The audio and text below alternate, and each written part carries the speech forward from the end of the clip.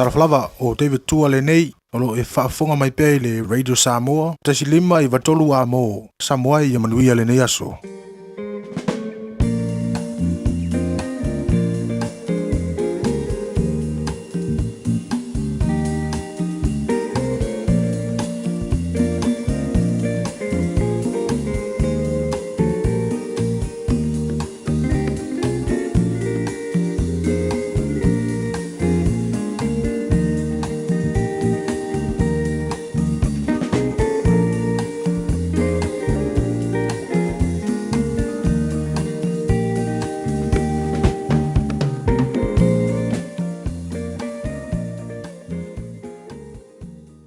Ua na o le Radio Samoa se furulima iwa toru a mo e tautuaina o e ilangu ngana fitu aso le vai aso.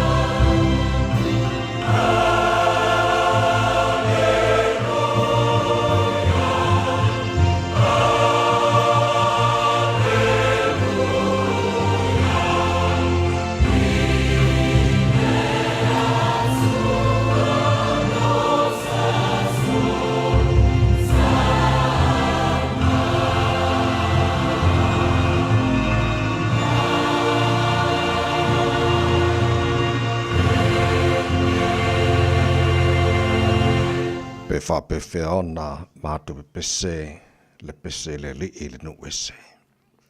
Jerusalem ai, a whai ngalo oi an te au. Ia ngalo lava I lo lima tamatau.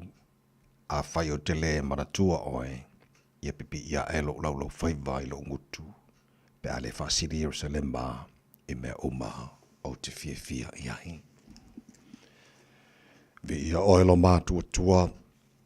O le tua alofa o le atua whaamangalo, o le atua mamalu, o le atua mamana, o le atua o leo whaamanuia ia I mātou le nei tae au, e ala le nei asa fau o mātou maua.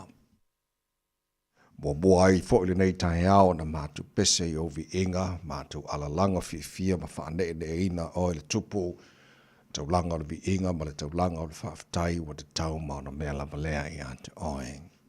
O le atua lava oe o atua, o le atua silisili ese, o le atua matautia, o le atua mamalu, o le atua mamana I fo uma I ante oe, o mena e whaia. E so I fua lava oe lo mātu atua mai lava le vavau e o le whamavau.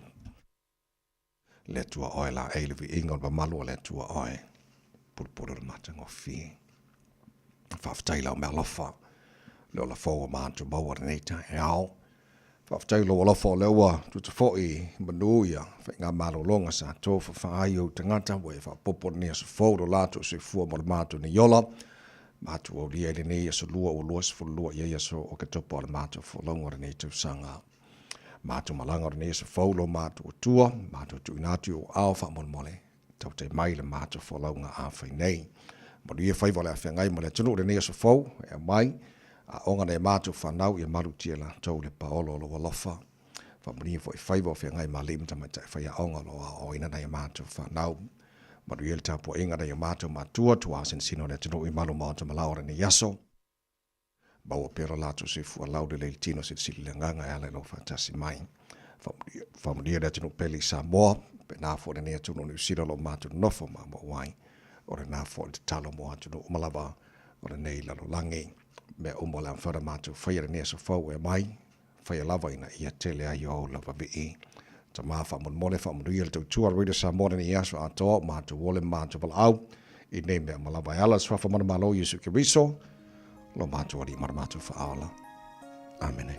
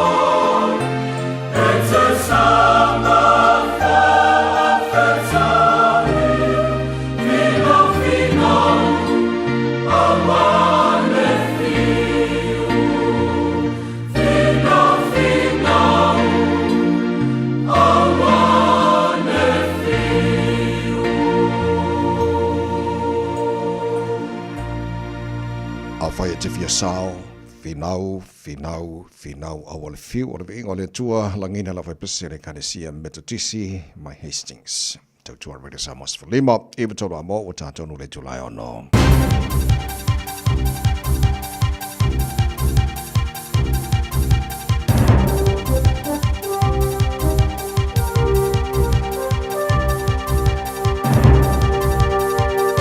In this update, the Māori Development Minister has cautioned the group tasked with deciding the future of Ihu Mātao it could be dissolved. The Labour regime bought the Auckland land in 2020 to end protests over its commercial development under the conditions some Māori housing is built. Political reporter Demelza Jackson has more. OAA documents reveal one Mana Whenua representative warned the minister at a May meeting there is no confidence in the group forming a consensus. In response, the memo shows Minister Tama Pōtaka raised the idea of replacing the group with something which will work. Despite this, Pōtaka says no discussions have been held on whether the group is fit for purpose and no other options have been considered. Oranga Tamariki says one young person has come down from the roof of an Auckland Youth Justice facility, but 12 others remain on the roof. Police were called to the Korowai, Manaki and Wiri about 6:45 last night. Oranga Tamariki says it's working with police to resolve the matter and has confirmed there are no concerns for public safety. Chris Hipkins says Andrew Bailey doesn't deserve to survive the week without harsher punishment. The Commerce Minister's been forced to apologise after a worker alleged the minister told him to go home, take some wine and made an L sign with his finger on his forehead. Prime Minister Chris Luxon says it doesn't meet the threshold for Bailey to be stripped of portfolios, but the Labour leader says there's so far been no punishment but a slap on the wrist. I certainly think he needs to take swifter and more decisive action than the action that he has taken. A demotion would certainly be in order. The government's hitting the accelerator on the roads of national significance. Work starting on the Hawke's Bay Expressway, the first project of 17, to widen the highway to 4 lanes. The road carries 29,000 vehicles a day, including those transporting goods to and from the Napier port. That's news. In sport, former White Ferns cricket captain Emily Drum claims indications of potential were evident prior to the Women's T20 World Cup that led to a maiden New Zealand triumph. The global tournament victory is the side's first since Drum's team won the 50-over showpiece in 2000. Drum says a 3-game series against Australia showed promise. They're a good side to see where you're at. And I saw signs of this side showing some really good character. Even though we lost, we were playing a better brand of cricket. And I thought, gosh, if we could piece together a couple of good innings, a couple of good games, we could be within a shout of getting to the semi. Arina Sabalenka has ended Iga Swiatek's 11-month reign as the world #1 women's tennis player, despite neither playing last week. Swiatek has been punished for failing to comply with playing enough tournaments. That's sport. I'm Jodie Gill. 24 hours a day, 7 days a week. Radio Samoa streaming live on www.radiosamoa.co.nz. Ele swafa mana malolo tātua ri whaola i sukiriso mo mona o whaatalofa mo whaatulima mo whaawhiloa i foi ele pa ia mana mamalo le whaafunganga lo oturu pele sa mora nei tai housing sengi malole soifua maruia whaamalo foi le atunu ia le wholau se i o tātu panapatia whaatasi le anga le lei silisili ese o le tātu matai sili le langi o le le waifo mai le ngi mandu o nei tai hau o tutai nu o maneia ia whainga marolonga sa o tofa whai ma mātu momoe o le nei ua mai le tua nei aso o le aso fo o le aso whai le tua tātou ti ori ma tātou fia iai panapatia le anga le lei o le tātu tua le o boli malo tu sui fo ma mātu malosi o le fo tātou fsila whai manua le o mahala le nei tai hau fo ili vi inga le tātou matai le langi ia ma ia tau tailo tātou tua le wholaunga o le a tātou whai nei ia o tātou iai nei fo ia so lua o lua se fulua ia so katopa o le tātou wholaunga le lua awhia lua se fulu ma le whao si malo whafonga le porkalame malo le tai hau Radio Samoa Sfulima iwa toro amoni o whalau tuli tu fuka tete talota whapena wha Natasha wa e lua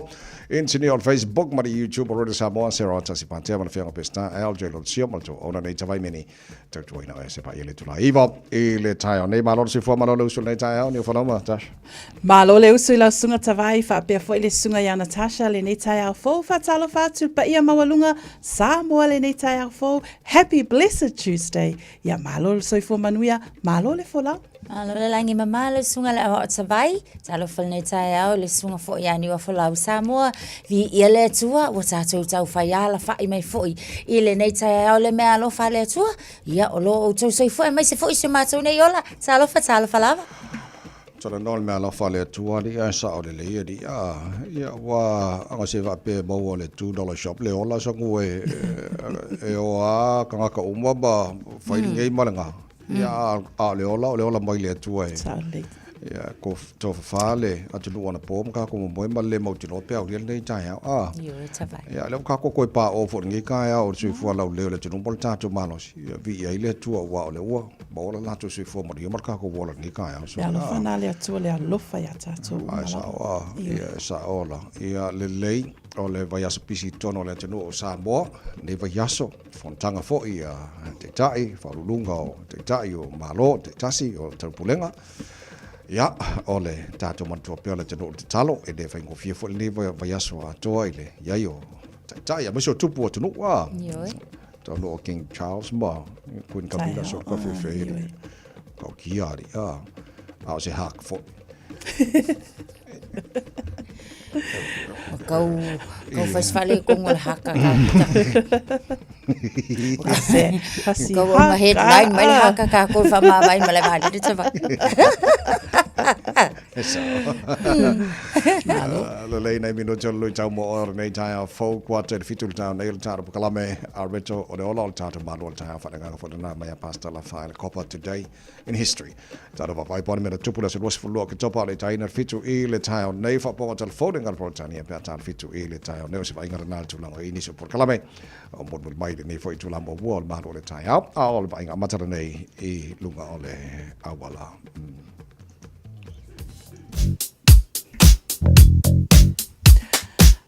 Tala fia le aise whaalave lave o lo li poti mai le nei taimi al tai ao lo so longa le lei ma saunga le mu mea umai lunga tātou awala tua lalo le polakala me malu al tai ao ina ia usisa ia tai ala ma tula fono i lunga o le awala mana tua nei tai ao whailo fuispau ioe make it click o le tātou ulua i li poti le nai lunga o le awala le nei taimi al tai ao tautua Radio Samoa tasi lima iwa tolu amo ino tula i mai le taimi lewa 7 minute te ai leonu.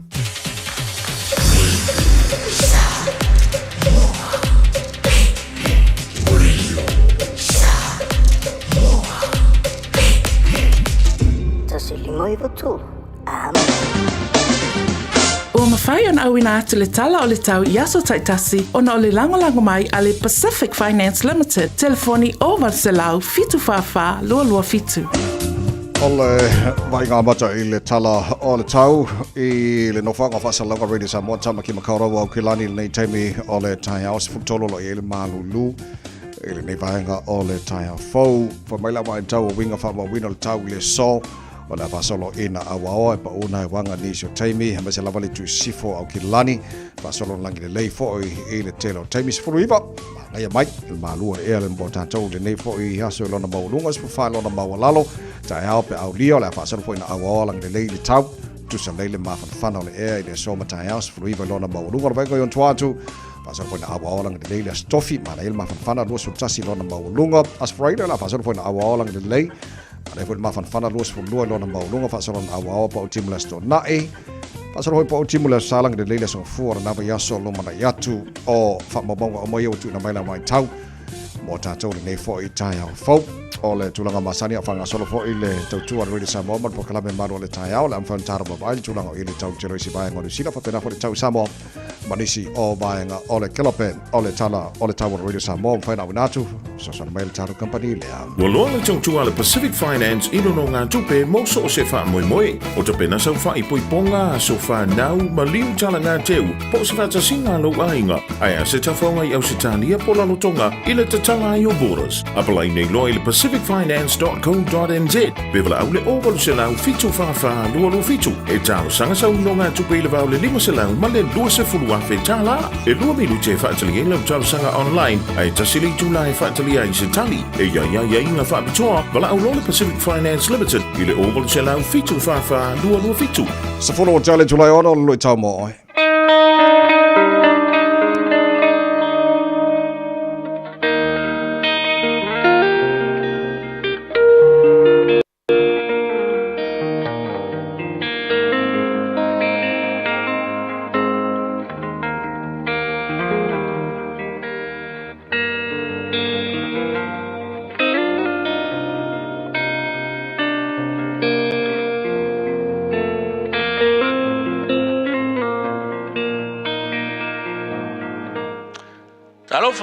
Talofa lava, safa man malo Yesu Keriso.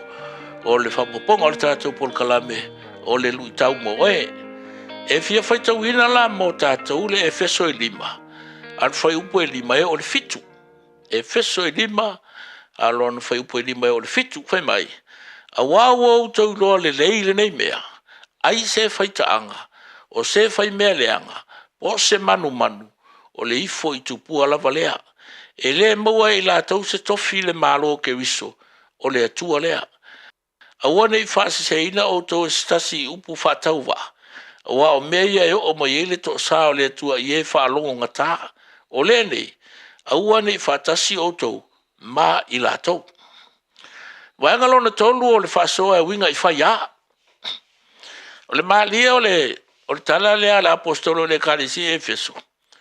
E kele ka walu e ka le whaakusao, Iosefa po le whaakusao, o Paulo po le whaakusao Maria, e iloi wa e foi kupua, le ai. Vai mei e ka umai e le apostolo, whai ka anga, whai mea le anga, po le mangu. E whai ane mea nga, usala o ngau e foi kupua. Idol worshiper o ia oe. Al mela le fia whaatahua. Ka iala longa kolu o mengi o whaia. Aua le amo whaalenga tasi. Bea anu whai atu. Ila sana nafi. Wo marka ka mai. Aua ke wo marangoi. Aua ke wo marka ka pepelo. Aua ke wo marka ka makwale fia anu le roku. Ale pia mai ala sunga fua kau ala sko ngai o le sa. Fia relax, makamaka le kiwi, e kango iai.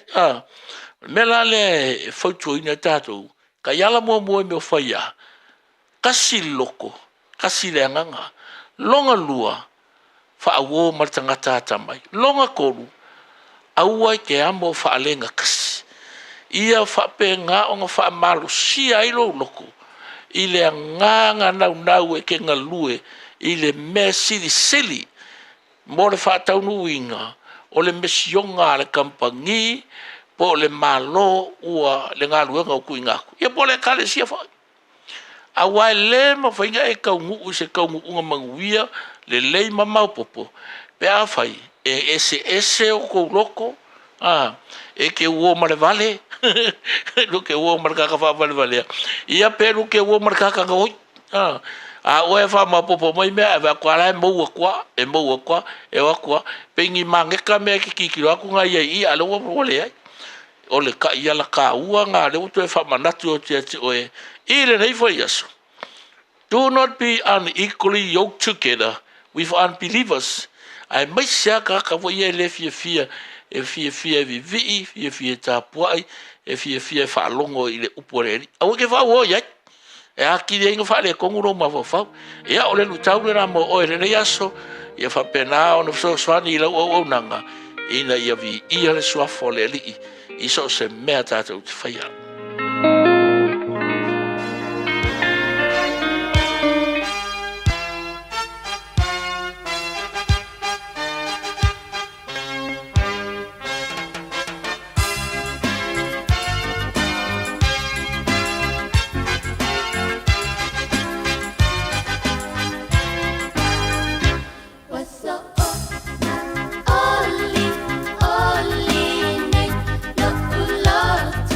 Yeah.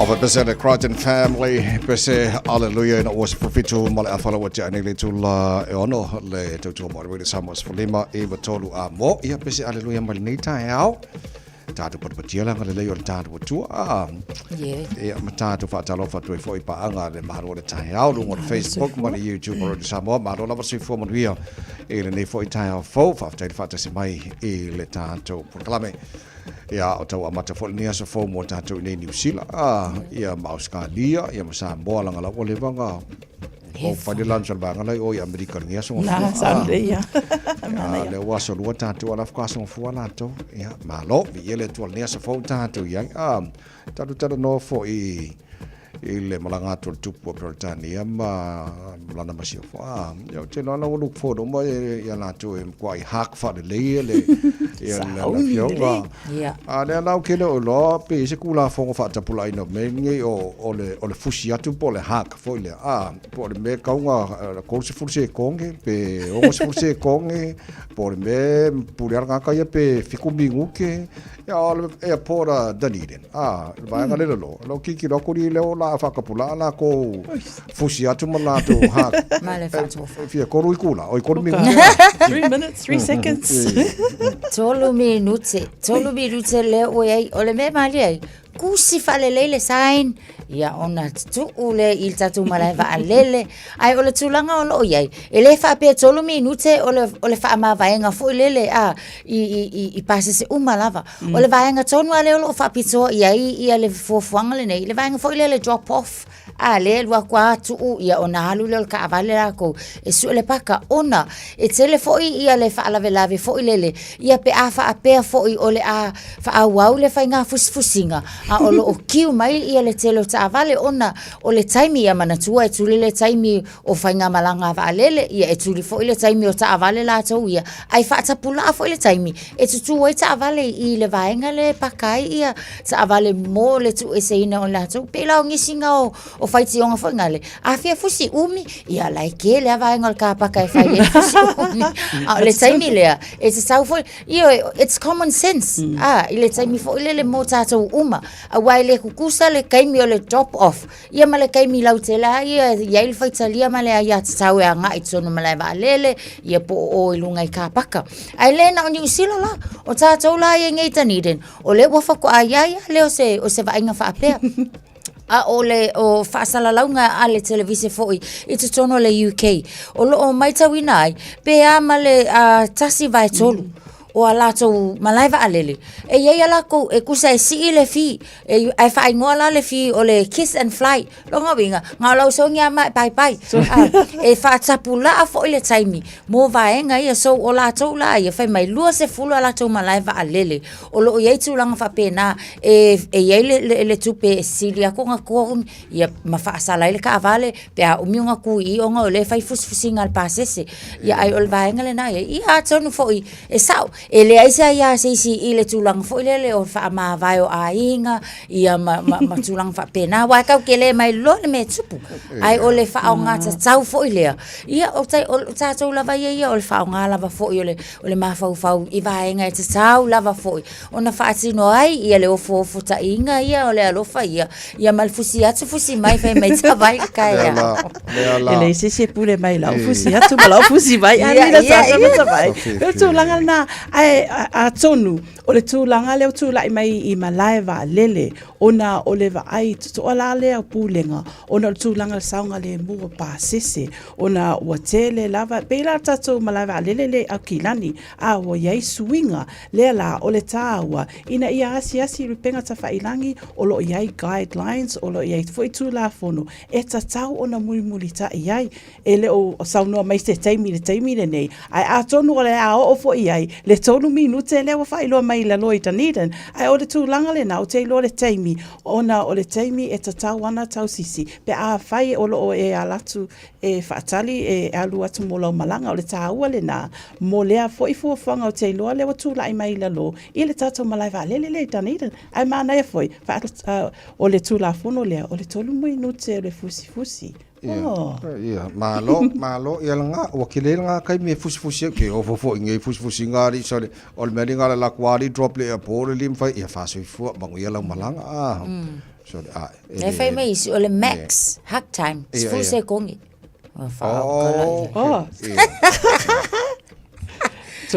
le tato Dunedin ia langa o kolnga o kolnga ngi kai fu ana ia foi fainga Dunedin ma ko o kilangi nga la kwa drop o le drop off ia alulo tonu la mien malanga tasi eso na oi ska ko o mas ka ko sa mo pa ko foi sia subeta lo la termine ata vai matasha Okay, le talua na pale mai le tupu mai tai po le Queen Maori il temi na fa pena na fa wina fo ima tu ia ia le pale o le atu le mai ave ma Queen le i toe i loa i le public pe le i se temi ia a le pe fo mai ia le o afto fai fo na fai san sa no fa to Jole pole son na fia. Io e tawai. O le tawa fianga le na foi. Ani si lava foi o vaenga foi po o tribes a Maoli. Lea na amataina foi e siona tama a o le i tu malo foi a le fionga il tupu. So o le taimila nei talu lava ina mai a foi i le coronation po le whaawina foi aloa ia o siona alo tama itai ia le tato le kuini lewa iai nei le taimila nei Maori le tama ita ele na ia kuini nga wai hono te po paki ia o le nala o le tawa fianga la lea o le afato ato eva ai lava lea o le kuini lea i te tonu no fuanga faitele ai o le tūlanga lava fo ilanga nua Maori afa apea e maliu le tama ia ele mafai ona e moni lava ole ai tawa fianga ai le mafai ona fai sana saunoanga ona e tau lava ona se fululua masina tau lava ina faa mai pa ma faa malu e au noa masana saunoanga fai o tulanga la na ianga nu foi ale nei foi a tunu o Maori la tau ai ole tawa fianga le na ia o tala noa ina ai ni vaenga indigenous economics ia and tribal institution building o lona winga fa mautuina lava o nya lato fainga fa vai ia wa lava fo ile tele o nisi o vaenga i tonu lava o Maori lato Mana ia tele fo i tū manga Maori o whataunu uina beila o tātou i Samoa e i tātou traditions ma culture lema e muli ta ai. Pe o tūlanga leo tū lai mai i le Queen lea Maori. Mana ia tele o loo whataunu uina a o le taimile nei pe ona whailoa mai lunga tātou tala TV One News. Whaapea o le taimile nei e le mawhai tele ona sau noa le Queen i le taimile nei o loo mawhau po e po whaanoa noa pea o le toa sea leo tama. Ia e mana tua pea ona leo tūla i mai fo i lea tofi. E ta talo umai le mamalu le atunu a wā fo i fuafuanga mo le anga i luma o le Queen po le masiofo a Maori. Le poti la tamai o talia el matanga luenga se fo maraloina te fatu ora ia lanto fo leo volunteer every done by lanto ngaluenga fo le msape fa selau pe o vat fa selau lanto o le alava tawai ma Natasha ta ua i le staff.co.nz tusa e ova le fa selau ia montupu apalai le na tu ina tutonu le taimi leo fa amuta i mantua foi ta ua le coalition to tele o ngaluenga tonu lava public service o lo fa amutaina ona le tu lea o le fa asawina o le seleni mo le anga iluma tamau ainga New Zealand leala o le mtanga luenga so ifu maloloina te fatu ora leala wa talia ina le apalai lea o nisi fo ile au fainga luenga ina ia fa taunuina le voluntary redundancy longo winga la le mo faiona to ese mai lato fa amuta lato ngaluenga ile lato pulenga ale au fainga luenga o se tala fia le na ai o lo fa ilo mai e te fatu ora i le taimile nei o le alato fiso swani mo ilato uma lava o i lea tūlanga mo le anga i luma mo le so ina fo i alato ngaluenga i nisi fo i matanga luenga o le tūlanga na o le ngalulu e whaatasi se fatu ora ma lato leo to e se alato ngaluenga a o le tūlanga la i le afianga wa o le lava mai tau atu o le fa solo lava ina fa amutanga luenga ai latou nei wa fa amuta la tonga luenga tatu talo no te fatu ora o mtanga luenga le soifua malo ina mana tuala te fatu ora o latou fa ia fale mai te tele fale mai te tele ia te tonu o New Zealand. Ai ile wha muta ina ai o ngā luenga tangata. O le ai lava la se suwinga i le taimile nei i tūlanga ma whaafita auli e tūla e mai mana tuala. O le a double roll isi tangata ia te toi. Ona e le whaapea a wha vai au whainga luenga o ngā whaapea fo i lea ia whaala iki mai o kouia sa ili fisosoani mai i te tonu o fale mai. O le a whaatereina lava le sioki o le au whainga luenga ia o le workload foi o le amatua mamafa o lona winga e te le foi la se reshuffle e te tau ona fai te tonu o ngā luenga nei ua afia pe ua ave e seina mafa amutaina i ava no whainga luenga ina e mawhai ona tali mai i le anga ia te foi mele sa ili sosoania la tunu o lona winga la e lele foi a mata mai lava i le tangata le ua wha amutala na ngā luenga ia e whapena i le staff lai tutoe ia male mata ngā luenga atua i vahenga umai ia tawa ia atonu e lele lava le tūlanga ta vai. Lua se fulma balu leo tia nele tulai ono po kalame balu le tai out radio Samoa for lima. E pa toru a bona tana vai tulanga la tamai le afianga foi o le tunu le COVID-ki pe to fia nisho ngase to fia nisho maliliu pe mai nisho fa fianga le tai out tara amon solo pa puni le tai out. Good morning.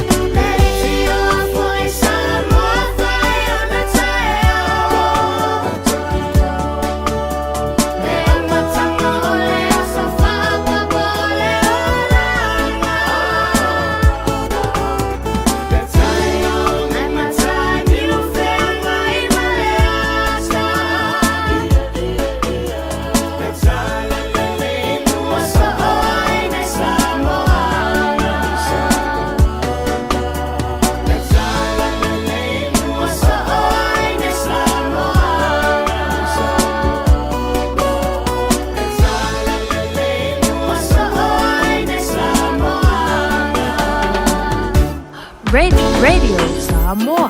Taslima ivatolu amo. Fees-free study is changing next year, and AUT wants to help set up new students for success. Te Kiuta Kitai Aspire scholarships include financial and other student support in both Year 1 and 2 of an AUT bachelor's degree. Find out more at aut.ac.nz. Mga umia se maa mga kosyo kingalay sa mo. Sisi, le Lifestone Headstone Life fai le lako fa piko mo maa lalo mai le lima afirikau. Mafai fo inga lafo sa mo.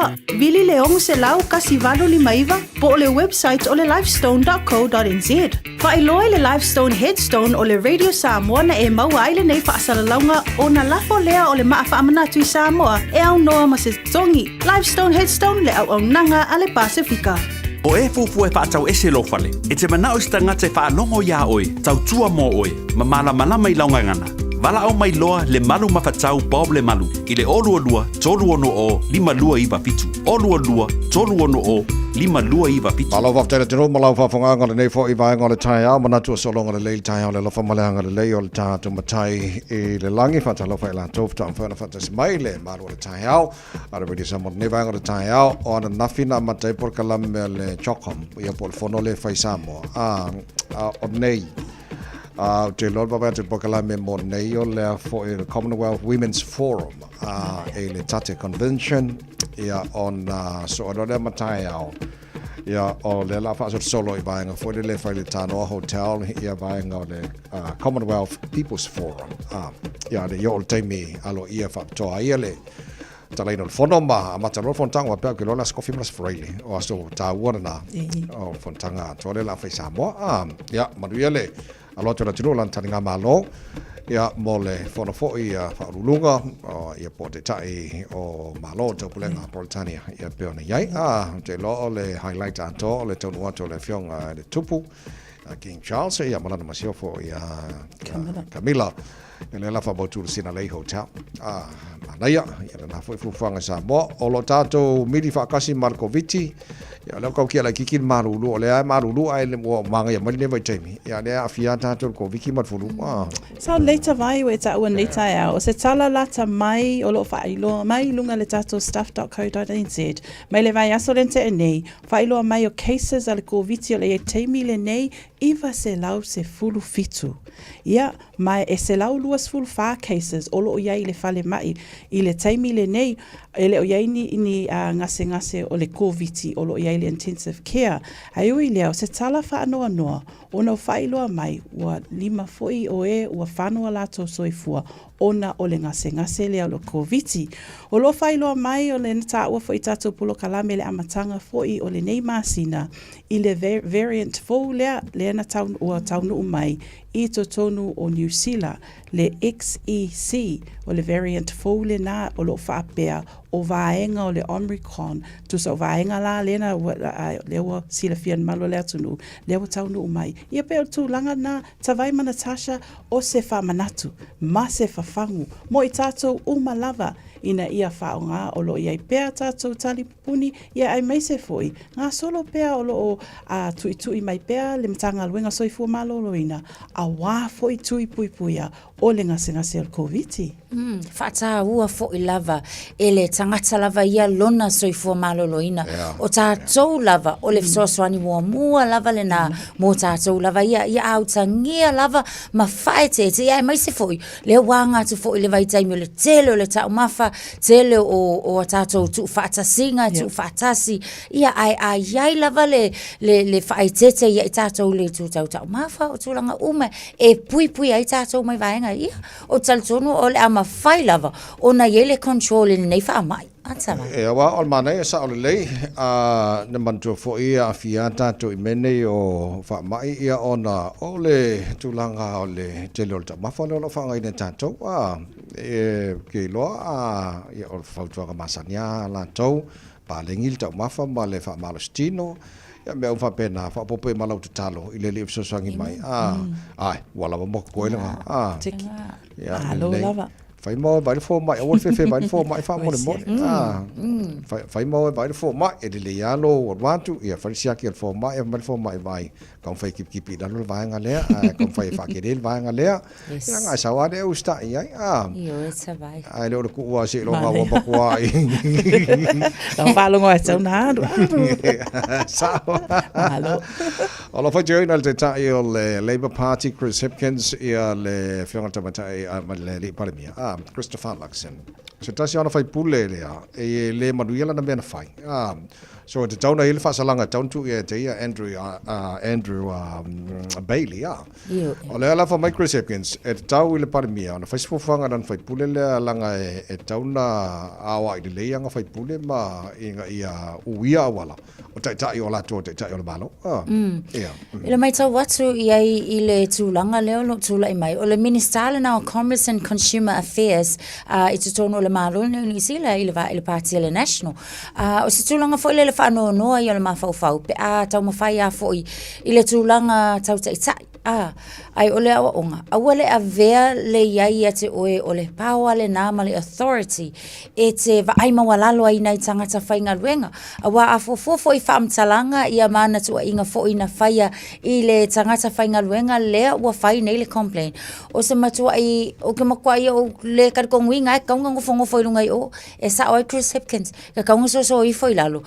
Le demotion e ka kaunga demote ina ia toe a ina. Awa e mone lava o le ua au mai le whaamtalanga le palmia ua uma o na whaila na whaato e senga le whaato e senga ale minister i le sa afia but ele o umai i nā le case e o lono minga e tau lava la i le pāki lava fo i ia ale national o ngai inga lako wai a inga mō tūlanga whaapea mai se i lātou o lo o nonofo in fo al palmene ina ia fo i le a whaima awa inga ia mta i ala mō le lumanai awa ia ke awa ia e whanho non ma fo whau e le kai on kalwhenga ma e apalai lava la o le application e apalai e tātou uma lava i lātou lava o so se taso tai i to tono mtanga luenga e o fo i se tu low ia le au whainga luenga pa ia le atua au tātou uma lava o lo iai le tofi tai o se whawhangu lava lea mō tātou a waka ako ke take advantage mō kako wha ta umawalalo pe tu umawalalo i nai tangata o lo ngāri lui Ia wa la to i o lo fai ma painga foi le tiltilo i ta to nei o la ko i o lo tai el malo o fai o fai le nei to no New Zealand o la ko foi kom fai fa kai ngal le foi a le fa pe a o public places foi le nga esele o le attitude fa ngai o esele le vanga le to no parliament foi le meno tu langa mana to tiltilo ia le leila tarfa te talipe fai se fai unga al parmia i langa mingskalia ia at fa mai Chris Hipkins ta le Labour Party wa tauna fai se fa salanga o le foi mingska o amionga le taupule foi mo tu langa ia ki lo ko ele po le ala am ko fa mo mo di mo di Sky City ali ke lo ona mele la fa mo mo di Sky Chawani ko fe Io e ta vai ma ni wa folau e me se fa atu. I le weekend po le fai ungal vai aso le na mahe atu nei. O se taimi mua fo i le to tonu lawa fo i ni sila i le mawa e o tau mawhainga mawhai o na ausia e au ta alo. I la tau uma lava sa tau sini o i so se ta alonga e fo i lea o la tau fai lawi loa i a le ingo New Zealand tangata no New Zealand. O le tulanga ia kia fo i o sole ia ua kua i ka kauai le whaalang moanga lang pae lang umuo ka ku Sky Tower o ngā vaenga langi Auckland FC winning their inaugural A-League game. Team New Zealand winning the America's Cup. White Ferns win the T20 World Cup. Black Caps win their first win against India since 1988. Silver Ferns beating Australia in the Constellation Cup opener. Ole Breakers foi la tau na manu malo ole Wildcats. Paddle Ferns triumph in the Canoe Polo World Championship. And Hayden Wildfoy. Le foi na manu malo mai I le triathlon na lea. Ale lalo langi atoa. I le serious na po le vaenga muli lava. E mai se la tatu sama le alu I ta wanga foi o ta vale tutu. Formula 1. Le sunga ya Liam Lawson. Ole ma ngai la lenga. Wahala ngata tau ata vai. Mani wa folau. Se le mana ia. So ona po Ona po. Ona po lale na. Ia, sort of whewheri. Ana ia tere whatau Sky City, more le recognising, acknowledging, ia au ia tātou pēna tā ua nei tai au le sunga ia Natasha. Tātou au umala, whawhitai ma whamahalo. Ai, sara le, weekend pitu sili le na le te le au ta alo ni sila le ngā whakamangi. So spulmalu i le fitu, o le whawhangan po kalame manu o le tai aro, Samoa Spuli, mai patolo a mō reisa tātou le poti runga la wala le aso ai pia mai whawhianga ma le Samoa Ula Crew. O na patolo le tātou manu o le tai au whananganga, a retole o la mai a pasta la whaere kopa malo whawhitai mai. Manu o le tai aro, Samoa Spuli, mai patolo a mō. Morning. Receive hey, o le taule ale a nasi o na ngā whatausi o le tautua stonu a inga tautua i le nuu ma le ngaluenga a le atua o le siri le na i e whaia ma le ava lau au na o le ala i le pule le tautua malo le tautua i le amanga to le foa nu ufaingata le papa ulei e fai o e mo sei fai e inga le fai fautaua Ai o mai le ngumoro ngofo ai kama Mamanu ar pulenga lo kausi ele au manga O alo a inga mawhanga ua sakaua Wha apea foi male mamanu ngai ngafa A wanga kore a foa ke le uku vai kofo E kangara fia maria ai sare nguku oso O kongore a whianga a inga masakaua E le whaia i ai so fia kamaka E kasi alo vai aso kusiro ngore a pia kama Ia e oe mai pia na wakura kaura aunga Le le ia le fasi ange oe i sesideanga Au ai lo uma wa fai lau bonganga Malo le tautua i le au manga Tuko le foa Nu ufaingata Le papa ulei E fai o e mo sei Fai e inga Le fai le fautaua Te de la le mea pea e kofo ai senga E kangi mai alisio like ko mai lo sela E lima flase singa ka uka lo koko E sale ke kisain Le aingi a pai unga kule ia le mako area Le oso ama le viki Wa ai ka whamua lai la umanga ate sain Piniki mai sangoli e o ongo ai lo wika Falongo i mo umaku kua i pe ai lo wika Oe ole malo si ole nu ue malu ai Le saufa inga amatai E vai malima i lau tautua wa i masani ai O le falea o ngalena e a o ai lau a mi o pulea o na fai Tautua matawela tautua tua vai fa alo le a fifi ai Malo le tautua i le au manga Tuko le foa Nu ufaingata Le papa ulei Fai o e mo sei Fai e inga Le fai le fautaua Malo le tautua i le au manga Tuko le foa Nu ufaingata Le papa ulei Fai o e mo sei Fai e inga Le fai le fautaua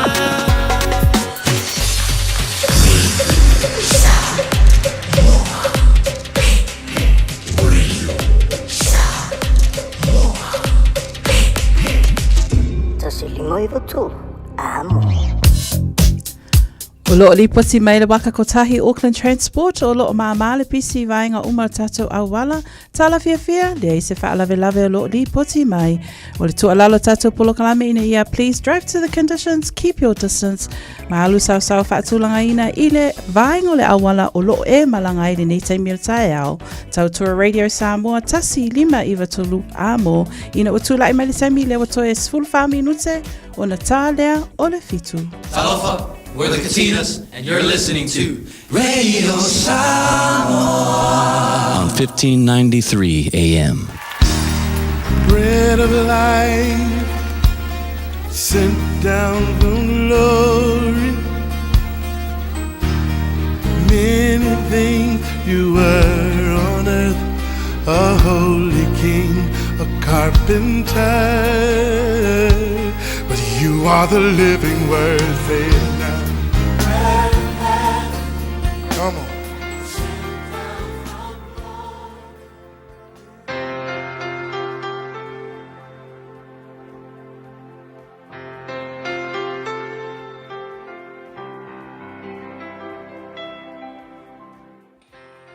Au te whawhiroa i tātua tunu i le matanga leiva yaso, mai le tātua polkalame fo i le nei o le a reto leola. Ma lo la wala soi fua manuia. O le tuisi kalatia lima o le whai upe lua se furuono i le whai unga lo iai se pa fwai tau pupu lava whapea aua ne i whelosiai o tau. O le upu whelosiai le whapertania o le Chalice. O no winga le whasamoa o le loto leanga. A te tūlai nisi tala whaupunga e whapea fai mai le apostolo ia aua ne i loto leanga o tau. So le upu mo o le aso le nei i whapea ia pui pui oe mai le loto leanga. Wei loa o le loto leanga e le na oni nai tangata e a whai nai. E le o se whawhita auli fo i nei whato a tupu i le teimi nei o le whawhita auli a vai tu spa ia mai lava i le amatanga ia kaino na whai nai le loto leanga. E o saulo na whaina fo i le loto leanga. Te le tangata le tuspa ia na whaina i le mele nei o le loto leanga. E o mai lava i le uruai e kalesia i le taimi o le whatuina le kalesia o lo o iai lava le whawhitauli o le loto leanga. Na mafuanga lea na mensiona i e paulo i lana tusi mwhai mai aua ne i whelosiai o tau. O na winga e o mai lava i le taimi fo i le nei o lo o iai pea le loto leanga, ma avea le loto leanga, ma whawhita uli numeratasi. Ai mai se voi i le vāo tangata o le atua. So ia te aula, o le whawhita uli le nei, o le loto leanga, o le whailonga o le nātura pa o le tangata, e wha le nātura o na oso ane ia te oi. Nongo winga a le whaia ia i oe se whainga, ia e o ina e a whaina ai, a e whapeke le make ia ma e nofo ai, ia maalu ai lau mawhau, ma lau loto i le mea leo le loto leanga, e uina a whaina ai lau o langa whaleanganga. Ia whakika inga le mene o le loto leanga, whaingofia e whale nātura. Ia me whio pāpeke whainga luenga i le whale whainga luenga, ia sa uo o loo iai po nisi ko ke whainga luenga whaatasi. E te ua e whalongo ua si i le pei ala uo, whale whainga luenga, fia whamatala mai le mea fau, si e wa iai le si tanga o langa pei, ale si i ala pei. E mo ia e ke aka ki whalongo koe kukongu, ia ua le se ki kongu, e o ko meki anga oso mai le tama. Ia a whape sa uo e te ua whamakala fia mai ia, so nā tali i ua maua sana skolsipi. Ia e ai ala ngona whape nao, i si tangata, piforinga mai ata, ia ai leo fia. Ia pesa foi la uo o sisi o kua oi vai akua fai sana ta vale fou ia ele sa ka vale fou e manga ia ta vale fou la uo po lo tua oi ia pesa uo kala ngo fa matala mai fa manuyanga wa mawal ka vale ki fa longo kua e aka isi taimi e aka o lo ma fau la ki fa pe fo ia karosia ia lu kai o le ka e fa le natura le loto leanga. So e whaatusa ina lai le tasi tangata ia le loto leanga. E le mene o le kilo mea le moth le moli o le pepe. Pepe fo ia le moli le po. O tamana fai mai aonga aia mea fo ia anake aia maalia se mea. Ma wha umatia le mu se mea. Fai mai ua whaatusa ina le moth. Ia le tangata loto leanga. O le loto leanga na te whaaleanga ina le mua ma whaaleanga ina maalie so se mafutanga i le vāu o, mafutanga i le vāu ainga. Ielo o le loto leanga o se mea o se vaila au e whai e kape inga le muangi mea le lei, winga e le o se mea le lei. Whai mai fo le tasitenga te ile tala whapea, tala whaatusa i tangata fo i ene nofo whai mai, a whape ke ngofo i lalo le vangu, ai inga ngaka ngofo i lunga le maunga. Whai mai, e ke ia ua e loto leanga i tangata i lunga le maunga. E wha le ngā kula lo wita i tangata lai lunga le maunga. Ai tele na ngalo ia te oi, o tangata lai lunga le maunga, e le te i o i lunga le maunga, na lako e iai le effort, ngā lako whaia, ngā lako whea. E ai ai le mea ngalaku le price ngalaku peinga ua mafu ai ona o ila to I lunga le maunga so le songa foi la le mo oi aua e te loto leanga I tangata ua wa ai ua whaamanuia I ai le tua po seisi ua I se whaamanuianga e le ai ma seisi ke iua si kia pe I se whaamanuianga I lono langa e a mafua o ngā whaamanuia ma maua le whaamanuianga e ai ia le price a su e lono langa e ai le price ngā ia tutongia so mo oi la aua e te loto leanga I le tangata ua whaamanuia ina pe si tia ai ia awa oina oe ia e maua le loto tele e te ae ai foi oe I le maunga o avatu e le tua ia te oe le tua ave esele nei loto leanga ia te matou te lo taime le leile le iani mafutanga ai ai lo le loto leanga a whaina lo mafutanga whaamanuia le nei aso lo watunu amen.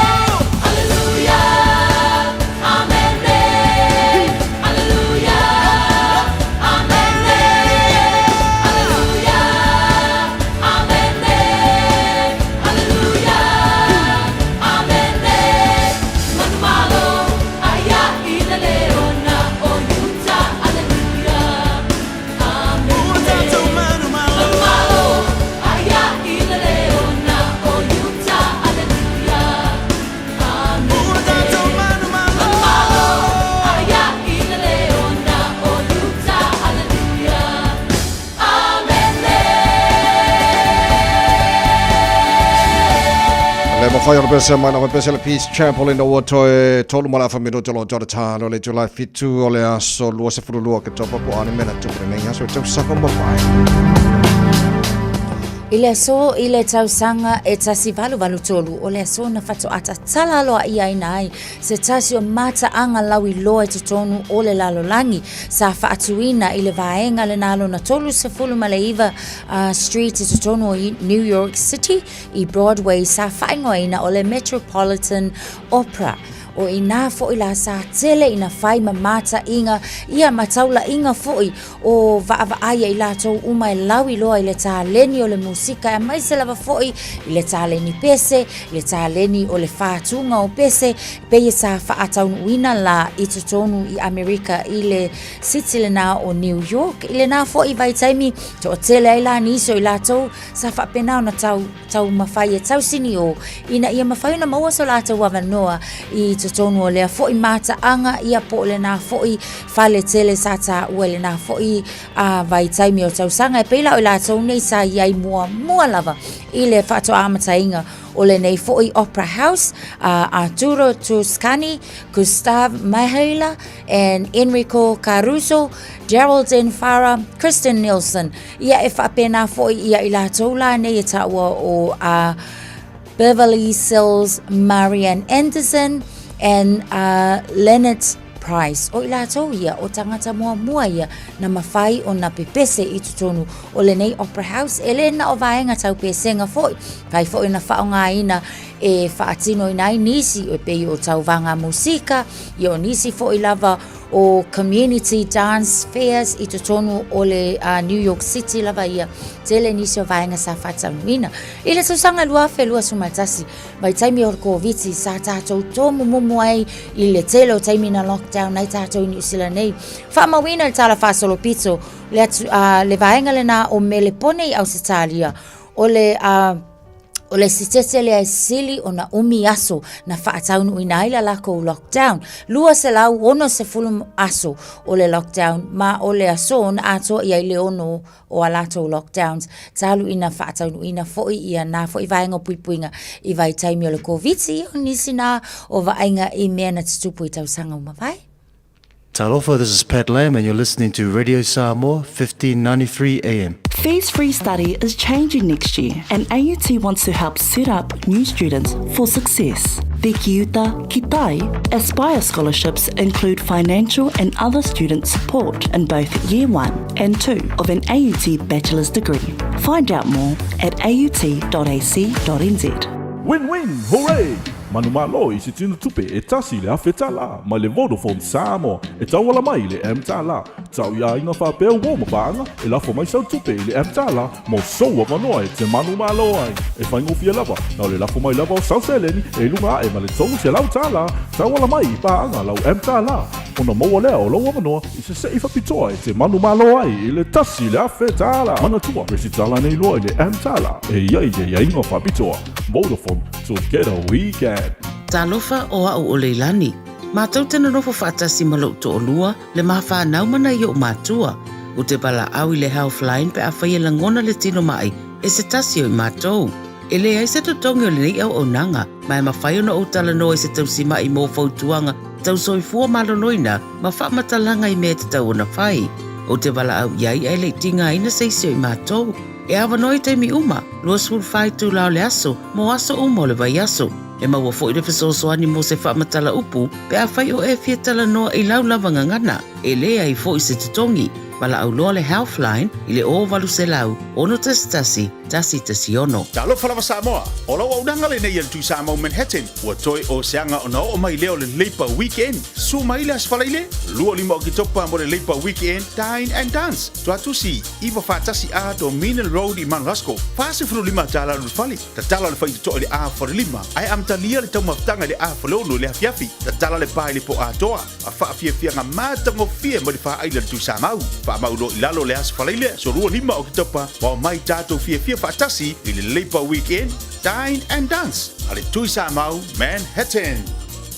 Baby, lobaki! Hey, hey! Oh!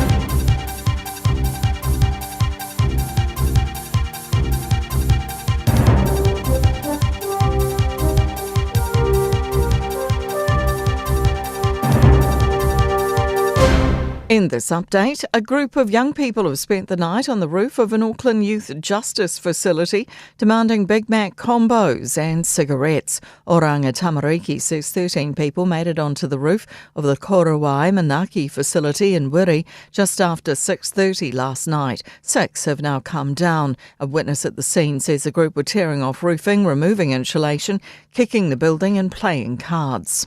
The Crown has sunk $500,000 into efforts to find a solution for Iha Mātau and are now being told a decision cannot be made. Documents reveal the money has gone toward a contract with the Office of the Kingitanga and a steering group tasked with settling a plan for the Auckland land. Political reporter Demelza Jackson has more. A memo from a meeting with the Māori Development Minister in May shows one mana whenua representative is warning the group has reached a stalemate. Minister Tama Pōtaka has suggested the group be dissolved in response and was advised by officials to consider raising the point again at the next meeting.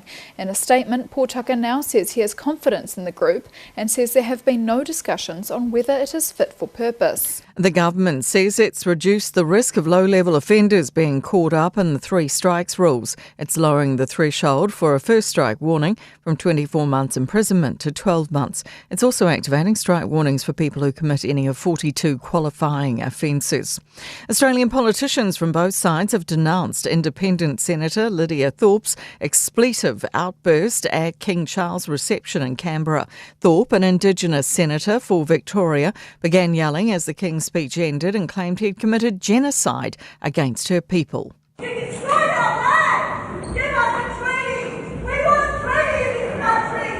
Australia correspondent Donna DeMeo says it's been labelled childish. We've also heard from frontbenchers from both sides, and they're saying it was just grandstanding and it actually just failed miserably.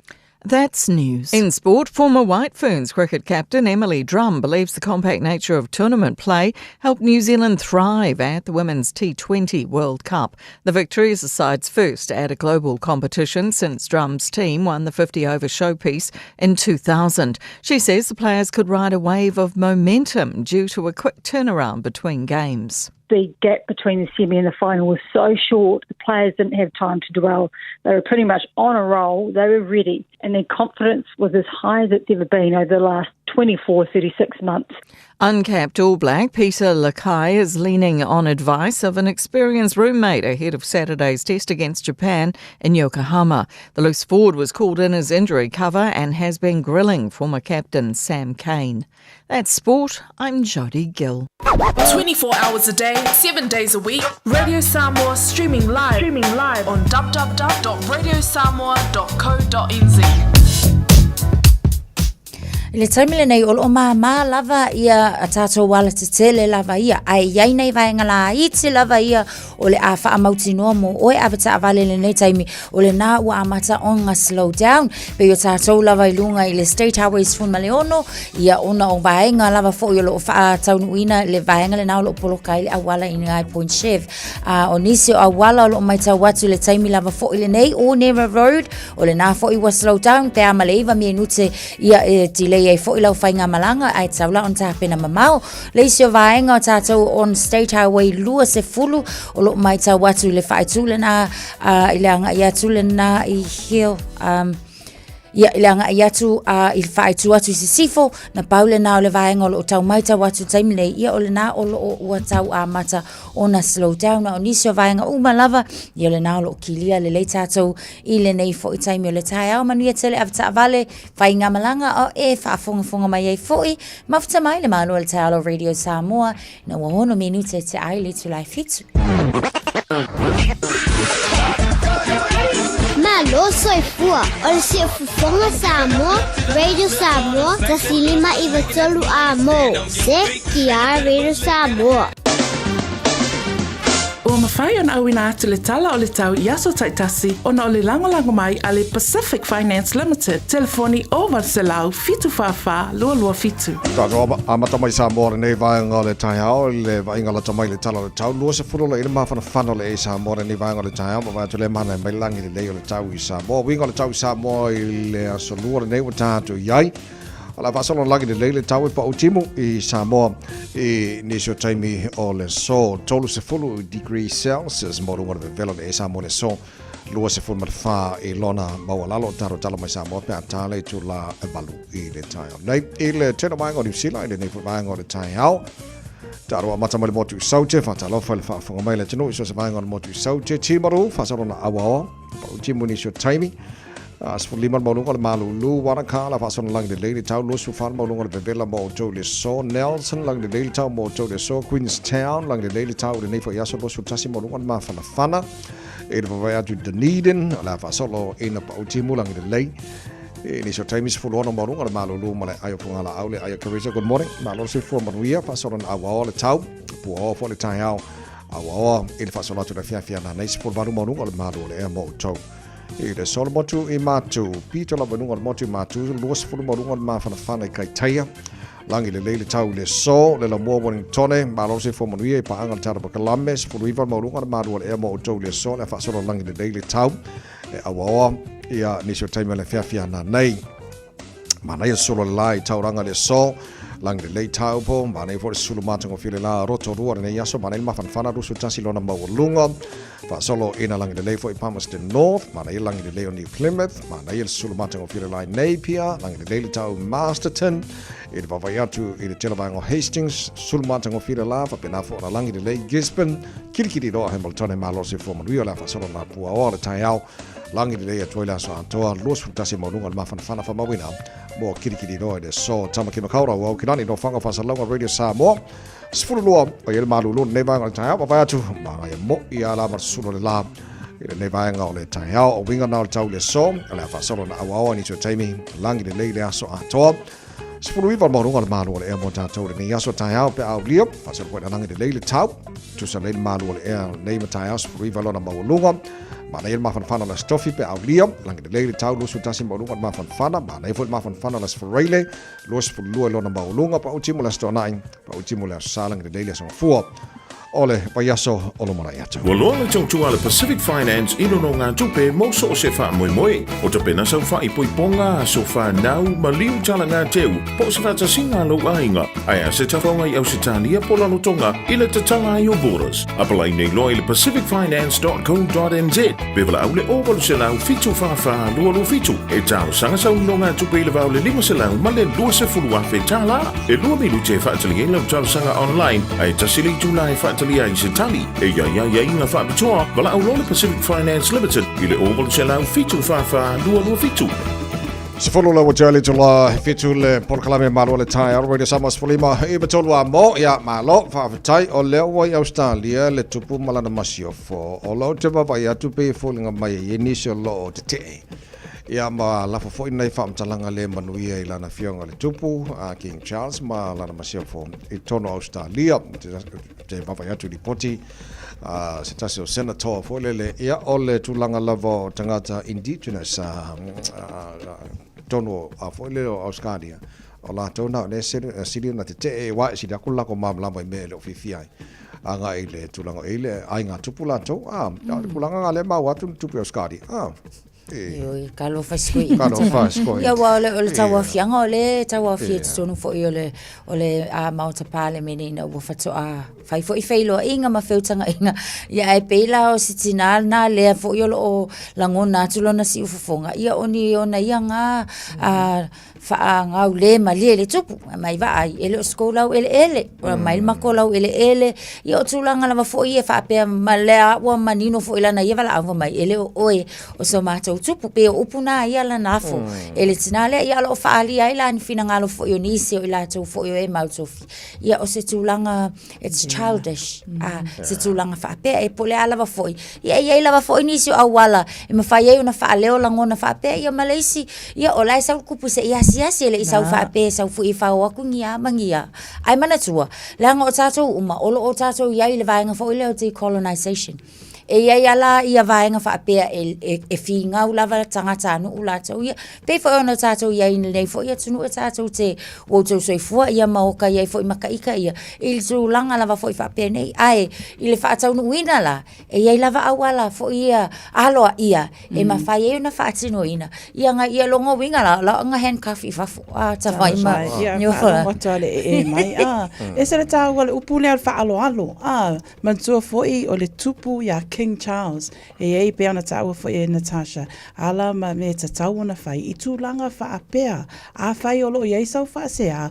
O lo iai ia a wanoa e ma fai ona e alu atu wai ma wha anoi. Ma a watu lau le malie po lo wha sea. Au tūlanga wha apea. Ma tuale manuia. Pe o tūlanga na e ta tau lava o na wha alo i le tupu King Charles. Yeah, well, ele fa lo e fo le taimi la ngona le tangata la na ia te tau e fa le o ilo na ia la ngona ia wa o te lo tu lang fa pena e tupu fo tono New Zealand la to e tupu tono Samoa e tupu so se vaenga lo langi ato e la va le fa lo alo ia pe o le vaenga o tau le tatu ia Samoa ia la ngona is taimi o le ia te tau e tau na fa ali so long e fa ali fo le tu langa se tu langa fai ona alo ia ma veo se me e tupu mai se me lei o le faali o lo langona I lawa ia tau e manga ia pe faali I se langona e telo e iso na le lenga bulmul mai ia le nga le la fo ma fa ngai fo le fina ngaro le ka kala e ke so nga we solo ia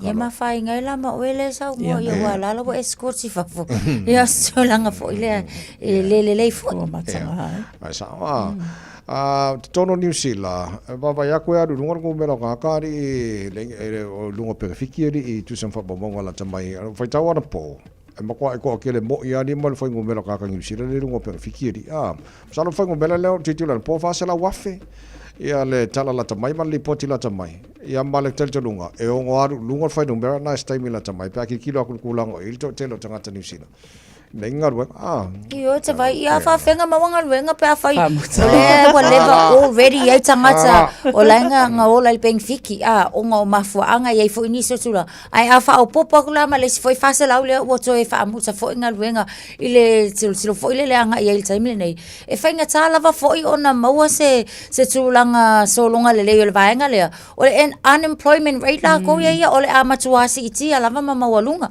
ia a fa fea a lu lunga mu melo kanga ka o fa muka nga luenga e fa fela nga le aingi au le fa nga luenga ia lo na winga tau fun tilo malo le vaenga a fa ya la ko anga I keeping nga luenga kanga ia ko anga mai Benfica e ka usenga I kanga ka mana yo la tau ainga until se ia ko e maua le fo ini nga luenga na tangata tau se yo la tau ai fa se lau wa fe mon tupu tangata ele se numera la ititi pe on tu la mai le fa ilo mai o le matanga luenga le pol vaenga le va ai I toinga numera ia o le global financial crisis o la to le fa ilo mai le numera le tu sa o vaenga na I tono New Zealand o tangata o lo maua fa manueanga po o benefiti ia peila o le tūlanga lea o le iai job seekers unemployment pe o inala le ilo ai le numera le wa alu I lunga o le fesili la o le a tonu la le mea o le ale malo o lo fai mo ia tangata ona le fai o le misia se vai aso o lo fai loa mai le fa mutaina nga luenga a le la le tu la I mai le tu langa le o fai loa mai to tele lava le numero tangata ua le ainga luenga po unemployed I le taimi le ne so le e ma di e li poki wal titi lo atu le aso korsu kasi o maki kasi iwa lima lua ngar ko lua ka New Zealand fa mau but I think ole ko swing ole tu la fono Benfiti I le lua fese fulu ma le tolu I think o nga la le nga makua va pe lo ka ai la me la o fenga lo nga le ma e le uso e sangi Benfica ya ma fu mala a fu ma tu sanga na le wo ma lo afe lo to e lo ka ki ko fenga me na wo nge ka no fai I wale nga tai e la to le fenga luenga ai e fo ila to fo I e lo o asia le la to I le soi fo maloloina ia po mana onga fo I tino e le ma fai e fo I ona ngalulu o le si fo ila le na vai o lo fa o popo ia ila to le ma fai ona nga ia tu e su nga nga ia o kele lo pola ma fo anga fo ia tava ia sa wa ia wa fa fo mai la to lo Benfiti I mean deserve la to yo lo mo Benfiti pe ma pele la val malosi ia ma tu langa fa nga nga ka ko le Benfica la mo le malosi ka no fai vai kam fai mai malos me fo wiki mai su e ngal ba walu mana I le mo ta to mana ta to ai ya malo si mai Benfica ni ka ya ska ko ki ma ga yor ni ka ya fo wa ska ko ki ma ga yor ni ka ya Kilo, le wa manga yel avoka. Ia. Io e wa mana yel tatu avoka la o ye. Ava pela mo mal ka ko toast, ia mal avoka, ia masinga ka ko ipuki la uti lo ala. Ah, ia. Green tea? Green tea. Brown toast. Io. Mana ia. Kongu wa ka ko. Fa mama. Wale au. Wale au. Ka ko ngal ka au la suru. Lele. Ja, mantuane le tnu te talo fa mole o se vaiaso tau telele sa mo. E lana taringa mahalolo iaiso o ni ngalo fa mole lau taimi o lau talo le nei aso mana tuane sa mo lau talo fa mole ia ul masaul taringa mahalolo tnu ni fo i vaiaso ato alo la tau fai ama wa tatu li poti mai sa mo kala ngoa ngafi mai le fionga sa tini tumarba siki a sole am kwa maka kia fo il mela i sa mo li ia man tuala nga kire leo sa New Zealand no fa pena fo leo Australia ia mo leo mo Pacific la o mo sa mo se soni ia or yuke la ko la nga maka mai ala son ko ia na ko yuke la fa ai mai fo la fa mai la tele na no fa tasi mo leo fo sa mo fa so ai fa la to fa so inga ia so soni atu ia leo New Zealand ia tu la la fo mo na mi leo sa mo na to a kusala o leo New Zealand o le yai tono sa mo e leo ko ka wala ko leo mai New Zealand o la ka wala ko o leo sa mo la ko uniform fa nga ai oh, sule ia faitanga. Ia faitanga. Ngā sa mo. Palangi le wat. Mana ia. Ngala, tu manmao, seki a shula, fionga sa kingi. A sengi umaru rufongi. Ola palolo fa manmole. Sa o.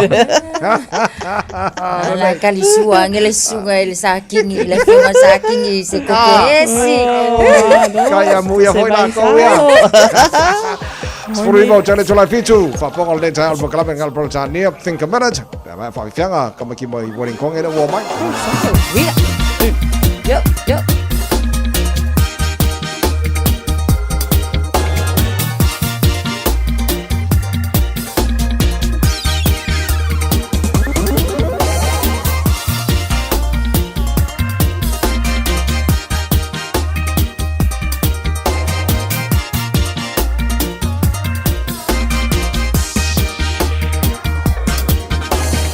Tamale na le wa tau ala ngamai ai se ye usuane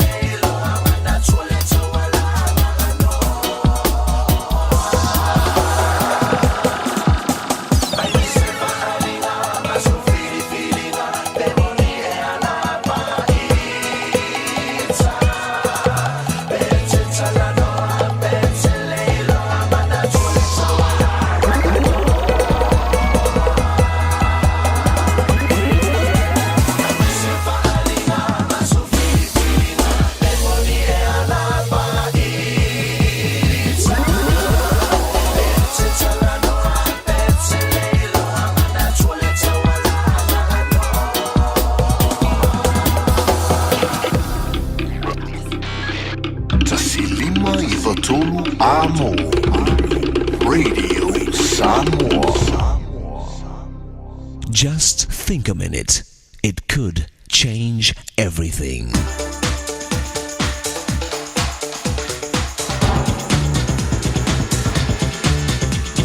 Think a minute. You know, it's truly amazing how the Jewish people have survived after thousands of years of being slaves, persecuted, and even attempted genocide when Hitler's Nazis murdered 6 million Jews.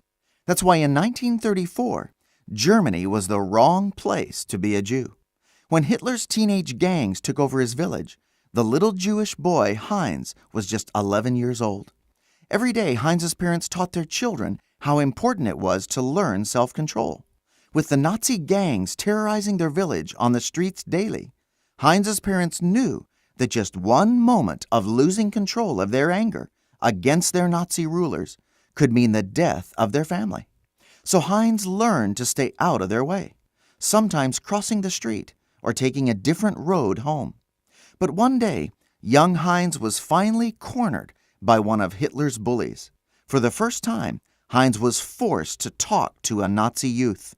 But by staying calm and carefully choosing his words, Heinz surprised even himself when he talked his way out of trouble and convinced this bully not to hurt him, but to let him go.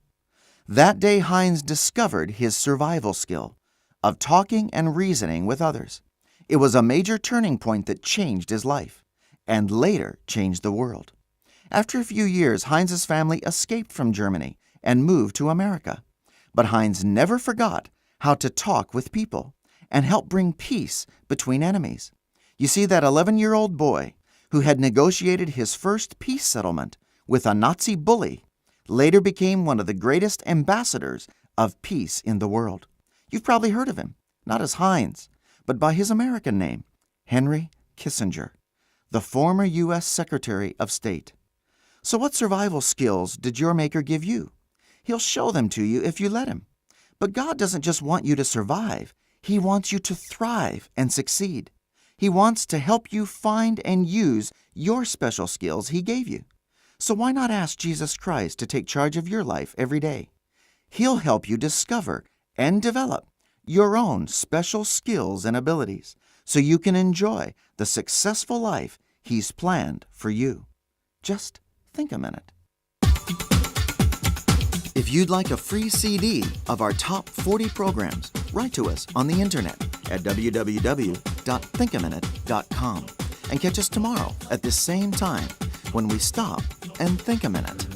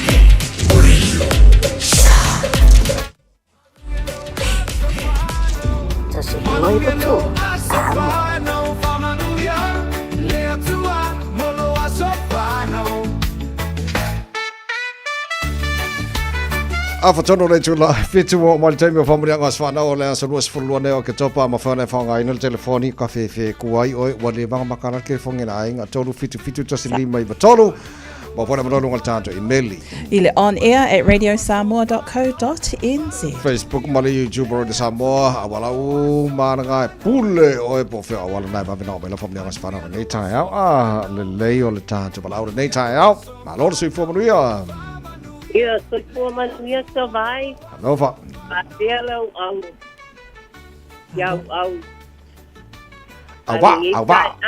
Alo sui. Ia, pasai mo le maso wala noa. Tina wa uma. Ia, pasai vai mo le maso wala noa. Ia, ole ka au nei ole.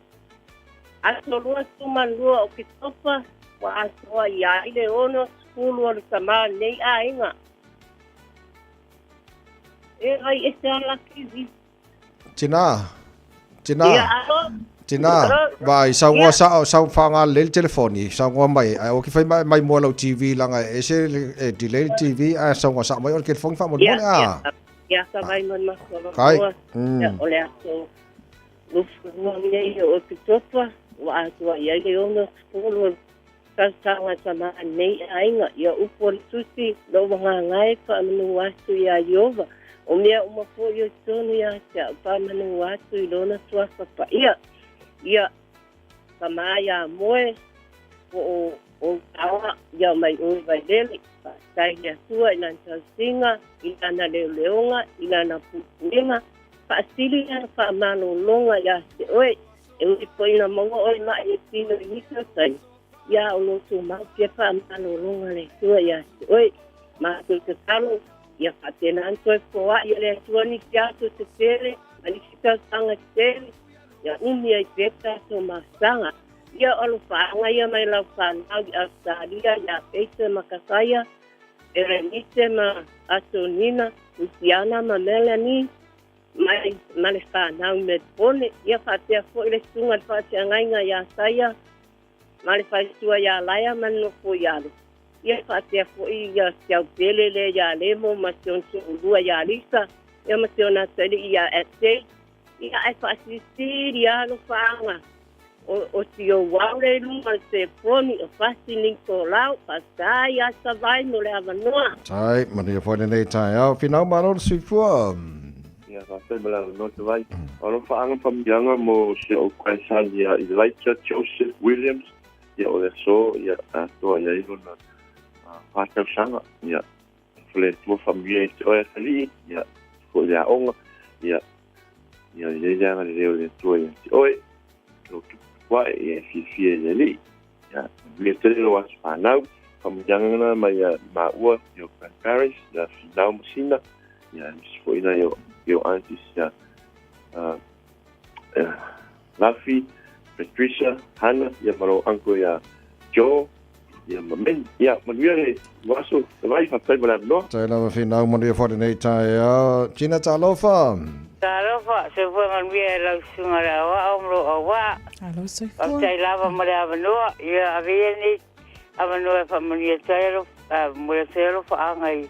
Se o nesile o tune tawa lai takanini o le aso wa to yero to spuvalu to sanga paptai le tuo ni to sanga tere wo fo ai te ora tari pamani tere was pana ni yaso ro fo le to sanga papopuni to sanga tere warma sanga matua mausuma matu fa ni ne oranga le tumau i ro fa angana mo le tiu kasim so Claire Christina Dale Wesley Epi, Onises, Omila, Martina, Nephew, Cases, Portina, Maeva, Fasicirero, Panga, Low Archie, Lunga, Telefoni, Otina, Furi, Vasili, my Papua, Sailava, Malava, no, Mania, Mania for the night time out, the late, in from the Lopitun. Whamanianga lunga o tatou apia fōlinga mai atu wha amen. Whamani atu la se whanau o se o san ia Alex Amen o Mangele. O le aso lua suma lua o topa lua afe lua suma wha. Wauli ai ia le tolu se fulu tau sanga o lona soifua. Vi ia le tuai nei tau sanga o wha au popo i lona soifua. Wha aftai san i mea le lei e te whaia mo i maa ua o mātua. Ai maisara tatou a inga. Vi ia ai le atua olo wha angana e vatu i o mātua ia tufa. Ma le autu li Felice mai Mangele. Ai maise lo wa finge to atasi ia London nala ma o nieces ma o nephews manu ia tele lo tolu se fulu tausanga san ma tau te alo lofa tele mo oi se va kual ka ko vala ole fa molmole ne fa lau ma tasha pina tali o ma lo se fu ta vai ma mo le to fa anga mo o se wole o se Yuli Sharon mai le i Swanson Road i Swanson wa to yailo na limos fumalongo kausanga ya Sharon a fai fa longo mai ya ko anga fa ngal wenga su mai ka ku pe manguia ro limongo kausanga manguia waso se e manga ba mai ya na fai skapa pakiu fa tai lava tavai mo lava no seki vege bela maria nei taia kulo coffee ja nice van meer lunga tato emaili tavai mana Sasha happy birthday Lusa Totalanga of Mangere, lots of best wishes from your bestie Ronald Mani. Have a great day and God bless you. Happy birthday. Big party at Club Fiafia on Saturday. Alofa tele atu o whamanuanga na mai a Ronald Mani.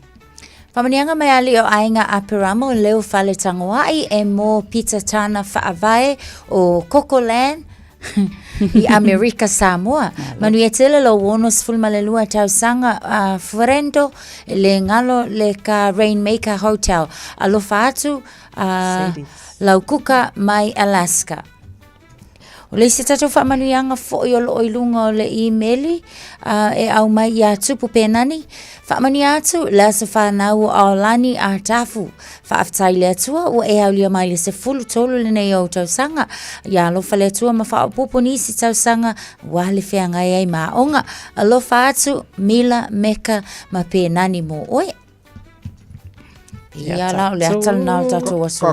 Lua o ke topa. Sole sem kwa ma ia li ele o ia fo nga morngi kaya se ko sia ki kasia emaili le ai wala au le ai ka konga manu fai tol nei aso ne fala Whaftai lava Samoa, manuia tele whafunganga nei aso, alofa tele atu, soifua, ma ia manuia. Pese mana whapese ale Hallelujah Worship Team, whamnia tuani purenga mana whengaruenga, Radio Samoa, mana tara pakalame maro le tae ao, manuia tele lava tō wāsa whanau le lofa mana anga le lei, o le tara matai le langi na wato lua sifilua minuto no tōna tānea, o le hitu la e malu.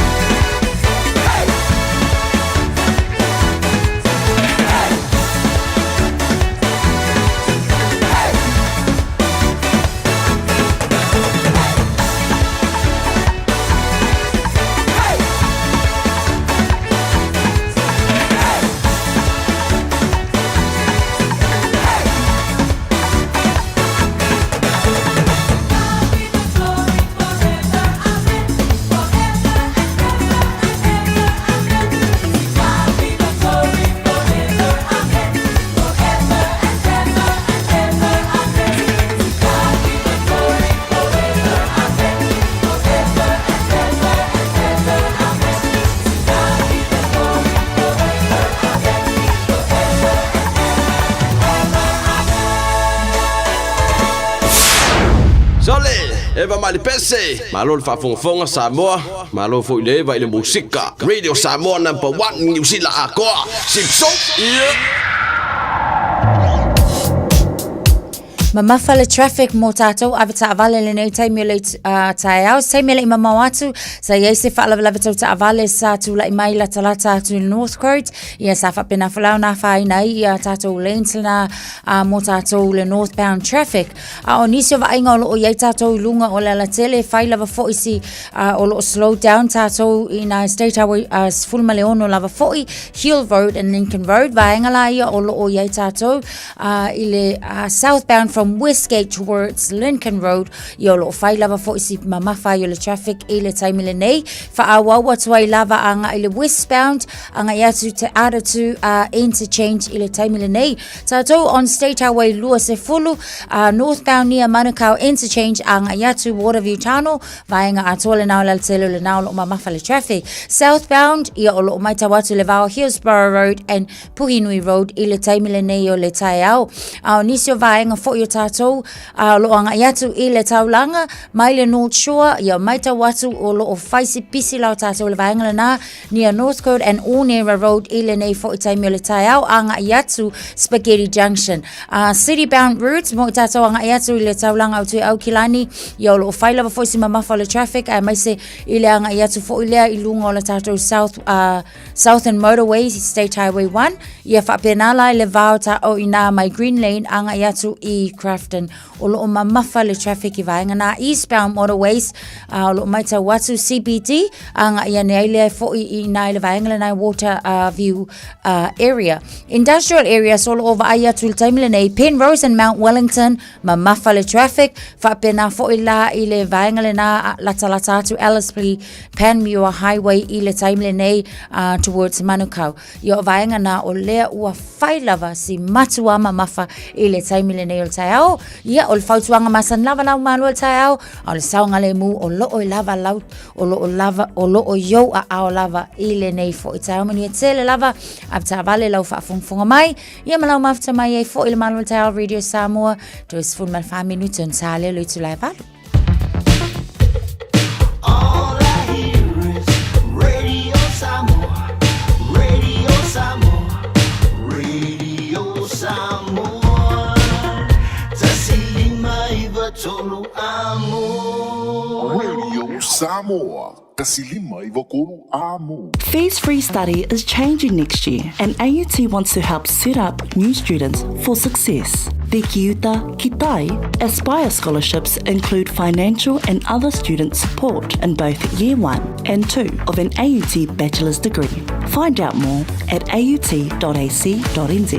Whaangare tūtua le Pacific Easy mo au tupe whamamoni sa mo le masino ke topa mapawa ilo vanoa te oro paramano ai whailonga tupe whase furutai lua se lauta lau sau nia mo ana paanga. Lua se furu whailonga mo Samoa, an lua se furu whailonga mo tātou New Zealand nei. Se ina whailonga se furu aso tō na iopa i aso te tasi. Manatua, o lo whaawau pēr lana whamitoa lima tala pēr e whaonga ina le Pacific Easy app. E whaasau ina whailo te mi mau se leni pēr whaonga le tātou direct transfer. Deposit mai o tupe le tātou account, ma whaamalia ina pasiri lunga o telefoni o na whaatino leo le aunanga ai nga whapitoa. O lo avano peo tātou ofisa i o Tara o tāhu huma le taulanga whatau i mangele. Pa pere siria le fitu se furu tātou na lau wha sopori ai New Zealand. Mo nisi o whaptalanga wala au le o varu se lau o tasi ono po telefoni masani au kilani lua fitu ono fitu iwa fitu wha male lua fitu ono fitu iwa varu wha Pacific Easy o lau pa anga mo tupe wha momoli i Samoa.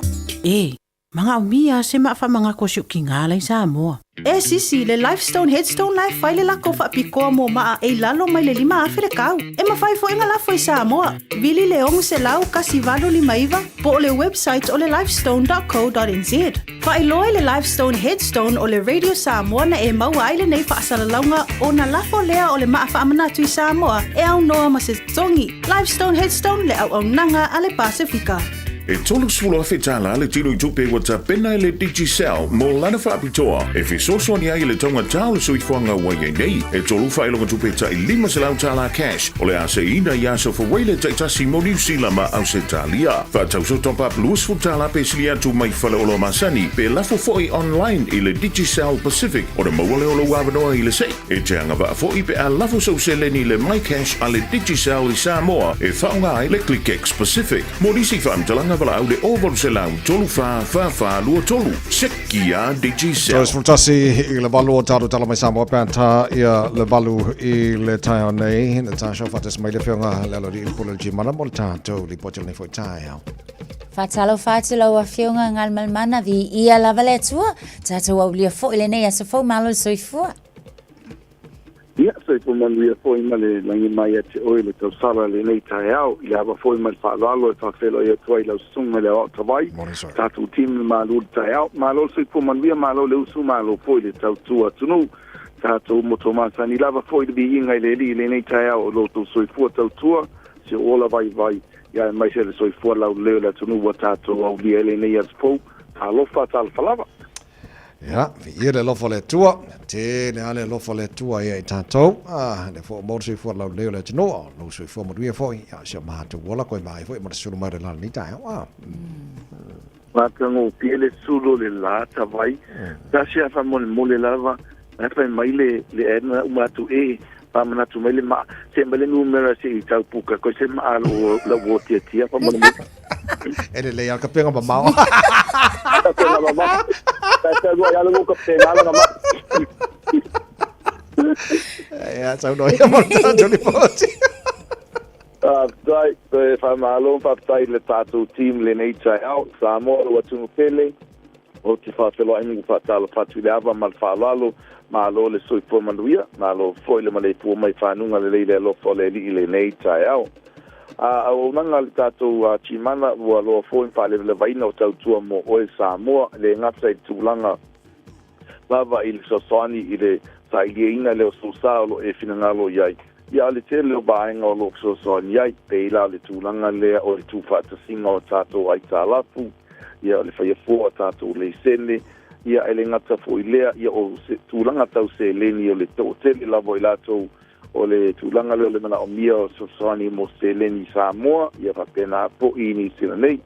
Sa vaenga sa iai tato unanga i tausanga o mawai, sa i le tūlanga o le ia telo tato sponsors o mawai ka whapena a le taimi le nei, ia u adesa o lava le tato sosoani, ia i lato o lo sosoani mai fōli pa o ngā ina le tato unanga. Le ngata lai le tūlanga o sosoani i vaenga pia na iai whatu peina o lau trade-in. Tatin na vaenga tupe tele lava lo iai. Ia o le trade-in lai tu salea a whaapea o le ala wale situation o lo iela ta vale. Ia mawhai o na whatu peina lau trade-in i le tūlanga e fuafua nga i air conditional ta vale tausanga o le ta vale kilomita. Ia ma le tuai ngā ta vale pei o na masani ai. A whaapea lava e lima se lau, ia e lima se lau le tāwale e le tupe e maua. Hai a o atu fo i le tōtfuru afe fo i le tupe e mawhai o na tuatulu a au. Nā wahenga uma o lau lava pule whaitalia e te io i nai. Se tau o te tuina atu mo oe, ia au al whatino ina o le tātou ngalwenga le nā. Tūlanga tau se leni peo na i le tātou a whetala o whaina so se tangata whaatau lava mo taimi nei. Tātou tūlanga i le tātou referral a te tāla fōi. Ia e mai se fōi i le whāwhelo o whaina lea e le tātou tāwale a le Mahindra le piki apu. Tele nau nai tūlanga i mo wale sosoani mo oe. Ia e mai se wā matron whāwhaingo fie o na whātino ina tātou ngā wenga i tātou tūlanga tau finance. Ia ai le whapena fōi le tele nau nai o tātou tāwale fō e te whili mai ai. XUV 700 apena for the Scorpio o tāwale fōna le lua whilua whā ma piki apu na Mahindra ai o tātou Yuska o lo tele po i o toa e te suma mariu mai le lua balu Atkinson Avenue i nei o tau ia e te silsila iai o na sā i lele se sālo e whina ngalo ai ia ai tātia mai e tau de tele o niti ngā duenga a wale so soani mo oe talanoa sa'o mai lava i tātou o whaingarenga i lau lava ngana ia polo ni fui patau ba i se meo e whinangalo i mai se lava tū langa tau se leni wa i eila fui lātou e mai a atu le tātou talsanga e wa ona fo i mai le finance e ptua talsanga me tū langa tau se leni whamole mole tau on whamanino le vaenga i le amatanga ai le whaia tātou talsanga tūma maliu mai le lua balu Atkinson Avenue ai o tau ai le ngata ile vala mai le tātou te puni o wiva lua fitu o fa o lua fitu o wiva lua fitu o fa o lua fitu ia po le tātou te puni vala fu o val selau ki manan meratasi o val selau fa ono lua tasi le tātou te puni vala fu ma le fa lalo ia tawai man tātou team anga lele tu i fufanga mtuti le nei tai au sa mola tu pele a tai tali ino tatu vala au le nei aso ai manu ia tele lava foi fufanga mtuti le nei tai au pero ai foi le ori irinsi tatu pas alonga ai mo tai nei pa tai soipua Taimo le poti le tai hamoni fo ia faiva ole nei fo ia so luole tau tuara radio samas fanima e matoru a moi no wato ono mino tolo tolo ta le le tula valu ta to tala mai samo pe ta valu I le tai au nei ya ma tu te pene no fa no le tai au malon on sai ai ta longa fo ia te loi fil te lo ta maiti ai olo ia fo malam ta ingo lo mai le lo tau na fa te langa e awala mai na Masal bangale fi te leita maiti 9 plus, 13 plus, 17 plus e foringa mai awala mai o talonga fi ta maiti the Roblox ai olo ye mal awala fai on na sao mai fainga la to fo nei ia lo fa ngaina ia tulanga le manuia ia olo fa pena na fai nei tu pulanga talbo le foi le we ia nei matua ma na ia le fa manatu tavai le nei tai au ia wa o le tele le na nei fa na le nei tai me fai ala tu talonga ai o le pena sa no atu tavai le fa fonga foi o le Roblox le tatu talonga Roblox o ROBLOX ina ia tangtanga ile le foi matua siaki le polal talonga lai ka aloi ka mai ki wa nei tai me wo ese uma ingoa o talonga ia o alo ta maiti ai ole a faino ta maiti le vaenga lea a wamana tua e alu lo ka mai kikirunga o ngale skala lea failanga accounts e tu salava la pele I se fulu fale I se fulu tolu tau sanga lo ka mai kiki e ma faia onga pepelo I lunga I langa le skala o ia ole wa pe was fulu valus fulu ivan tau sanga mana tua la o tangata nei o lo ka alo mai I isi pito uma lalangi e makukua ele mafai fo ona ilo at o communications po o kalangoanga ia ole a faatino I lunga ia ole o ina tonua o ia solinga tu la fono lea tala noanga e o ai lava ini tu e leta tau ona tala noa ia ita maiti la itsi ne o lea ole a kalangoa mai kanga ia ma avema awala mai leia tu ita maiti nei ia fa oso mai pu e mai ngiaka pu e mai o tulanga umai ma tu e ta ua lava le fa fonga masila fia ona vaenga na o lo tau mafai lava foi e pui e nei tai me na ua fa lawi lo mo tatou ina ia foi lea tau mafai e siaki ka alonga la ngi e o ka alo I kongo la tu potu o to tele na o alum ana u fai al computer ka mai kiki atavai ka alo ia le o ia la so ato ia ai ol ta wo fam natum foi mo tato ia mana ia fam natu ftau le mol nei foi ia tu la ol tar bokalame a me jana fa nau te pena nei fa nau ila onga ma tua tel no te maiti ma ia make sure olai e sa o ia tulanga o internet ma vai ngolo fa ngai ne fa nau me foi o ka longa the games be on fa ngai na Roblox ia le leile a foi le mokua I sila le yani I tātou langa e o le au ala wa mio valele ngi lo langi ako mokua I popoko ai awala fai ona pe se askuri mi fole le fa so mali ai ku ako so mali nga lo e vai nga le manu ia fai nei tu planga telo vo so vai nga na lo li tia foi ia mfautu ina ia tono New Zealand ina ia no fautu le tātou matu wa tu planga mo ata ia fa mo mole ia de le ona I vai nga na ia la fa fa malo skingo se ia lo fai se ia lo fai fa malo lo se fa malo skingo ia le wa fakat o ke babe se winga babe ia le fai balia ala o malo fa malo skingo so tala mai sambo nei tai ka ko wa ia oi rumba ia sapa piso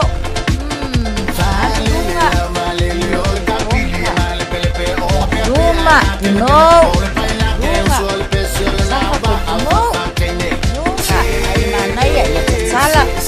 au. Hali tua tau au, sau i luma tau au. Ia, pasa sa olo i luma au. Haia. Hali lunga, yo.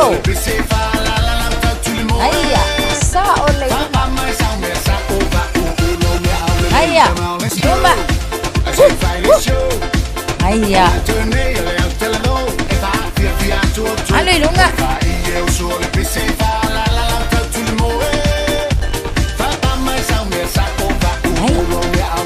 Sabali.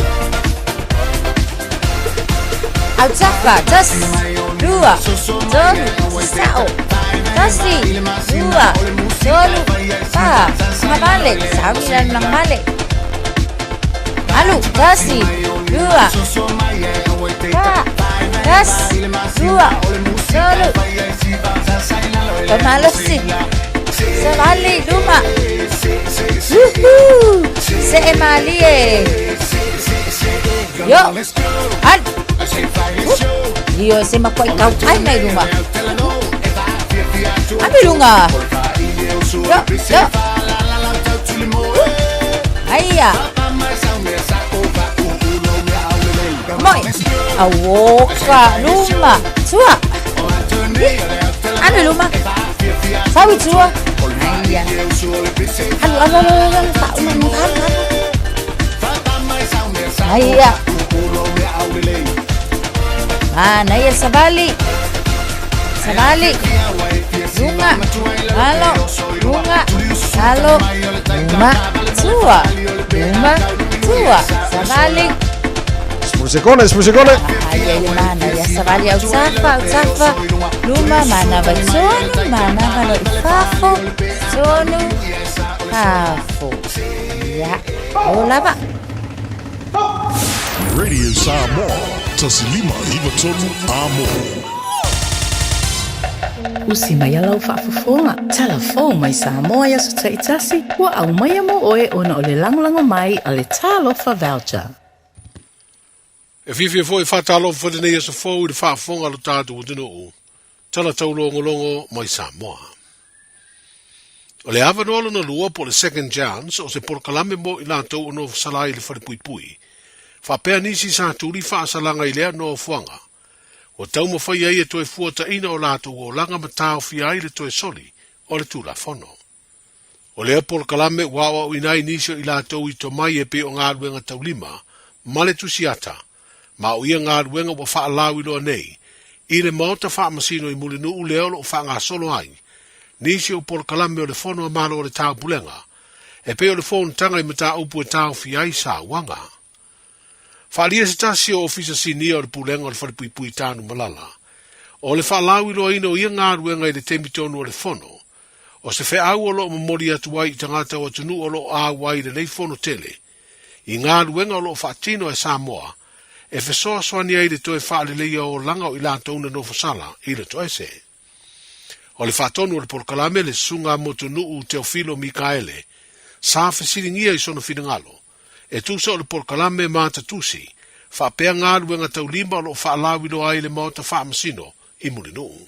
O le aunga nei whaamumue ia o nei so se atunu ua le se atunu le se wharepui. Pe o le whono le taupulenga le o whaimene. Ia atonu e le ravasitaimi ia se atua i le au se whono le wharepui tanu malala e mis whaita pui o lo manu whai atu. E na se vaenga leo e whairoa tuai. Ia ngalbenga foi uma porkalame do fatino tono tatu wharepui. Ia oro o matangi foi ia tūlanga tatu whainga malo. Ia misi foi nei whamasino ngai. Ile nauna foi o fionga i te rima tamai tai whamasino. Ina ia toe pou toe matamati o langa i la tōro whasalatu i whasalanga i sesi. Tūro la tō whasalanga ia foi mai.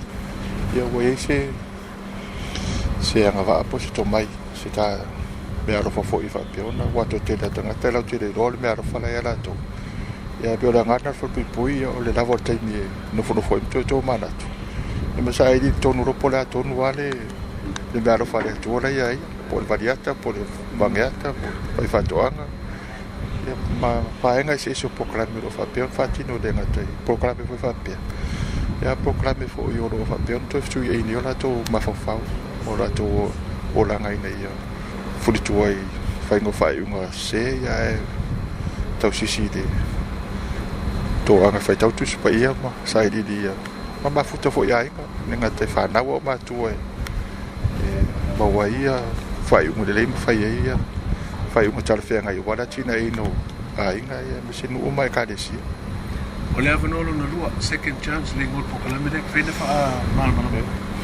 Ia rau whapalangia vole tātou, everybody deserves a second chance.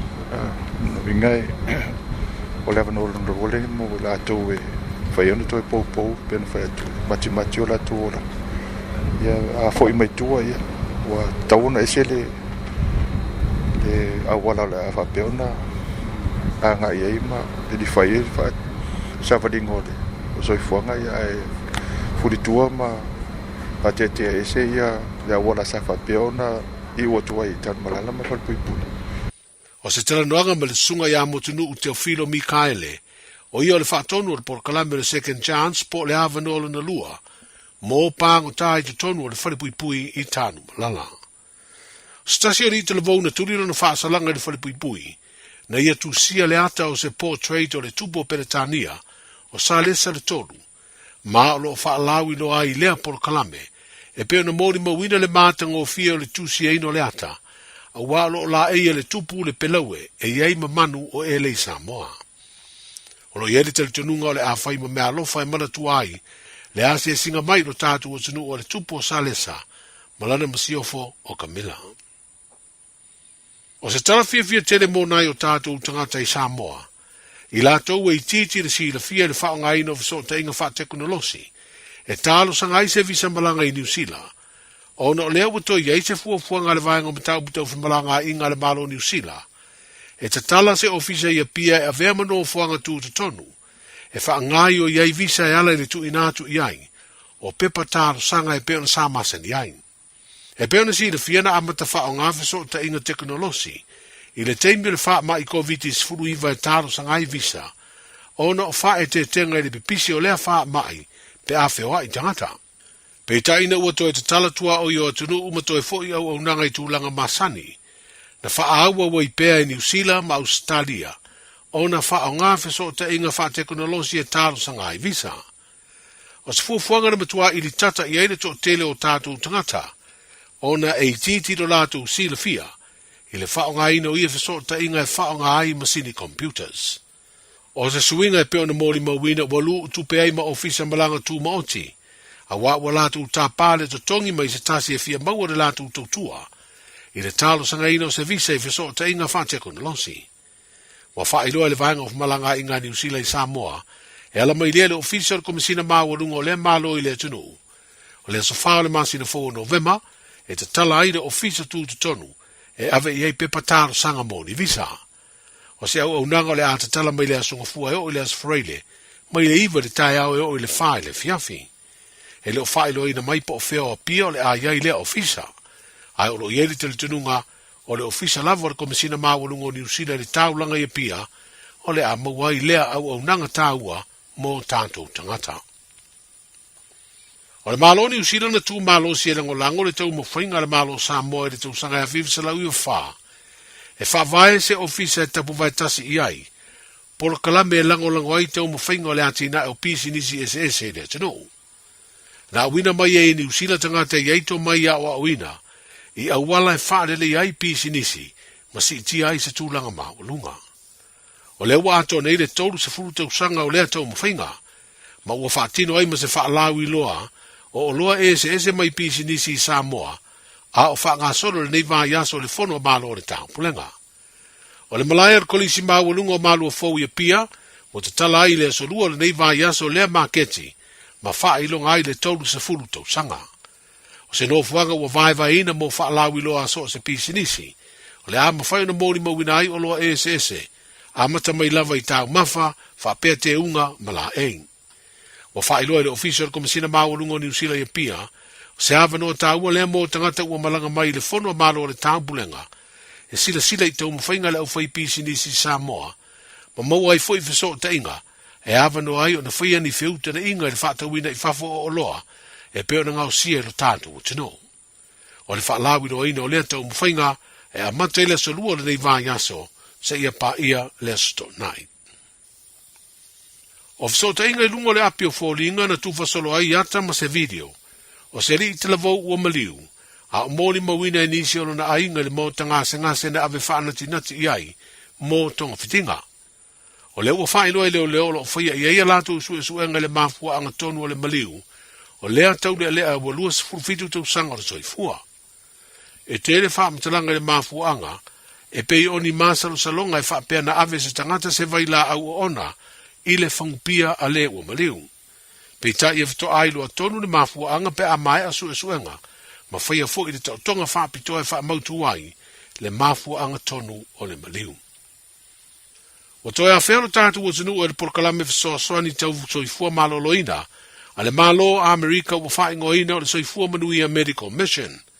O le vāiaso a tole nei mai lea sungafua e o i lea stonai, o le o ngaruru e eifo mai matausi soifua mai lea malo, e o foina tonga fitinga mo so o se ngase au noa, ma se totongi.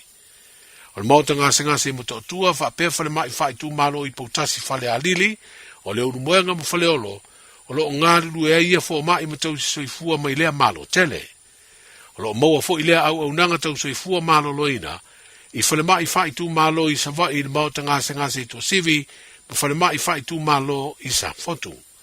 E lei mau atu ni masina na awhia i fo i ro tātu o tunu e lea porokalame fisoasoani, ia mai to tere nisi o lea tunu, na maua i tonga fitinga i ngase o lo o a awhiai le soifua. Manuia rena yaso i fuafuanga mga aluenga, soifua.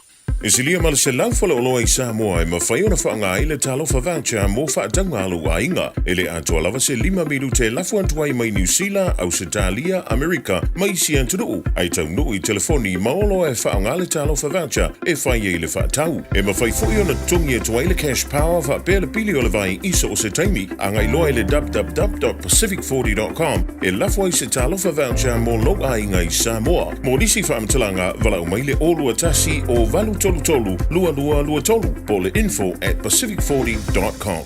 Ua na ole Radio Samoa se furulima iwa toru a mo e tautuaina o e ilaungangana fitu aso le vai aso.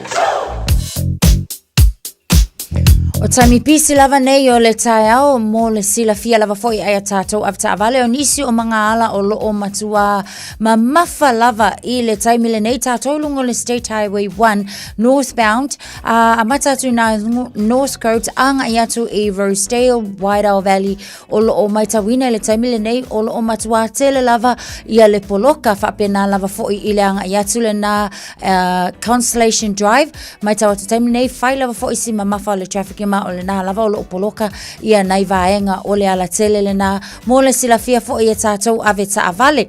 A lunga tātou State Highways fulma leono fo i o lo o maita watu mai le vao Brickham Creek anga ia tu Q-Mill o lo o maita watu faisi ma mafa fo i ma o lo iai nai poloka ia ono le taimi le nei o lo iai lava fo i ngaluenga o lo o faya pea i lunga o nisio vaenga o le ala tele fa pea na fo i la tātou le na mai i ina le Waterview Tunnels anga ia tu i le taulanga autu ia o lo o matua ma mawhala fo i le traffic mō tātou. Nisina o vaenga o leo lo o mai tawatu taimile nei whai lava si whaale tonu ma o lo o iai nei poloka mō tātou. Nisi o vaenga umo lal tele o le tūlanga na o iai tātou. Taimi pisile nei o lo na winga ma mawhala traffic mō tātou uma. Paule mea ele o iai sfala vlave le taimile nei lunga o lal tele. Manu ia tele avta avale ia lau whainga malanga ia ile nei fo i taimile taihau mafta mai ele malu le taihau Radio Samoa. Sfulma lua minute te ai leitu lai valu. Malo soifua, o se fufonga Samoa, Radio Samoa, tasilima iwa tolu a mo, se kia Radio Samoa.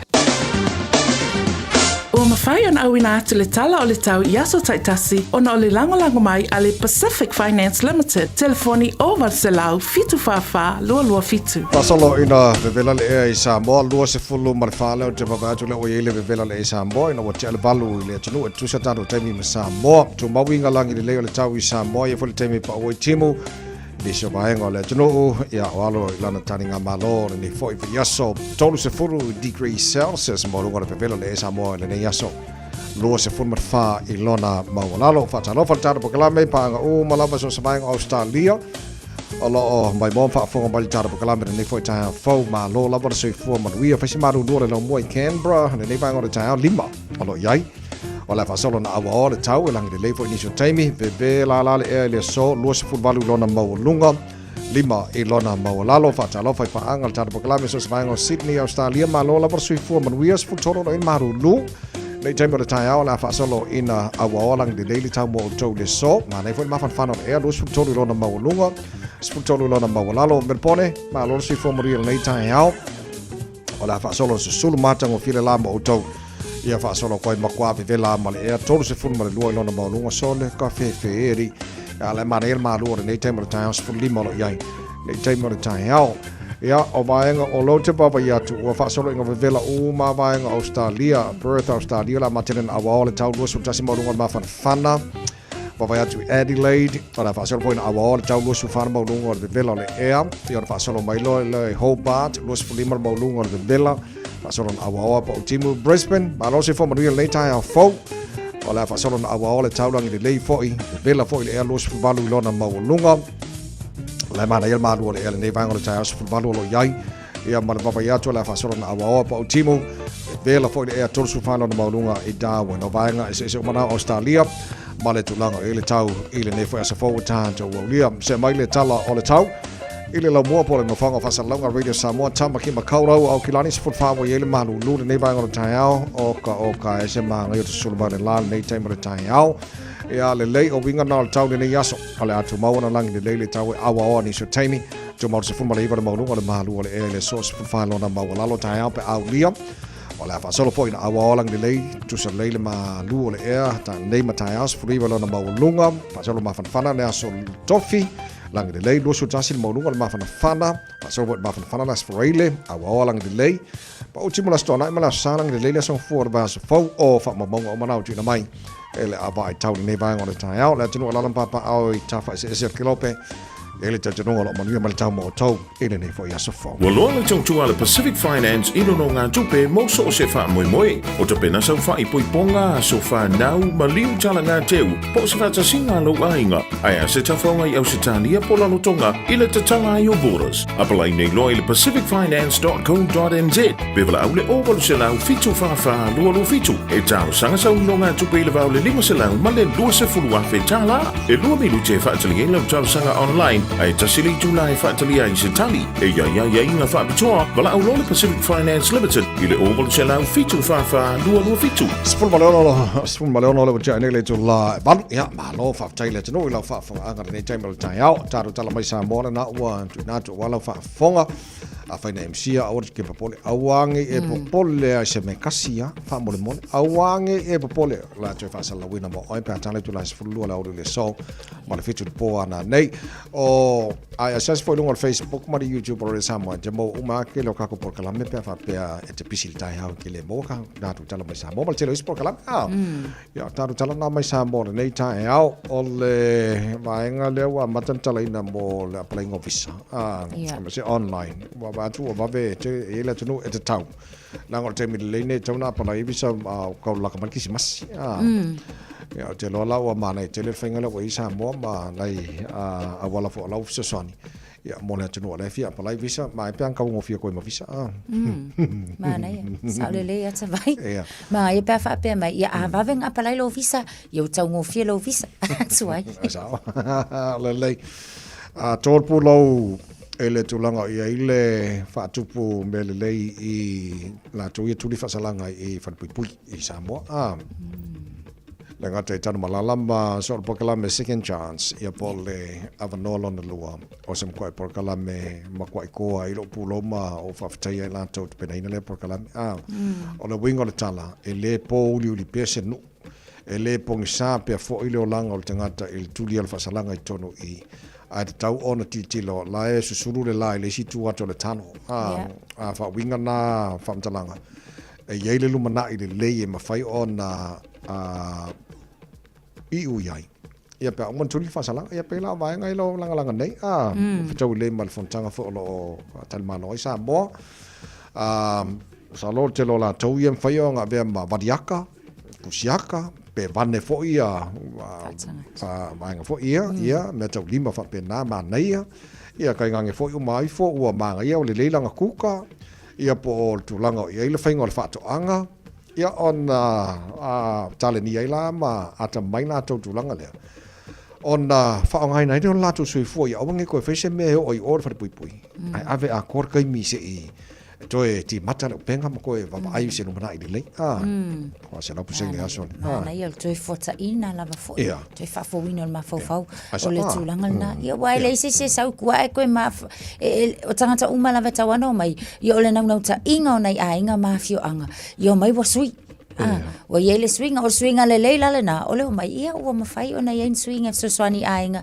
ia le ngata le na so swani foi mo la tau lava ia asa le so fa malo fa tai tar siala ia tele so swani o ia fa fonga fo tele la to mai se tunu o la langi le fono le fai nei wa langa le tala no ina nei la fono pe ona ia le fono mo tu langa tala bo nafi ia o le vaenga o tinam to mai tai nei ia ka su ile o le si vaenga o fontanga tai au ia tu langa na ital si ia te lesif so swani fo ile wala bo ila tovia ia umo melon kuli fasalanga sau lo ko mbakua i ngofo le la fa pe oi mai maulo uola ia kausanga kuli i o uale o le kuka o le variaka o le vaneata ia male faifa ko anga oka so le selu manga i nga manga ia le na nei vaenga mane na mo tato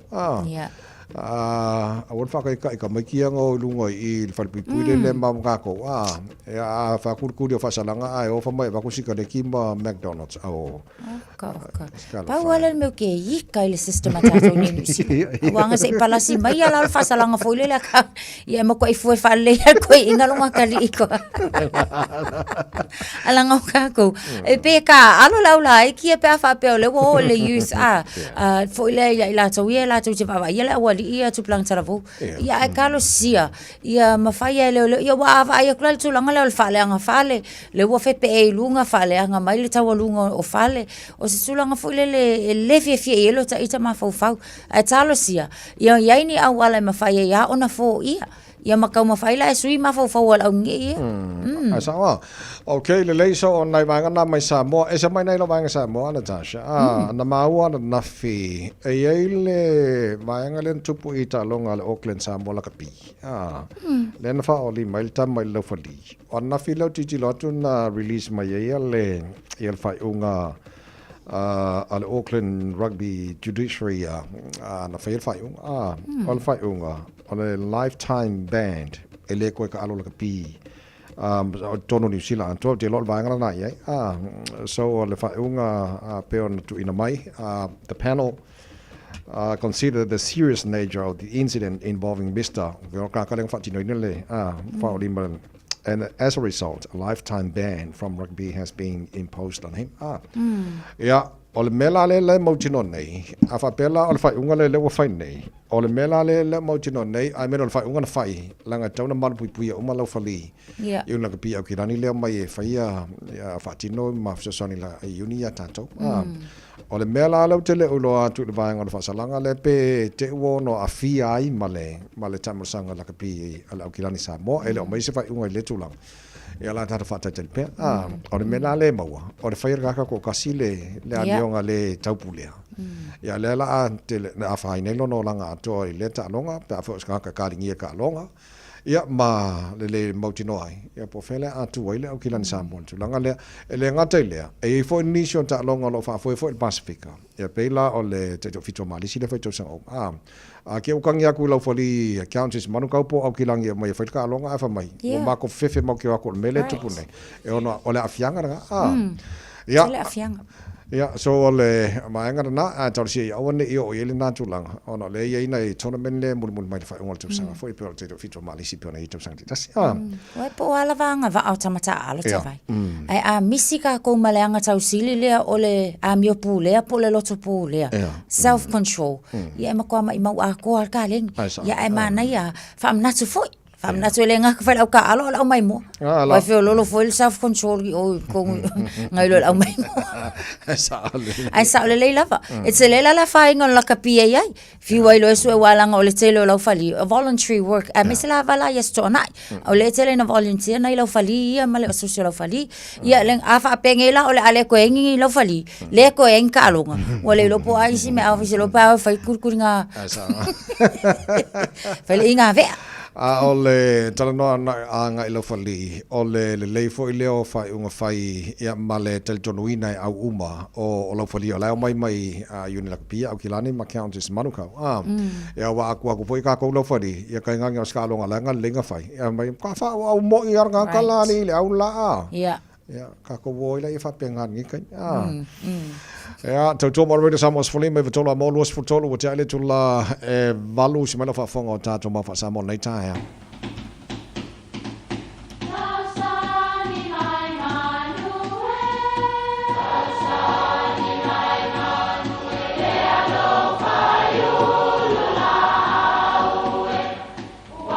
E o fanga manu I ululu o la au awa e fanga I funga o la au. A o le tangata e fafanga I upu matala. O le mafileo o alanga upu mamuanga ngana Samoa maona whaapongai e a fua I lona sio mianga. O lona lea sao I le whaatufunganga o le iloa whaale aso mai le tautua se ia o ina pule. O alanga upu mamuanga ngana ua lanto mamanuina le tō whamanino a Samoa mana tua foi e tau fitau muli le atunu.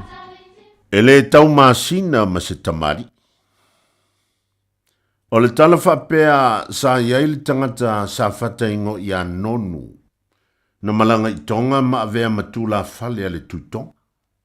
Stasi aso na whai aise fi naunga whai mai le tuitonga o le masina e na o le pō lava e vaia. Ai na fi nau ma wai nonu e se le tuitonga e ma whai o na vaia fo I le masina I le au. Na whai te tele le fi naunga ma o ai lava I na whai ala peti petinga e whapea a o tae au ai le vaia le masina I le tae au.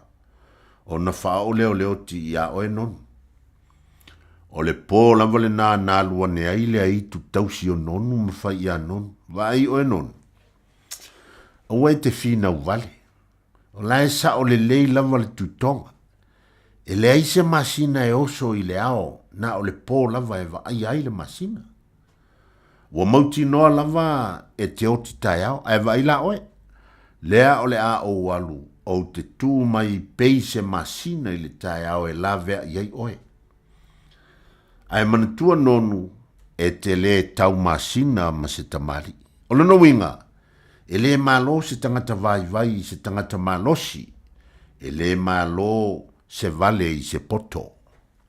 Fai mai le isi mau a wa ia la le masina I le ao ona e loa lea o le tūla I ule nā o lea I tua nonu. Ua mai ma wha mata I aisi tuitonga. Muli ane na toi loa le tuitonga le tonga fiti a le aitu. Ai ua ia wha mangalo lava I anon. Ia li tautua nā tu le fia popoto o tauna I toe ina. E le sa la upu mai na mua e le tau masina se mosi ma se tupu. E le tau masina ma se tamali. Ia, ia manuia lau whasonga le ne aso. Ia, malo. Ia, o le ngā o nei mau Samoa ia walanga e te lea foi o isia tātou walanga opu ia e iau na mau foi lele mai o I kilo kou sanga papai. Ia ma mea na tupu ai. Ia, ai nei vai taimi. Masanin tātou whanongoina le tau masina le tangata marifina ngalo le tua. Ia pe ako I sesi whaunga ino le vayang. Ia wai a kako e olangi. Ia le lo kako po feo il fina ngalo le tua kai. Au pe kau kia uli e pele. Awoi. Ia alanga e po walok. Malo. Ia seki ia le ua fatasi maisia ta wole o Chris nei tai au. Good morning, Chris. Mai oi. Maniere ro fole tora wo wa mi o tau ni fitao a Yere ro famle nga leire tu ni fitao matongo fie tau leire ro fole tua a re foi mai no mauro mo ta tu ni fitao a foi mai te au pedi a fai ua whapea o nā lofa mai o le tu e te tātou. E te tau wai o na tātou whiara whani ngeri whina e mena. E ra whi mea ra whamaro si de mo i tātou ni whiteo. A whi mea au pere a whai ua whapea o nā lofa mai o le tu e te tātou. Me te tau wai o na tātou whiara whani ngeri whina no winga. A lofa mai le tu e te tātou. I tātou whiara whani fwoi la. I tātou whiara whani fwoi la.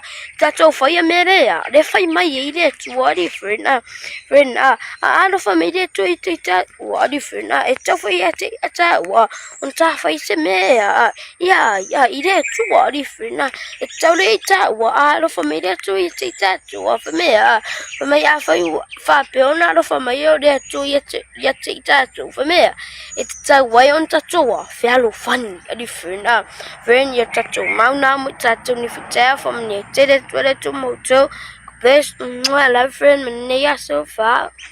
Fuma paleina le pale auro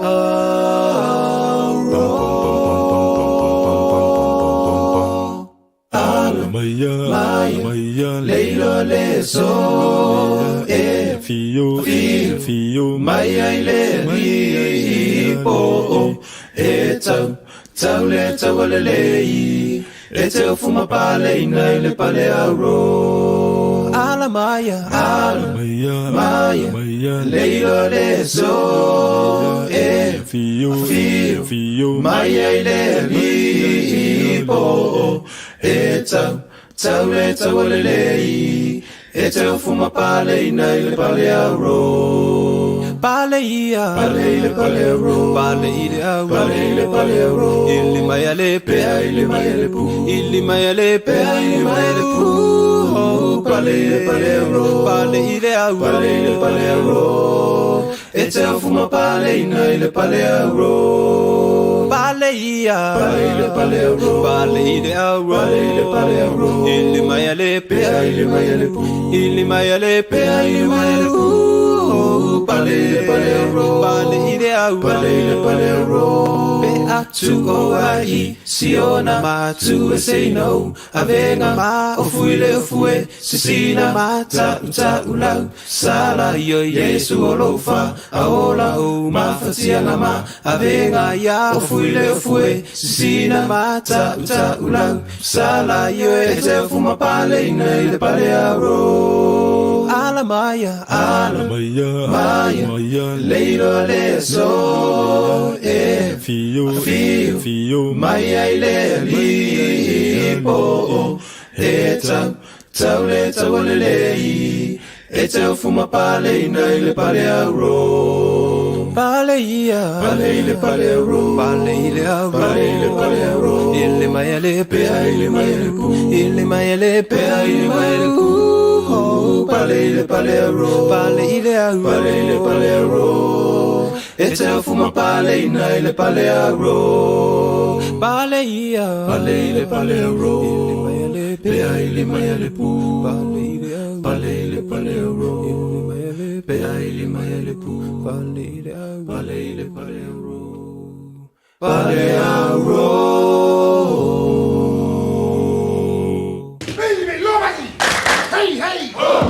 Talofa o Salmasinga fale lua Tim Toidolo o le loia Samoa. Whapitoa la o unanga I mta uputau immigration, pepa malanga, tangata overstayers, so stoi ngā visa. Hapena foi le taxation, por tu la fono tau la fonga. Mwhai foi on o tau aveina mta upu whaal tu la fono I Samoa. Whaamon mole vidi maili numera o iwa lua ono o tasi lua lua. O iwa lua ono o tasi lua lua. Whaftai. O le Parkinson and Bowel skill wasilia mal se lau tau sanga lana tau tua I le ngau sia o maafa manatu ananga tā. O tau sa ili sa maafa manatu mo se pele ia oe. Le Parkinson and Bowel skill na amatanga o sia na maafa manatu. Mai le afe valu se lau valu ono. Pala au lole o valu se lau, fitu tolu tolu, fa tolu tolu. Pe emaili le info@parkinsonbowskill.co.nz mo nisi fa amtala. Are you at a crossroads and not sure where to go? Thinking about studying or getting a new job but not sure where to start? OCA can help you get on the right track with new skills and confidence. Our Ignition Work and Study Skills program includes 4 weeks of full-time study and up to 12 weeks of additional support. To find out more or to apply, head over to go.oca.nz/ignition. Oceania Career Academy. Your future starts here. O le Ardas Travel, o le company numero tasi le tau ngofio pasese mo fe malanga inga i Samoa whapea le malanga bai i Samoa i New Zealand ei. A whea de loa i le ofisa o le Ardas Travel, tasi valu lima Great South Road i Marurua. Pe vili mai i le telefoni tolu i valua o fa o o. Tolu i valua o fa o o mo le Ardas Travel. Pwede samos mo lima vitolo amo i na ua toi lua se fulu mo le fitu minuto lo toa talo le tula iwa. Tau runga le pukalame maro le tai au peantala iwa e le tai au nei na tai sofa tes mai le whionga le sao so li le whionga au pito tol su sulu to fa so William Seal.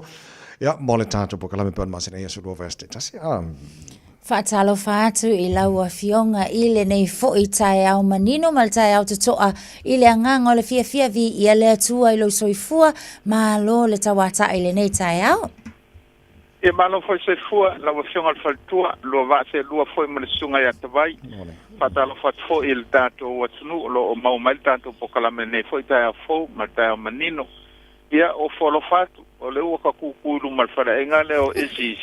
E sale ufi. O pankeke ama koko Samoa e le angi le lei. Nge tae au.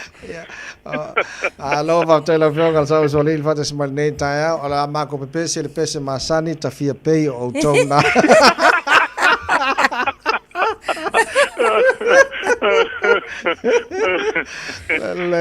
Malo va type de la pisi fo il fantasia tu fo il fono lo tel malo il tanto no o mo dia male tu nei tae fo manuia ma ngaia le susulu o le lala to uia ia ma le lava ua na mata na nafi le fontanga fo e tu uol malava le anga I mai pia e ke kau mai le afia anga me le afia anga o kua koi fua le atu male atu nu o le usfono e ma e fo la na sa failo mai fo le au papairo sa ngafi e ke ma ile la to fo I va atu I langu felangu langu wa o lea fio anga malea fio anga I langu o nuu ia o fua a nuu ia o mai I le bea le Commonwealth. Nei.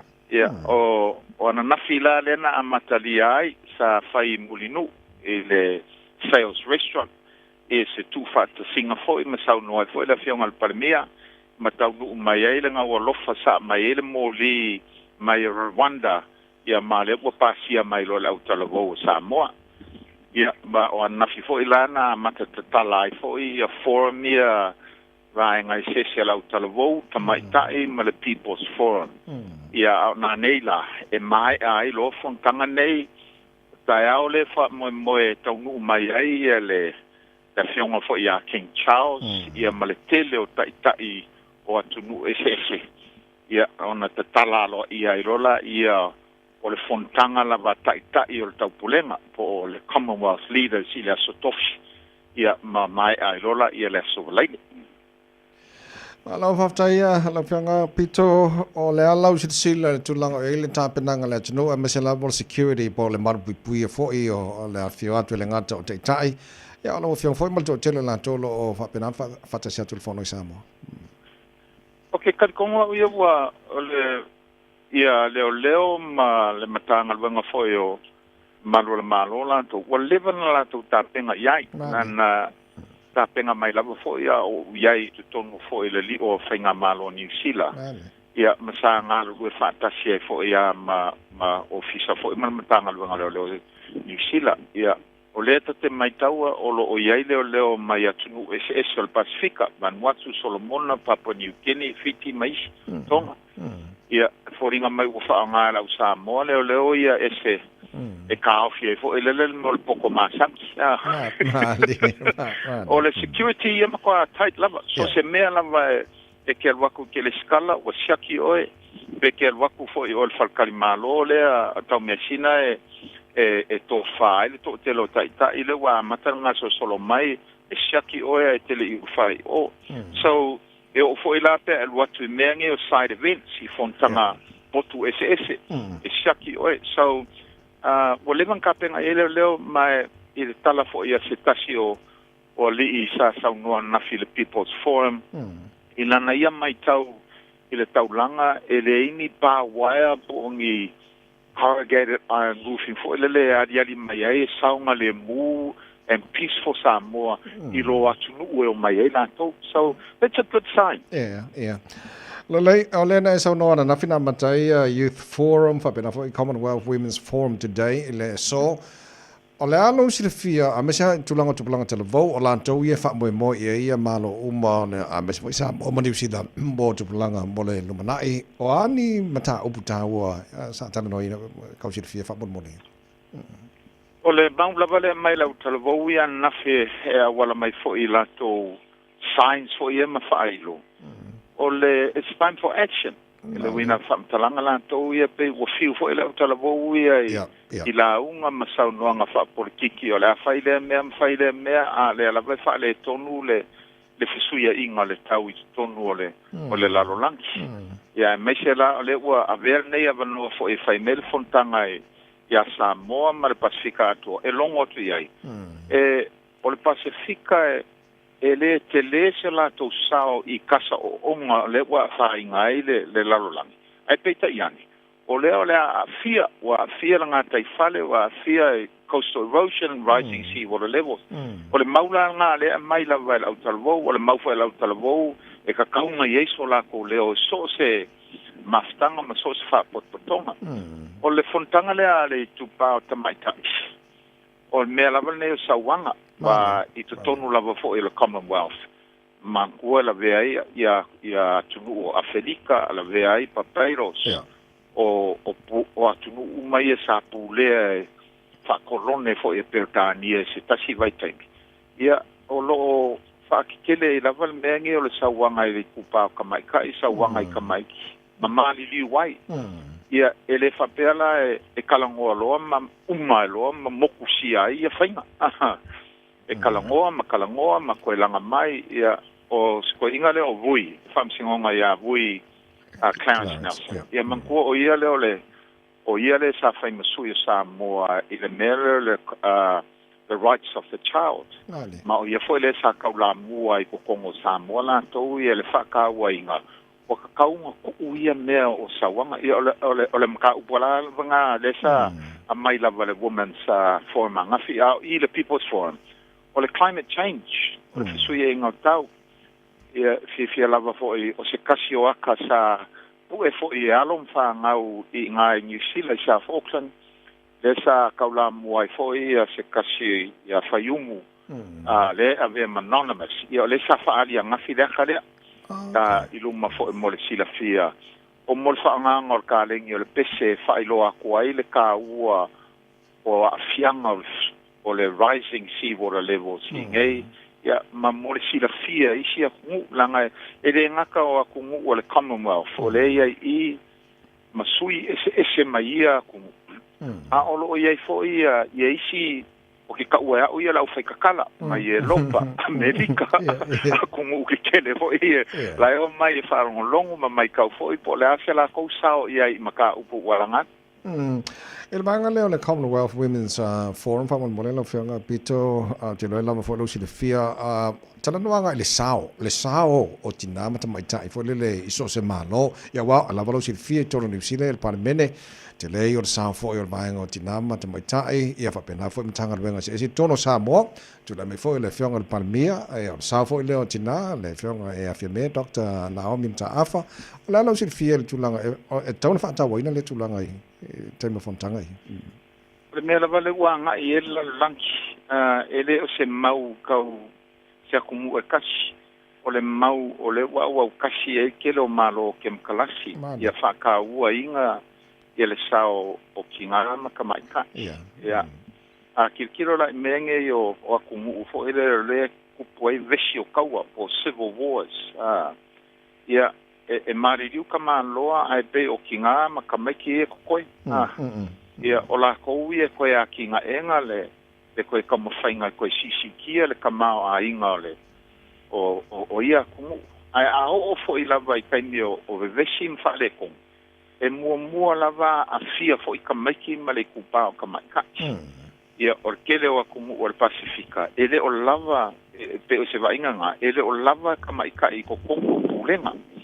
Ia kumu u pe fo ilele ka wainga ia se sao fo i ka maika i pulenga mawalunga whanamalo ma ia a kongo le ua vea i Samoa ma le vea fo i le fionga ia fia me o se ka maika i mapanemia ua vea i Samoa ma se whakaika i ngalelei ia kulanga ia vanga o Samoa ma o i Marshall Islands ia President Haini e leka ke maika ngal paunga o kai o malo i kongo le Pasifika la kou ia peila le kulanga nga o se mea kakau ma e ofo ia i kongo kakau ainga ia o le pae ma le auti o po avevesi mai ka malo peila va o kinga po sao au e fau kua fo ima koe ka mawhainga ia maua le file mu kongo ai ia a maila i kongo ainga o le va ainga wha ke mkalasi ke le fo ile sao ka maikai i whainga malo pulenga o kampangi pulenga o makanga luenga so se mea lava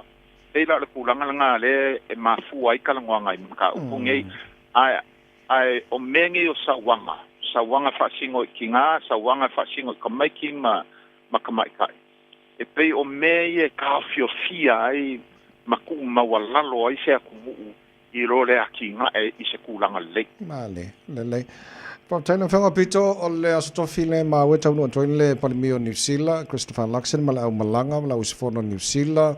O le waa foi lea na ngoto ngate whale, e mua ngoto i fulu ngate whale, o a fia ile tensio sio manga foi il tele o fio anga foi lele. O tene loa te ofisilingia le media ina, se fato e senga ma le Palimia, wa le o malte mine le se fato e senga le Palimia, le se fato e senga le Minska, ia se bangana la tona, ina sa mo, la lo o silfie le tula.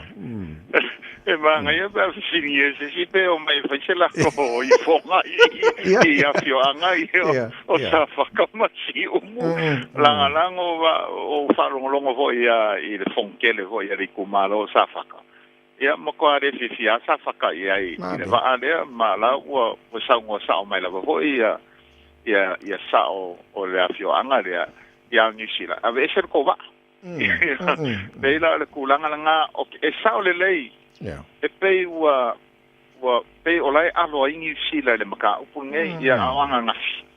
Sa langa e foi, sa saungo sa o lava foi ia le fionga foi whamsingo ia vui Clarence Nelson. O le vaale ua ngoko i hiu. Ua avea ma aleu foi lele ma se kulanga popole foi ia Samoa mo ngangaka. Awa o ngaka i fale nga o ia fioanga. Ia ua le mawhaingwhango kainga. Wale mawhai o ngā i ai le kungula kou ia pe ngā masangi ai fo i le ngaka i whale a wā fo i le kau mawha ma le kūlanga kau kamai. Ia, o kere iwa ai la ingisi li poki ngā whape o le ue ingei ka ngaka mai New Zealand o le lako fufuanga e o e sosoangi le wha mai ngā i ngā. Ia ale maule ua mai sa whaka, awe e serva a New Zealand. Le whianga pito whamai al tātou pokalame nei taia, o lea se mea le lei e te silafia, ia o mai fo le nei fono o le otale malo i Samoa, ua wale li mai mo se manuia le ngato Samoa, a o tātou al Pasifika whamon. Ia o fono lava whape nei, vai se asa o se kai mua le o mai ai le Commonwealth i ngei New Zealand. Ia o kai with a greater appreciation, i le whale tonu i le maa ale fo i o atunu whape nei talu mai ai fesui e inga le tau. Ina ia mawhai o no atu i fi naunga fo i whaavā malo. Ai mawhai o na lango mai ai lātou i le tamu whainga le tamu whai atai Samoa. Peo le vaenga mo mua na ia maua le whemalam la maa i o atunu te tele ia. E alo lofa mai ai ma fisoso ane mai ai le fi nau. A Samoa ma tu moto le Pasifika. Mea tau tupe mo ati na ia le tamu whainga le whaikikia kasa ona foi o loa a fia i le lalangi. O lona lua. Ia iei se o onga foi lei ia mawhai ona umatu nei whono e whapel malo.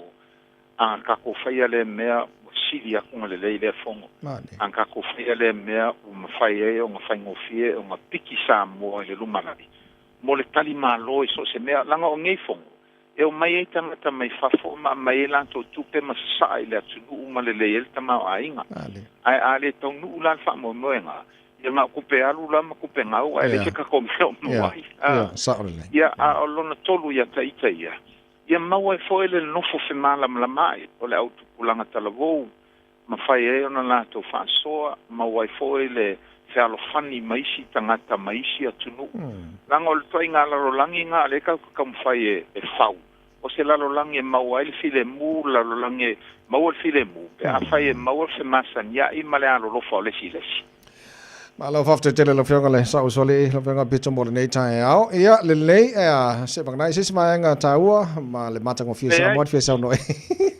o lo fala na me mai so wa ko ai la pankeke la e ko ia le lei ia alo manual tai la ma ko psp a mo ia auto sai foi ia le fianga sa usoli le veo ya pito ton susulto fa su o William Seal nei tai au sem kwa amu ia foi la ko ata amu ia mana ia le tunu malantani nga malo le ni vai aso nan tre fam natu sa mo fa mone mantuane le tunu I lau tar sanga ina ia uni masaulan tani nga malo le ni vai aso ato puni sa mo le peni na oi au fa wol po kala me malo le tai au radio Samoa for le me tolo amo ina o tres fultasi me tolo tolo tale le tula iva tale iva tatu pato fa fo le nei tai au Pacifica Ula ufanua la nula avau samiti wata Na yutanga tamata ata la fofonga fia Maluta ulanga waile talafata iyo apia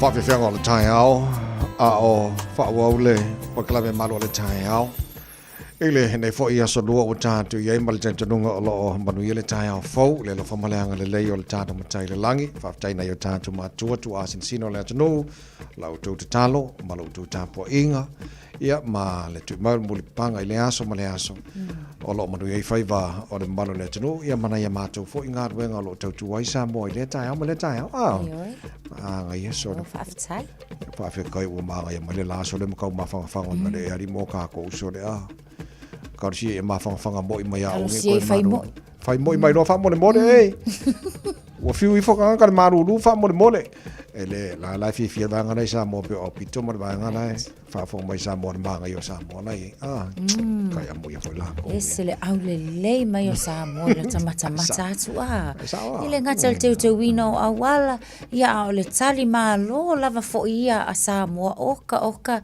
fa amania ina yo lo taloto ia mana tuala lengo fa ia ku ia ile fionga fo ia ngal mal mana lava ia so anga mawen ka ko pulu mo ka ke felele ia ku ai ka ko wa ka fele mak ko yo mai ai esele fa afta ia lo taloto la ngona fo le mimitsa io o le loto ona o le tali malo e moni lava se tato atu e vai sama ainga ia a o le tulanga le fatinonga oka ia e mulinga la nge aso ile kai mila fo le ata nu atu ai fo ila tupu malana masio fo tava ia a sa le o te lo tala no anga ile tala no tupu le ma o tai ao o te loe e sa mai sa moi ia tunu umalolangi o le tulanga o le faalolongia ma le respect o le fiatola na fionga i le tupu King Charles malana masiofo malanga le ntatu tala no le tai ao ia e Australia o le sa tele foi famtalanga le manuia na lafo e la tou well tala no le tai ao o le ayat tauna tangata la tou e fai ai o le fa alo Samoa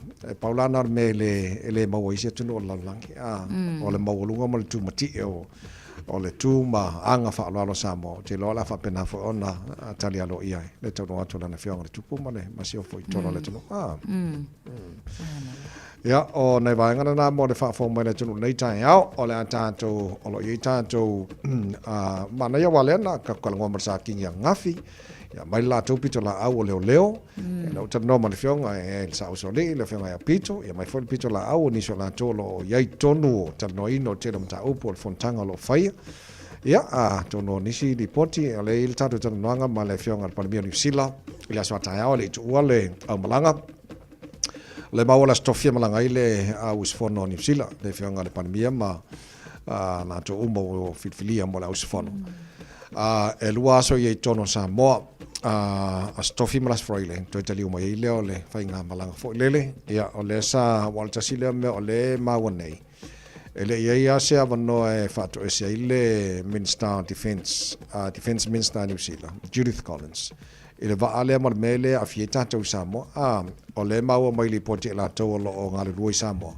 ola e fatto e se la to ye fio anga fo lele ai mai u fa ulunga matai ia le foi le ia se avano ke falonga ko foi se fa ko se ngal parmia New Zealand ele tu o lo ia la fianga Samoa le foi ia mai ia ka ko ki lo pe ia wala ngale la tangi mai nei Samoa compensation ia po o le vai ngo tawi ia e la fianga o la toma ia ka sia ia le ona fai fa le ka ko me fa mon la ngale o fai ngo fia foi la fianga le tunu le tu la ia marsiseor kai me mo mo ko vai o le vana tau na fai se fa to se ngale minister o le me o fa o ma fa a tavai ma fa fon fa le tunu kai mi sa ngi lom ko alu fa ngapa loka mo alu ka fa mai husband sam ale la ocupo me fa la vai Samoa o le san fa ko se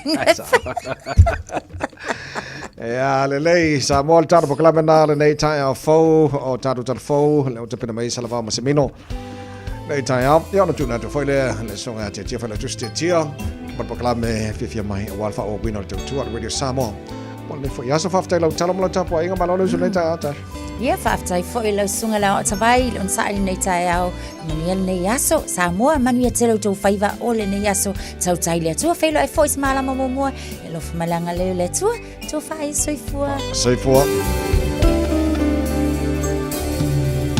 manatu le mafutanga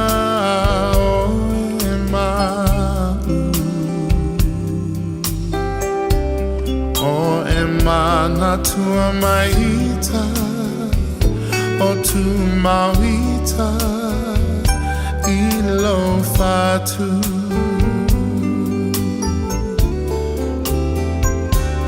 boma tate talano ai mamo sao se haso sao se aso tato e fia vai Usue e fuli mai lo tua la upele o tele tu na oe Tamo sao soni o lau fusi I amana tuai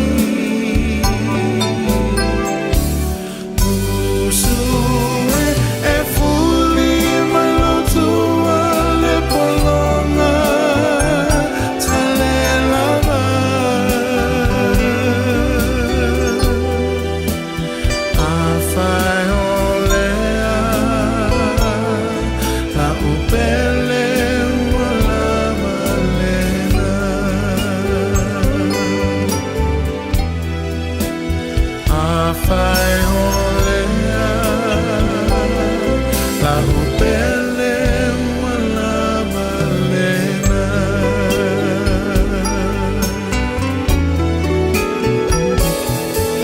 Le fa'ano ua foli mai O hiawe lo ufatu hulu fiai Le ngao sa wale mafaina tini lufia vai A fai wa e fuli tua mai Le fia fia wa ina vai vai Usue e fuli mai lo tua la opele o tele tu na oe Tau sao songi o lau fusi I amana tuai Usue e fuli mai lo tua le polonga tale lava A fai olea la upele wala malena A fai olea la upele wala malena A fai olea la upele wala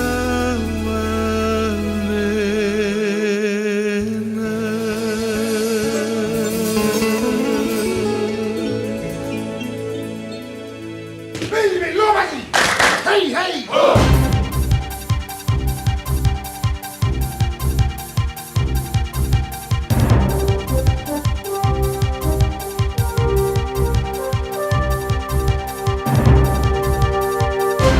O te fia whaafelo I atu I lau whaafonga angai le nei fo I tae au mā lole soifua manuia, usi mai lau whaafonga o Talala Radio Samoa.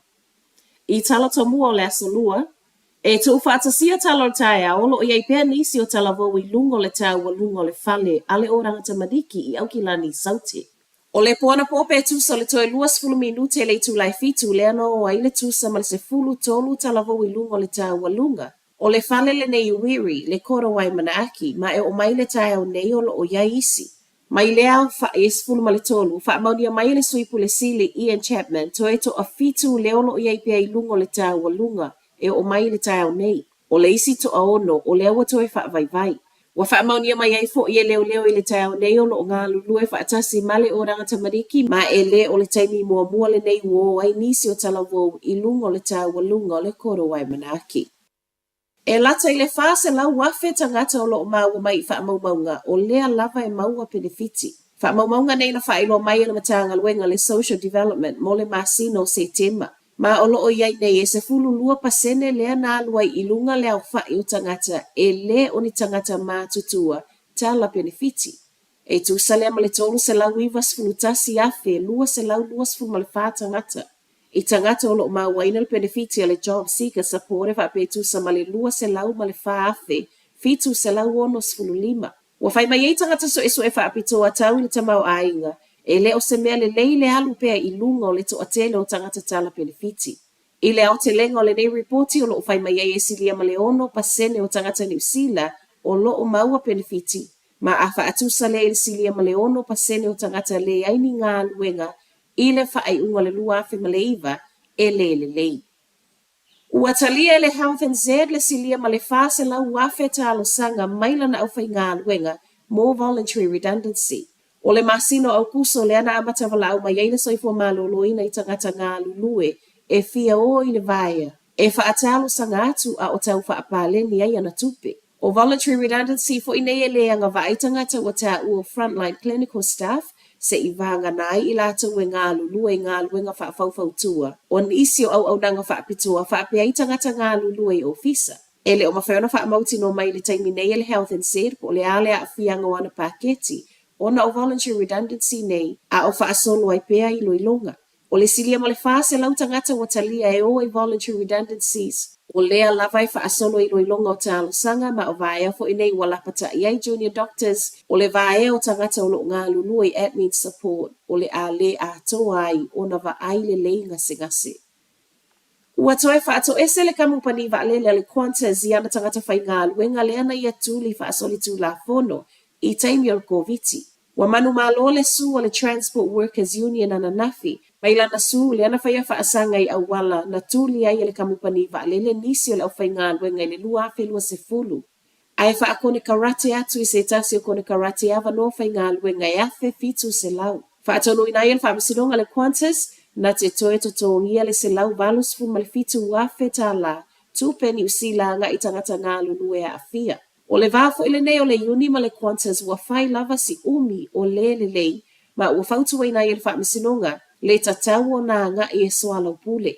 Ai mai le pule sile o le Qantas Vanessa Hudson ua ia whaato ese o no le mea ua tūpu ma wha mauti no mai e foi o le a ngā lulue le kamupani va alele na ia wha vave o na tutongi tūpe i tangata whai ngā luenga a fia. O se su tele le nei whaasanga le kamupani va alele le Qantas le ua silia nei ma le lua se lau lua se fulu miliona tupe e ngā wai. Mātala muli o le nei tae au, mata i tūpea e le tinei mule whanua tolu sfun ma le 5 eka i mātua wai kato, le ana amata mū mai ana nafi. O le te o le tasi le awauli, le ana amata mū wai ma o le ana iei lava sui le ofisa na po i le ano fuanga. E tu whaatasia talo tae au, e le o mawhai lava ona mauti noa le mawhai ona tau fiofi o le sosolo le athi, e ui o loo te lengese. E na o le tolu fale e lata ane le no fuanga wa mū ma i wha mauninga le tinei mue le o iai se tūlanga wha apopoleina i le taimi nei. I reporti mai le ofisa o le tinei mue le tau nei, na tau fia ngā luenga le ofisa na po wha moe e toe a mata i le tau nei. Whai watu ai talo le nei fo i tau, manuia tele le nei au. Ua mawhai ana au ina atu le tala o le tau Yaso Taitasi ona o le langolango mai a le Pacific Finance Limited. Telefoni o Valselau fitu whawha lua lua fitu. Wa loa le tautua le Pacific Finance ino no ngā tupe moso o se wha moe. O te pena sau wha i poiponga so wha nau ma liu tala ngā teu po se wha tasinga lo ainga. Aia se tawhaunga i au se tālia pola no tonga i le tatala i o borders. Apalai nei loa i le pacificfinance.co.nz. Bevala au le ovalu se lau fitu wha lua lua fitu. E tau sanga sau no ngā tupe i le vau le 5 se lau ma le 2 se fulu afe tala. E lua milu te whaatali e lau tau sanga online. Ai tasili tula e whaatali ai se tali. E ia inga whaapitoa, wala au le Pacific Finance Limited, i le ovalu se lau fitu wha lua lua fitu. 24 hours a day, 7 days a week. Radio Samoa streaming live on www.radiosamoa.co.nz.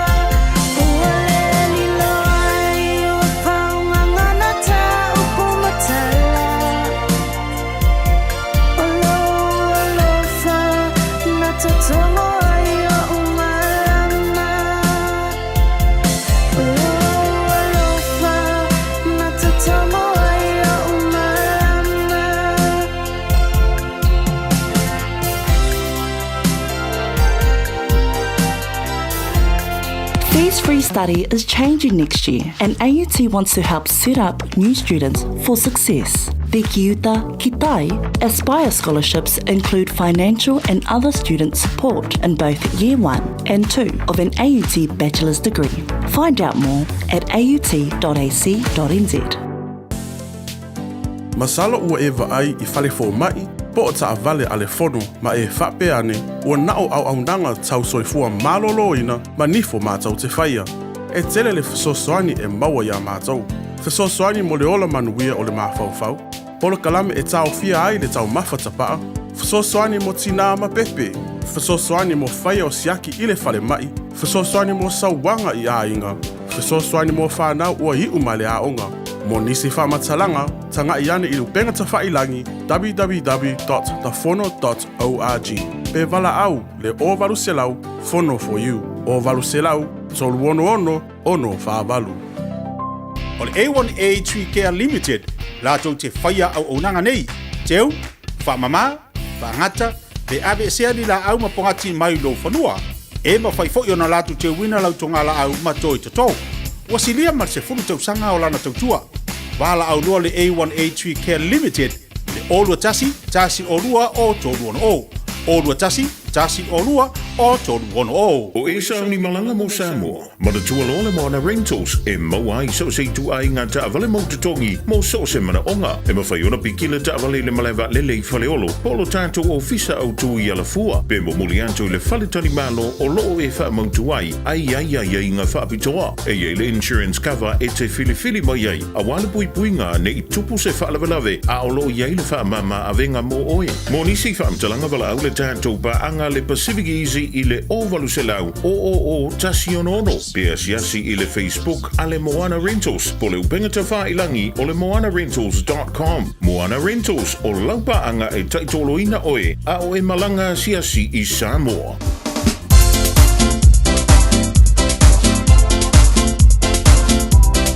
Desi da tatu wharinga pen whawhong mani tatu watu no nei tai au ni so tatu whawhiawhianga e mese fo ele tūlanga o ieri tau tūmala udanga a le whalitua ia Salva Masimino o tatu tala I vai whanua le nefo ia sa fau. Te bala wati super family to che le tula I voi lungo le tau tūmala udanga a le si ufonga le wile Samoa se firma lima vitolo a mompo kalame le fifia mai. Le fo tau tuaina le tatu watu no nei tai au le asolua. Asolua super lua le nei o le fi masina. Tatu whafte pele lofa maleanga lei o tatu tapa usida langi I lona anga lei ati tatu mwhaiei on toi tai na mailo to se fuma sa mātu wola lea fo tatu te whta pai ma tatu te mafuta I lunga o le tautua masani a le Radio Samoa ea toa wala fatu whatalo fatu lei tai au fau malo se fuma nuia malo whut langi ma tawhit pa warungo le tatu watunu pia lava na te mafuta maiei ma e maua mai le tautua le Radio Samoa lei tai au fau ia ma se leo fo te tio tautua ino le tatu watunu lei tai au Patalo fatu maleanganga fifia, maleanganga o le whaaftai. Ia, malo le seifumonia, malo fo le langi mama. Panga solo niso tatu pokalame le tai au nei, tapena mai le upo le poto mo tātou le nei tai au. So atu le mala le tatu whatatalanga ma le whionga ia ken ai ono ia wai pena masini tatu ia surua vesta tasi. Tale tula sifuru, tali umaile le pokalame le te pale ainga o le whawina le tautua ma le unanga. Le whionga whaltua ia eti fui mon makafi. Usumel whafonga, whaitawina le upo le poto mo tātou le nei tai au. Whaitawina le upo le poto no le tautua matavela linga Fusi and Sons Funeral Services I Mangele ma Samoa. I taimi o mawhatianga ma whaanoanoanga ona o le maliu.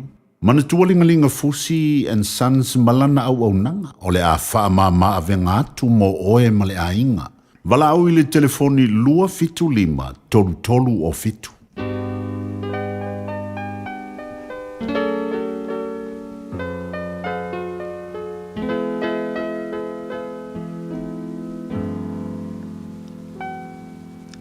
Whaitawina le upo le poto le nei tahe au. Mo maila le tusar whaata auto lona mta upo e luas ma le lua. Whaoni le atua le whaitawina o lana whiong pa ia. Ia sili le mana o ia tau le leia le mana o le oloa e tele. Ma le anga le lei, ia sili le mana o lea i le ario ma le aulu. O le mau oa ma le mativa, lati whitai iai. Na whaia I la ua uma I ova. O le ua whautauta na te ilo hatu le leanga, malafi ai. Au e ua whaingo fie, e o atu pea I lātou, o na whaasalaina I lea. O le tau I o le wha maulalo ma le matau I a Iova. O le oloa lea, ma le vi inga, ma le ola. O mea matui tui ma mai lei. O lo ia I le ala o le wha pio pio. O le tausi ia I ante ia. E wha mamau o ia I ia mea. A o ia I le tama I tusa malo nala.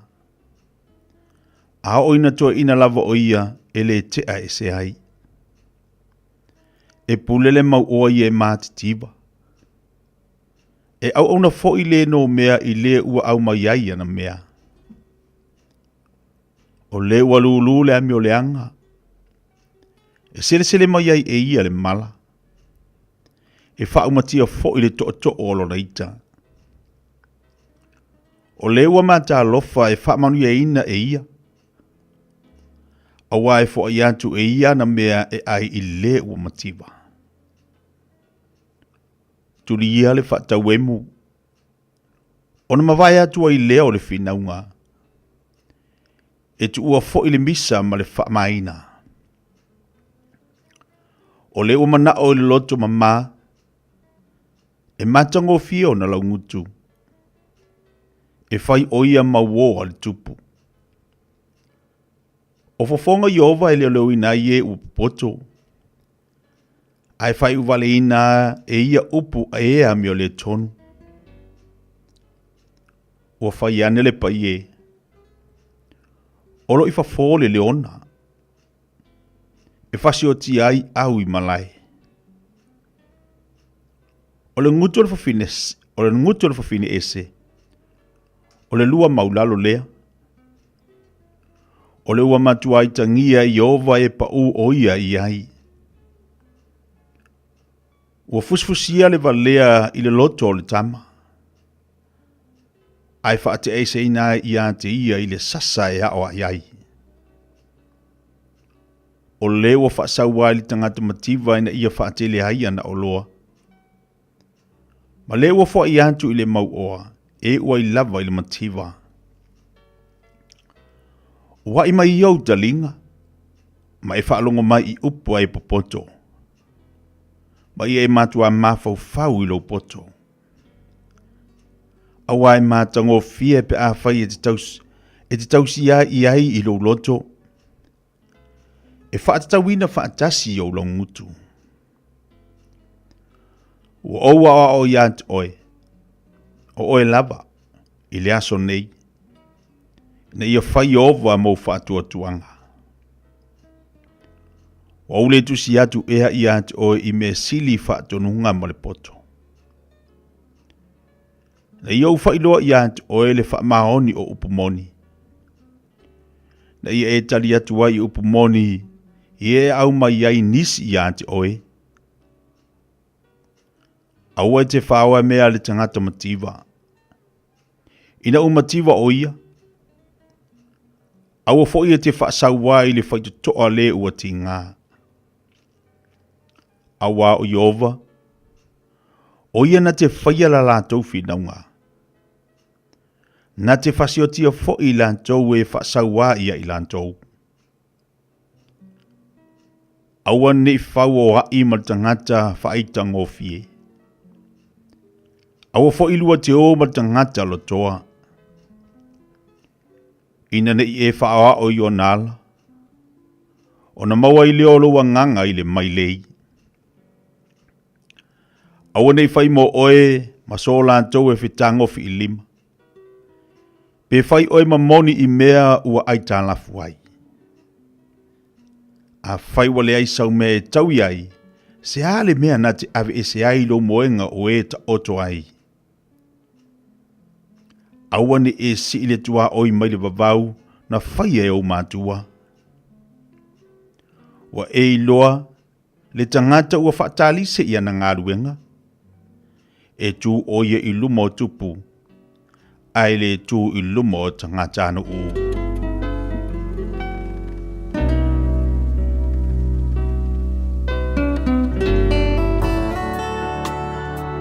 Ua awina atu le upu o le poto I le nei aso o no le langolango mai a linga Fusi and Sons Funeral Services. Ua mawhai o na tu whātasia o au nanga tāla whea ngai I ni tautau ngō fia tele. E fsosoni atu ai, a o whea ngai oe ma le popole ma le wheme mea. E mori whātasia atu ai ma wha mai senga, ma wha mawhana whananga mai a linga Fusi and Sons mo a inga uma o Samoa ua whea le maliu ma le oti. Malau mai loa ia lingalinga Philip Fusi lingalinga. To ia whaapo lingalinga, to ngia si ulavea, pesu mai I le luas fulvalu Canning Crescent I Mangele.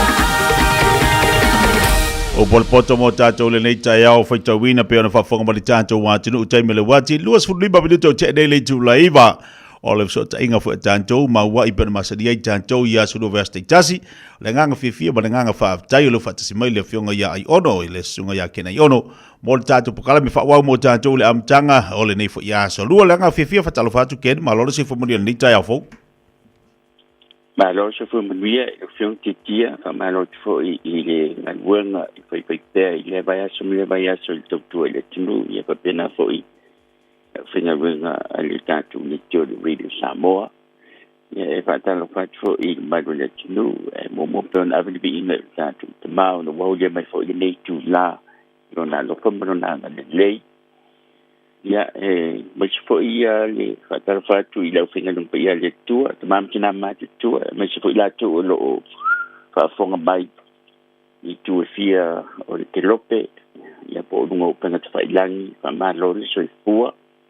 Tātou pokalami tu sa otu nei mai United States of America wa whelo si le fia meo lo tupu nei atunu. Ia fia ia tātou tangata ia me se fōi. Samoa o lo tauleia, ia po lo mawai fōi, ia whamanuianga. Me fōi ia tunu, whapatai le watitia, ia pe se vai no tātou pokalami. Roi whingali iai, ia pe watu sina report. Ma lo va tai le ai o wa mai nai ya te to ya wa ni fu tai ha wa ken yo ti lo na fu wa fa si fa pis o to na ya wa ya bis fu ta penangal to palot ya wa mai tau da ya o to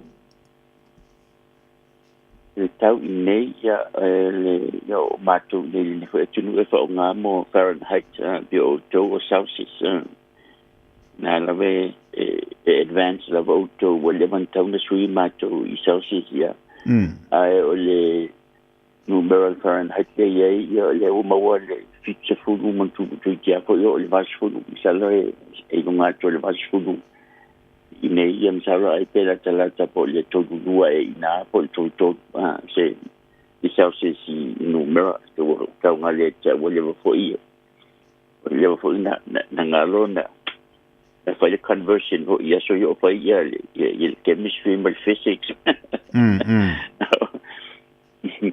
ya ai o le siaba no lo o me foi mana ia nei ile no foi Hawaii ai wai te pa pena o Hawaii le si foi stete lo na ni mesfu nei o stete United States of America ia tu sa umala stete ai pe ese mai Hawaii on ai pe fo ni pe o Samoa ai fa ia la sina maru te isi lava o Hawaii ilo Samoa fa sina vela ti au Samoa ilo Hawaii ia ai mo uma ia nei na uma mo fo le talo le fai le ulu ia mo fo le kok Samoa nei o le to telefo misio Samoa ia ma sa po isi usotonga ia la tu patonga nei ia ai pe o le vanga lo pise fo le mato atunu United States of America ia ol palota ia pe o meanga le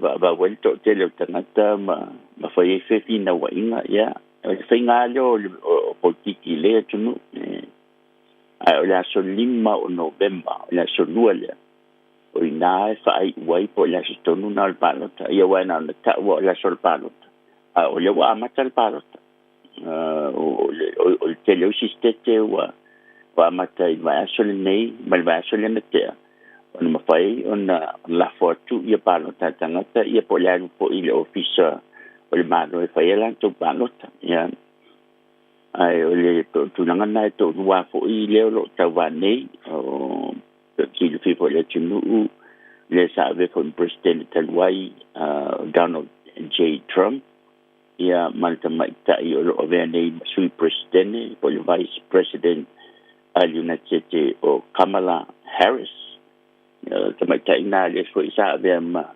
district attorney general po le lawyer civil al state o California le state na pito to tele tu tangata ai lo so state la United States ma wal fa su milion na tangata lo no fo di tonu le atunu le lato GPD po le general development product o le panmarina leo tama aing sa tunu yon o loa ma batupe ya foi numero 5 pe numero 5 ile la rang yato tu ava ia California no se tete po I ta ua mai donga mai ya al paltana fion titia ai ala to tu ia sin ta ho posil fiel mal le tunu o le wa mata ia matu ta long for le football por la FIFA America ya le wa fantasia ia wa le tunu nei e tu la fono po yo ni ta long o high school po ang mawalunga ta alo ia foi la sporele ya o university po kolisi ta alo la stonai ya alfa professor ta alo ila sa ya o fa tu la kono ina na me on tu lang po ile o mo TV ma tam fai ni fai fo no mo sa ban no o nga mawan halo mawan la tu ban no no TV ya ai na se pa pulang am salo e fa sina yo le report team fa pon fa tu le ba so asa ni si alum fa no sa mo le tu o lo ta lo nei ile NFL po National Football League to football out ya ai ona vai dua le au na o le situ le NFC le AFC le NFC National Football Conference AFC le American Football Conference ya ona do ya le o ta lo ngo ile pulu pe o masenefo ya o le fai ungala ya o au sili mai pe man malo au ile NFC malisi au malo au ile AFC ya o au nai dua ita alo mo Super Bowl ya Super Bowl po ya ile ta from Talina o na o sili fie malo le tunu se tasio talo ta lo pito te le la na ile ne fo ya tunu wai a fo ye patu tu sa tu ta lo ngala lang ya msala te le tu ya le Olympics pe o le fa solunya na ta long mawalunga Olympics na so mai le ta long le FIFA vo le soccer le tele la yo na ai na so trailer ye mal ki mali rugby world cup ya ona amata trailer no atu wa o le ka FIFA America ya ele ta lo ni si na tanga ta tono na cheche o America ya o ni si la o alo sabo le ta alo nei o le la mo tu le Atlanta Falcons lo ia ilo Caden Ellis linebacker numero 5 ono futu tolu inisi no na mawalunga polo mi ya le mamafa ya lo sala to football pomna ya pia lana ta wona pa le watu ya iko tulanga on ta tu licho le foi una tanga imai ya nisi ya foi folding on nei alo fo samo ai pi fa pengo pia yon fa ta tu pa ta watu ya ba mafa mi ya po fe la ngana o ngai ya mal matua ta onga o ye Idaho ye kolisi Idaho ya bono ni ta sanga tanga alo le NFL bo lu shui bono ta sanga se mai lo le Carolina Panthers lo ye popo au ma vai ye le defensive tackle numero features football mawalunga ia e ona futu tolu inisi ia ola na mafa tau se lau su 5 pauna ia ma ola na tau sanga mo nei le tono le NFL po le National Football League ta alo o ia University Oregon do su 5 nei na tau sanga o una su 5 le tau sanga non batu ta tu se mai le Pittsburgh Steelers ia Pittsburgh Steelers ya pe ala na tau Steelers le tal fa sol pictoia ne tunu o ina na fa wai mai pe o le muale o amea po ya le na tau Steelers o Steel o amea ya o ina la na fa igoi la ya o no le muale o le fia tunu e fa wai ya amea Pittsburgh Steelers o lo ye ekuleota numero 5 le ile sa ta alo ma Carolina Panthers o le will release my Carolina Panthers ma le la wata alo nei Pittsburgh Steelers o le linebacker ono futu to inisi on ba mafai wo se la lima skudua ona ya o le duanita sanga so bonita sanga tanga alo sa ongo ye Auburn le Tasilo University of Auburn to when they to no musulimon tausanga and o le nu e sa wai po le la fango le ainga le Asheville, North Carolina. Ya. O le ona futu fainis. Ale na ta watu e wosala di masubon pon yo le fa sa ungan na fa na ta siva ile ya ile ta siva i vai ta san ole lisi ya ole si sunga la Samoa Isaac so malo le utalo ni Pittsburgh Steelers ana na pamna te le ainga le ye le tam salo le ba tu le tu singa mai tu mai le au pa peo lo na fanga mai le ainga le mai fa Samoa ya o le silo tal nei le Pittsburgh Steelers Isaac Seumalo numero fitu sulton le guard ona futu fa inisi to sala mal ton pona pana o ia i te siwa i beton le o tosu nei o tosu nei on te sanga sa onga o ia Oregon State University aina draft mai le lona tonu le round for filinga le tamisanga lona tonu le sa draft ai i le luafe suono na sa piki momua e Philadelphia le o mai i lona trade mai i le aula Pittsburgh Steelers. Ya, ole so mai la ia le si Samoa Troy Fautano. Talo ia Pittsburgh Steelers numero 51 offensive tackle. Ono futu fa inisi lona mawalunga to sala su fitu pona. Pana o ia te sanga luafi. So mo lu fa ni on te sanga masa o ia University Washington. Na draft pan fifilia our Pittsburgh i le luafe was fa te sang momola nei le rookie year ole aulia Buffalo Bills ma maola vai o no New York le sile taulanga ya pole no ko ai to ai le sai ke lo te sang Buffalo Bills lo ye AJ Epinesa le Buffalo Bills numero 5 sul fitu defensive end ona futu ono inisi le mawalunga do se la wona sul pona fa no ia te si vai va le won uno sul wono nem te sana ma tanta allo ia University Iowa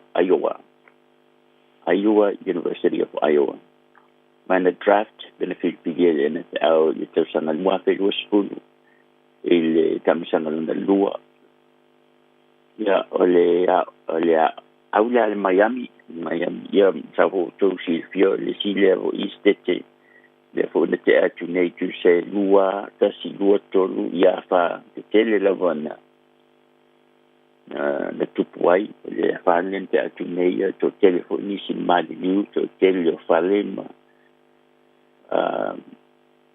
fala onga ya me se ko business in fa le ngaina o i leo lo talo i po i nisi o alo Samoa. Ole ia sunga tua tango vai loa numero tasi o quarterback. Ono kutu tasi i nisi ia whano o ia tasi vai vavadi mana ongo ia University of Alabama ana lena draft i le tamisanga mua i loa whenua spunu. Ya ole la te foi mai Luciano Samoa le ua nisi tau a le lo talo po le Miami Dolphins le ile Luciano on the shore New England Patriots lo ia Daniel Equale ia numero 5 iba sul 5 the New England Patriots defensive tackle ona futu tolu inisi mawalunga to salau se futu pona pana oia te sana te siva i fa lo to su mi on te sana na onga i le University Washington State University ma lo no ni on te sana ta un ta lo i NFL ya o le sila Samoa lo ta lo nei New England Patriots o Christian Ellis se tonu au so lo ta'alo i tonu le NFL le si William Tati am salo William Tati alo na lua le mai apa tu atu e malolati tamalo no neto fa tana to le aina ta'alo i le NFL o le si uso na ta'alo mo mua e tonu sa ta'alo tono le NFL o Nico nonga ma pi nonga ata alu lato tausanga o tea. Christian Ellis in New Zealand Patriots numero 5 sfutolu linebacker ono futu dua inisi luas lauto sulta sipona panau tasi vai le ua lusul mani tausanga saonga i le University of Idaho le tolu ne ona tausanga tanun taalo itton foi o le New Zealand Patriots o lo taaloi Jalani Tavai numero fast food wadu linebacker ono futu dua inisi dua salau 5 pauna ana oia te siva i ono le la wadu shubani le tausanga mai sa ongo oia University of Hawaii Warriors mai sa fifigia mai po in the draft i le tausanga lua fe se fumu maneiva si algo samo lo ta'alo i le New England Patriots mate mapu numero 5 o le safety ono futu tolu inisi dua salau tosu pauna pano i le tasiva iva ya ma o le si foi le si alo le samo ta'alo foi tonu o le New York Jets o Cole Levau numero ono sunu regard mai ono futu 5 inisi to salau 2 pauna pano oia te si vai babalu le o dos non te sana sa ongo oia i le University of Hawaii non na te sana mo nei ta aloi tonu ya malisi ile pa menisi e fa pe Samoa o tonga ko i na pito o leki fotu New York Jets numero 5 sulua defensive tackle ono futu 5 inisi to salau to 5 pauna ana oia te si vai babadu le wo sulon na te sana santa alo University of Utah ana draft in NFL i le dua fe dua sfulu i le samisanga lona fa ya o Dallas Cowboys te le Samoa pasani le aula Dallas Cowboys o Maris Ufau lo ta'aloi numero 5 linebacker ono futu lua inisi o salau 5 pauna ana oia lua fe matasi lo sutone te sanga ta ongo ia li te Notre Dame na fili lua fe su fa tam sanga lo to le draft le suia lo sama sa ongo le high school puna ho i te tonu o Hawaii New York Giants Darius Mwasau lo ta'alo ia le New York Giants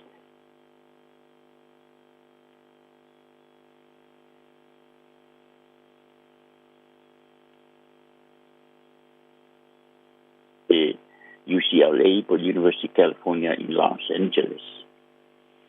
Ya, ole chalo la sai watu ile sofa letasi ona fa umatulia il baya solente ono tatuten Philadelphia Eagles Jordan Mailata lo talo ia Philadelphia Eagles il fifo malule tunu Jordan yana sumai bai tunu telel na Australia le ro talo nei Philadelphia Eagles numero 1 subalu offensive tackle ono futu balu inisi to salau ono sulima pamna pano oia te siwa i fitu le la wulu su fitu ne anta usang mana draft le tamisang na fitu le lua fesu balu ya mai o la bene so le injury list musalo le talo ile so sa nei ya ai sa draft o ia o le ile te siwa i ba ile lua fesu balu ma le fitu ne ta sanga talon ta alo ya Jordan Mailata tono le NFL ya ole tatu ripotina la fa mai atu tatu asolongo one mi lava mai to tele ya lo samo lo ta alo tono le NFL tātou ripoti nā i nei fui tai au, tonu fo whamilina lo kina ngalo si tau whai le au, ele nei fo i tua le vai. Ia ia pele tua no nā lofa i koe se upua sala, ta fo inu le ai ngā o sio te lima lawa pa ia i sio te mata. Ia ai mo le teimile nei, sei fua. Radio Samoa. Taslima iwatolu amo. Talofa o waleni o se electrical inspector Samoa, tolsu 5 tausaga o tautua ma o resta leina fo'i mo le waina o lo mota, falsa ma fatafaiga luenga, fa'apeli pe ina o vaivela ma o ngaumu. Falau mai lo waleni o le amo se electrical i le o lua fitu, lua ono tolu ono fitu ono lua, o lua fitu, lua ono tolu ono fitu ono lua. Talofa lava Samoa, o lau au nanga le nei tu Samoa Manhattan, ua toi o seanga o na o mai leo le Leipa Weekend. Su mai le asfalaile, lua lima o ki topa mo le Leipa Weekend, Dine and Dance. Tua tusi, iwa fatasi a do Mineral Road i Manrasco. Fase funu lima tala lu fali, ta tala le fai to le a for lima. Ai am talia le tau maftanga le a for lonu le afiafi, ta tala le pai le po a toa. A fa afia nga mata ngo fie mo le fa ai le tu Samoa. Fa mau lo ilalo le asfalaile, so lua lima o ki topa, wa mai tato fie fatasi, i le Leipa Weekend, Dine and Dance. Ale tui Samoa, Manhattan. O le Ardas Travel, o le company numera tasi le taungo fio pasese mo Femalanga inga i Samoa whapea le malanga bai i Samoa i New Zealand Day. A whea de loa i le ofisa o le Ardas Travel, tasi valu lima Great South Road i Marurua. Pe vili mai i le telefoni tolu iwa lua o wha o o. Tolu iwa lua o wha o o mo le Ardas Travel. O e mawhauwhau po le ale isi la asanga fau e tatau ana e a ngai i ai. Mawhauwhau e toi fo i lea o ngā pesu e sau ngā luenga a ele i lava lo te apena. E mawhai le OCA ona fesoa soani a te oe e a matalau la asanga fau ma le mauti noa. O le mātou polokalame fau e au fia i le whāwa iaso suenga ma e o atu i le sefulu lua vai aso o fesoa soani wha au popo. Mo nisi whaamtalanga lesi tale le go.oca.nz/ignition Oceania Career Academy o Lolu Manai e a mata i nei. Radio Samoa. Taslima iwatolu amo.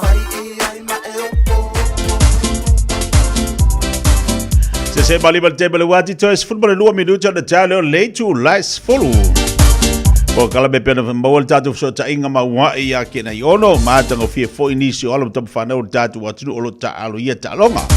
Lewa fa fonga ye manajo la fa mai inisio lisio tatu wa ala mfana wala tunu ile vayas fo. Talo fatu nei tai au inisio pa anga uma la wal fifia mai se inisio ila to lo ma to bai no to to video Samoa. Ilungo tatu Facebook, ilungo tatu YouTube le nei fo tai au. Tele la tolo fenga tito manga luenga ria solua malo lava tawa tai malo fa malos ai mai se utou avita vale ya fai mali o tu sa tu langa lo ia foi fa inga dunga awala tele vave po lunga ala tele fai le mu fa utou ta le tato ya le lava lo avatu pena i fo tuanga mana tu ala lo po klami mo tato di telo taimi tu na ya nei fa nau nei vai taimi lo tato yai o ni fa tamala tato le o tu la tena mai al nei tu sanga ai longo pu ele pel tatu watu no fangu po kala melveli Samoa ya oi ma tatu umalawa tau tu ana nei fanau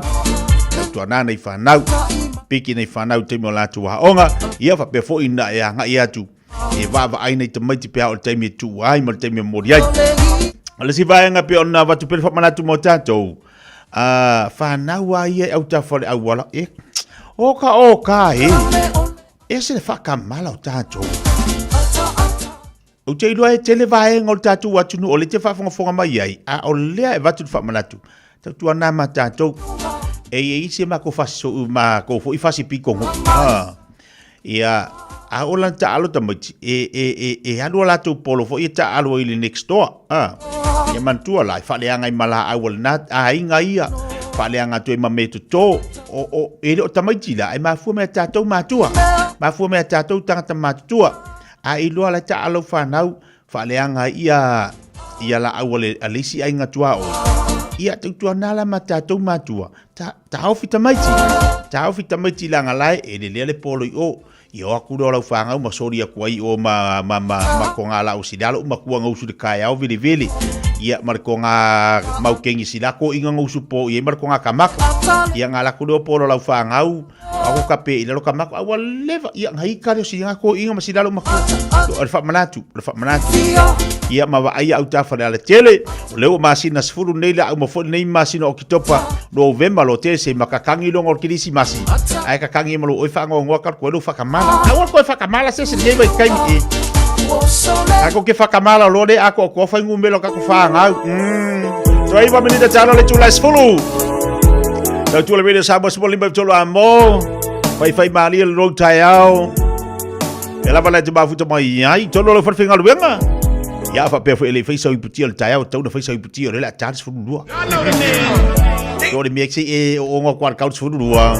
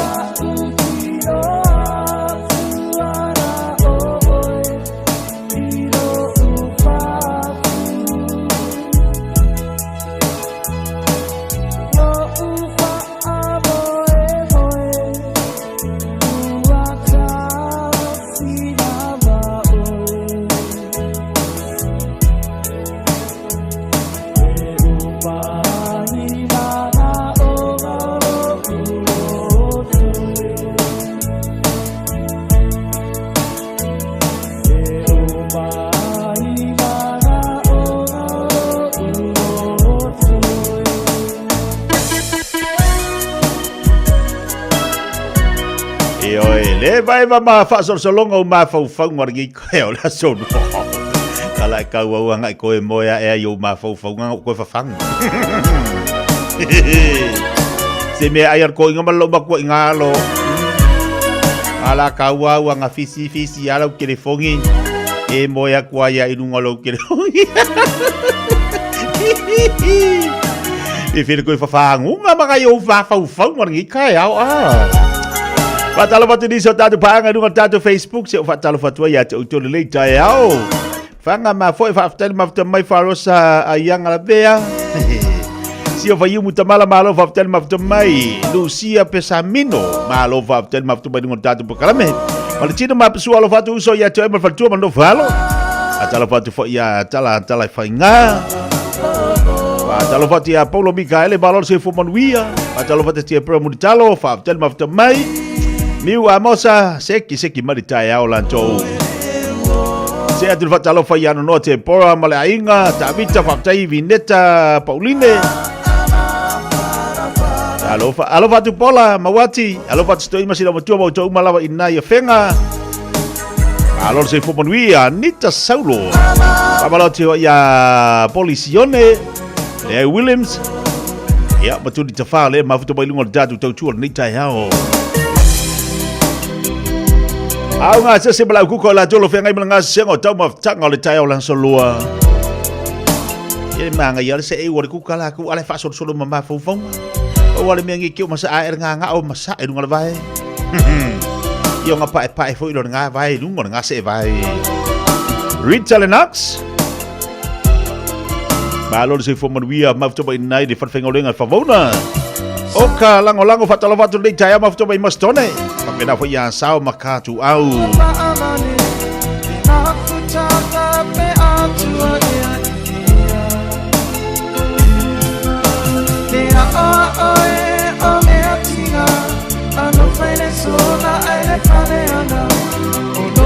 Ya tu fa wina ni so tatu fa fia ngale ni tai pa mai ni si ne o tatu pakala me tatu no lava le tu las folu super fa fonga to fa sala wina fo i o tatu tale vai fanu o le tau tu malanga ale fatua ya sa le va masimido ile nei tai au.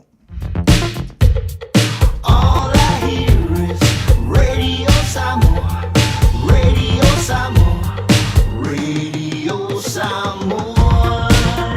Tasilima iwa tolu amo. Radio Samoa, tasilima iwa kolu amo. O te fia fa felo i atu i lau whaafonga angaile nei fo i tae au ma lole soifua mania. Usi mai lau whaafonga o Talala Radio Samoa. I tala tomua o le asolua, e tu whaatasia tala o tae au lo iai pēr nisi o tala vau i lungo le tau wa lungo le fale ale o rangata madiki i aukilani sauti. O le poana pope tusa le toi luas fulu minute le tu lai fitu le ano o aile tusa ma le se fulu tolu tala vau i lungo le tau wa lunga. O le fale le nei uiri le kora wai manaaki ma e o mai le tae au nei o lo o iai isi. Mai lea fa fulu ma le tolu, fa maunia mai le suipu le sili Ian Chapman to e to a fitu le olo o iai pia i lungo le tau wa lunga e o mai le tae au nei. O le isi to a ono o le awa to e fa vai vai. Wa fa maunia mai ai fo i e leo i le tae au nei o lo o ngā lulu e fa atasi male o rangata mariki ma e le o le taimi mua mua le nei wo ai nisi o tala wou i lungo le tau wa lunga o le koro wai manaki. E lata i le fase lau wafe tangata o loo maua mai wha maumaunga o lea lava e maua penefiti. Wha maumaunga nei na wha ilo mai e na matanga luenga le social development mo le masino se tema. Ma o loo iai nei e se fulu lua pasene lea na alua i lunga lea o wha i o tangata e le o ni tangata maa tutua tala penefiti. E tu salea ma le tolu se lau ivas fulu tasi afe lua se lau luas fulu ma le wha tangata. I tangata o lo maua ina le benefiti a le job seeker support fa pe tu sa male lua se lau male fa afe fitu se lau ono sfulu lima. Wa fai mai ei tangata so e fa apito a tau le tamau ainga e le o se mea le leile alu pea i lunga o le to atele o tangata tala benefiti. I le au te lenga o le nei reporti o lo fai mai ei e silia male ono pasene o tangata New Zealand o lo o maua benefiti. Ma a fa atu sa le silia male ono pasene o tangata le aini ngā luenga ile fa ai unga le lua afe maleiva e le lei. Ua talia le Health and Z le silia ma le fase la uafe talo sanga maila na au fai ngā luenga more voluntary redundancy. O le masino au kuso le ana amata wala au mai eile soifua malolo ina i tangata ngā lulue e fia o i le vaea. E whaatalo sanga atu a o tau whaapaleni ai ana tupe. O voluntary redundancy fo inei e leanga vaitangata o ta ua frontline clinical staff se i vanga nai i lato e ngā lulua i ngā luenga whaafautua. O nisi o au nanga whaapitua whaapea i tangata ngā lulua i ofisa. E le o mawhaiona whaamauti no mai le taimi nei e le health and said po le ale a whianga wana paketi. Ona o voluntary redundancy nei a o whaasolo ai pea i loilonga. O le silia mo le whaase lau tangata o talia e o e voluntary redundancies. O lea lavai whaasolo i loilonga o talo sanga ma o vaea fo inei walapata i ai junior doctors. O le vaea o tangata o lo ngā lulua i admin support. O le a le a toa ai o na va ai le lei ngase. Ua toe whaato ese le kamupani va le le Qantas i ana tangata whai ngā luenga le ana ia tūli whaasoli tū la fono i taimi o COVID. Wa manu malo le su o le Transport Workers Union ana nafi. Mailana su le ana whaia whaasanga i awala na tūli ai le kamupani va le nisi o le au whai ngā luenga i le lua whelua se fulu. Ai whaakone karate atu i se tasi o kone karate ava no whai ngā luenga e awhe fitu se lau. Whaatonu ina ia le whaamisinonga le Qantas na te toe to tongia le se lau valus fu malefitu wafe tā la, tūpeni usila nga i tangata ngā lulu e a fia. O le vāfo ile nei o le uni ma le Qantas ua whai lava si umi o le lei, ma ua whautu waina i le whaamisinonga, le tatau o nā nga i e soalau pule. Ai mai le pule sile o le Qantas Vanessa Hudson wa ia whaato ese o no le mea watupu ma wha mauti no mai e foi o le a ngā lulu e le kamupani wa alele na ia wha vave o na tutongi tupe i tangata whai ngā luenga a fia. O se su tele le nei wha asanga le kamupani wa alele le Qantas lea o silia nei ma le lua se lau lua se fulu miliona tupe e ngā wai. Mātala muli o le nei tae au, mata i tūpea e le tinei mule whanua tolu sfun ma le 5 eka i mātua wai kato, le ana amata mū mai ana nafi. O le te o le tasi le awauli, le ana amata mū wai ma o le ana iei lava sui le ofisa na po i le ano fuanga. E tū whaatasia talo tae au, e le o mawhai lava ona mauti noa le mawhai ona tau fiofi o le sosolo le athi, e ui o loo tele ngese. E na o le tolu fale e lata ane le no fuanga wa mū ma i wha mauninga le tinei muele o iai se tūlanga wha apopoleina i le taimi nei. I reporti mai le ofisa o le tinei mu i le tau nei, na tau fia ngā luenga le ofisa na po wha moe e toe a mata i le tau nei. Whai watoe talo le nei fo i tai au, manuia tele le nei asu. Ua na o le Radio Samoa se furulima iwa toru a mo e tau tuaina o e ilangu ngana fitu aso le vai aso.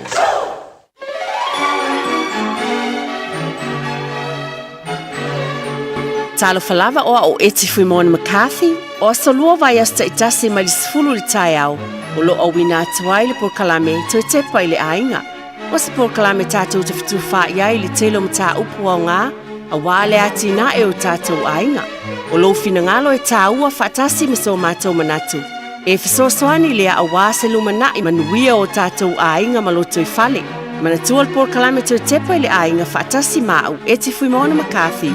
Ia solua vai asta i tasi nei le sifulu le tai au, i lunga le Radio Samoa, sifuli mai vitolu a mo. Ia, e moni lava upo le tusi, fai mai nā tofu ia o tau, mai o tau i loa e le leile atua. E moni lava e le leilo tātou tamai langi, lo nā lofa lea mo na matango fie. Te moa fo i nei tai au fo tātou te wheilua iai, o te vaa ia te o tau se sila mai foi, te o te whaafonga mai o whaalongo ati foi ia te o tau ma lole soi fua manuia. Ona ole le lei o le atua e alofa lava o ia ia i tātou umalama. Le nganga whaaloalo ma le swafa manu malo e su kiriso le matai alofa.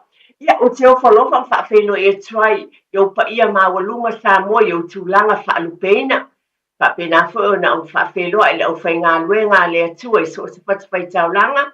E tino kiriso le ngata i niusilnei o tunu uma o lalam papa awai, e whapena fo i nai o tātou tua asin sina i mātua, tonu o maota malawa, whapena fo i pa ia whaale mālo i tūlanga, māsani tonu o tātou nuulava o ne niusila, le fionga le konsula, le fionga fo le hai kumisina, o tūlanga umalawa o whaipule o ngā lulu e tau tuaina i tātou i tūlanga whaale mālo.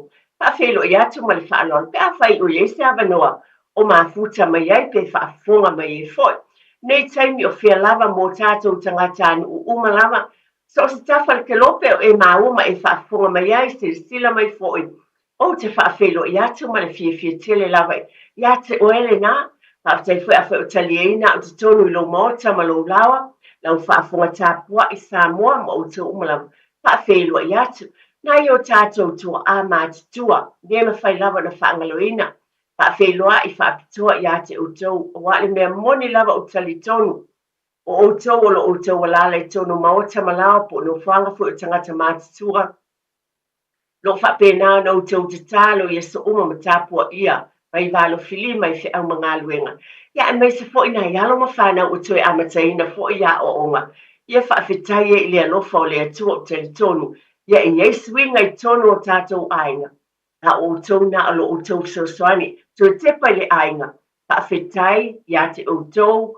Tu asina sina o mātua fo i tamama tina o tau umalava o uso ma ainga o lo wa tātou ainga Samoa whetau siai e ma whauna avatu walo nisi e wa aia nisi a o whianga i mga luenga pai fo ina wa aia nisi e piki mai lea onga pe atu ua o le langona leo tātou tangatanu Samoa ma lea lofa lea e ngā lulue whaatasei o tātou ainga o le nganga moni fo ina nei por kalame o le toi tepa i le ainga. Wha manatu ai pēne i tūtau e le tātou watinu o le alofa, o le nganga fisoswani, o le tasi i le tasi whaafitai te le lava. Di ia lava le li o nei tai au whi lava e mafuta mai ele au whai ngā luenga le atua, oe o malo manu malo whaafitai, e ui lava na o mai a fo i tai me tau tuai ai whaafitai lo tau soifua, a pēnā lava na va ia lo tau lango i whatawhai tau langa, tau fisoswani foi, i se tono o tātou whatawhai tau langa i ngā luenga whaatino i e tālesia, nā lo lawa ni se whai malanga mai, whaafelo i atu man whaaloalo i tono o Aotearoa nei, e se le mana ia e se le fitau i le taimi lewa e tau nuu mai ai. Wa leo wa ia le sui o le tau, nei lava vai aso wa e whaalongoina, ma o whaalongoina, le sui o le tau ma le weekend o tuana i atu o ma le nei taimi. Wa leo te tusa mai aso o tuana i atu. Wa te lele swing o le tau le mawhanawhana poi. E ui ai e taimi, iai nai timu, ala o mawhanawhana, vi i ai le li ai. Fio mai e New Zealand nei, iau Aotearoa nei, iatou te mafutai. Whaaman mia le atua. Ko le a fio mai whono le vala au pa ia le atua, ia wha mai se le atua. Iau tau ainga. Wha umi sa utala nei tasi ale tai au, le mwhai whono o walulua e whaangaloina le whawhelua i tātou businessi. Pilava o se, mea fie iai o te tautala i lava. Wa le alofa leo le atua i tātou tangatanu, lo fio mai ma o sau sa ili malo. Pa e ina i tātou malo lava le ngā lulue, tele pisinisi o e o fisa ese wha le malo, pa e ina ai o tātou tangatanu. Paftai foi, avatu congratulations, i ta maiti uma the students from universities were passing. Ye nisi o wha unga na whai vai aso la o tuana iatu, na awa iatu ye nisi o ainga, i le loi lato wha unga, nisi o i umai i university. Te tono e to o tele alo ma whanau, e winga leo se tala. Pa ai ina, o mai nai mātua mai Samoa. Wa o whapena wha manu ia ina, tikeri, o ina i tonu university. Ia me pati ai, le alofa o le atua. E tātou talo i whapena pio na iel file mua le li ima ia manuia o onga. E whanau, po le alawa le a onga, le a onga amata, tūlanga lua, kolisi, university o whelava. E whamanuia le atua. O lau te talo, ma lau te talo, ia manuia, ia o tātou ainga. Le whai tauina le whiopa ia le atua amatai nai, fo le tātou mawhitanga li nei tai au. Lau tusi o salama o lona mata upu suma le ono, iei upu whapea. O te whamanu watu le li, o le e whaatonu mai i a teau. O le pōfoi, ea o a o mai i a teau, o lo mawhau. O te tuu le li i o luma e le au noa. A wā o i lo tūtau matau o ia, e le whaanga e tia i la wā. O le mea le whiwhi ai lo loto. Ma oli ai lo mamalu. E malo lo fo i lo tino, ma le saonga le mu. E te whaai loa mai ia te au le ala o le ola. O i o luma le fia, e mali e ai. O i lo tūtau matau le oli e whaavavau. le tuai lo utama o te vala au watu ia te oe. Awa, e te whaafonga mai ia tea. Ia e liu mai o fonga ia tea. Ia e whaafonga mai ia upu. Ia i longa mai lo walofa. O oe o le whaola, o e whaatuatua ia te oe. E te tau lea na tātou mana tunatu pe upu na amataina i te tau na tātou whaamanuina. Lea lofa o lea li ia te oe ma o te tono o tātou ainga. Wai whai meilele na momo o le whaatonu ia te au. E whaatonu folau le whinangalo a lofa o lea tua. I o tātou ainga umalava di ia le li. O lea whaamanatu mai te ia nā whionga pa ia pio na whaiwina ai foi. Wai mai o oe lava e mātou te whaatuatua iai. Ia elena ana whaita wina ma lo whaaloalo. Ai o te tali tonu o lo ainga ma lo foi ainga. E le fiu le whaafonga le upo le atua. Nā nau tau whaafonga fo i le tuse whaata oto le nei tai au. E te fau foi lau whaafonga, e wia te whaafonga ia i masina uma. Ai te sila fia oe, e fau le upo le atua i tai au uma. O isi te mea o whaalonga whape oe. O te le umana tua le vaenga. Ai ata umai le upo le atua le tusi pio ni whaita wina le whaata oto i astaitas. E tui whapangwai le alofa le atua. Lara fo le tau mwhai le upo e vatu. Ile nei fo i porkalame mo lo ainga. Ia ma lo fo i ainga. Paftai tele lava. Pa malo lava tia. Mana ia tele lau tala le se i on momole. Sanoanga le sungale. Li fasal lau. So whai tia. Ama taloa le sanoanga tia le. Teimi le umiatu mabaina wong. Mai ale. Paenga leo lan porkalame. E wha mai loa le fautuanga mātango tia. Ta mole mātua. Se ba aita mai tina. Owe kikina la to polo mata alo fale ai ya to ngala au 99 na fai fo pa te tele la tia ma pe fa pe o tua o ni Samoa ya ele ai o le tuta o ngavale o le alapi o le tuta mata o le mauli o le filipino ya ele o fa fo mai ai sa o le lo tala o sanga sa fai to ngala au ai ma nei o la ulava o te tuli lo ina sa no nga tia e este le mane el whamanatu. Vai tō tele o tātou. E fia whai tonga la. Ia leo sa tala ane, le sa tala o le lua vai as taluai. O a whai tonga la au. A luma lo whale. E whai uma o pots fo ia ia. E o te fo i mai le si aso mātou fo i mai le lotu. Ia, wata e uma o pots o la au o mea o le anga uma. Ai ngau isi la la wai kiki le polo. Ia o mai i lo tonga la au. Ai whaftai, ia, lole upu fo i lea. E mai lale upu mua le, o la, e onu sai le alofa, o le alofa, ia. Vi ia le li, e whaftai te le tia, o se whamana tāua mō tātou ainga. O tala fo i pe i whaatala mali, ai te le li tāua. Whaftai tele lawa ia whautuanga le lei fo i vai tō tele e fia i le nei vaenga o le whainga o tonga la au, e wha au le le iai, ia whanua, o le isi fo i fia le loto. Wa o peo te abati o aui o sanga te whai tonga la au. O te fia ai e loto pe awalu te tō se mea. Ai na fua mai lea o te whapea na o tu i lalo la au lea ma o whai. Ai lea lofo lea tua na wha o lai. Ai whakta nei tai au. Tato porkalame le nei tai au whamole mole lava o te kia au maia nisio whamanatu whamole mole i tonu o tātou ainga. E o te loto o tele lava o tātou, a me sifu nai o tātou tua asin sina ma le whaanolo tele lava. O na o le porkalame lava atu e te pale ainga e wa ai i tūlanga umalea e whaamanatu mo i tātou piso soani e te foi. E ngalo, e le ai, a whai o manatua mātango fie. A o langone nei tai au, e iei i a mātua e o fo i a tau i o sangata matua mai mātou mai e to tele. E tele ia wala au po vai e whaatinoina mai e fō mai. E whaapena o wala au e inu yasta tas. Le wingos whaamitalanga nana o whaamanatu ma le whaanolo tele lava. So tele nisi, e iei meo compartments trace fo ia po meo a mai lava le whale mai. E tu iei wala au e inuina i le aso ma le aso. Wingos whaamitalanga i e le sila tutoa iai.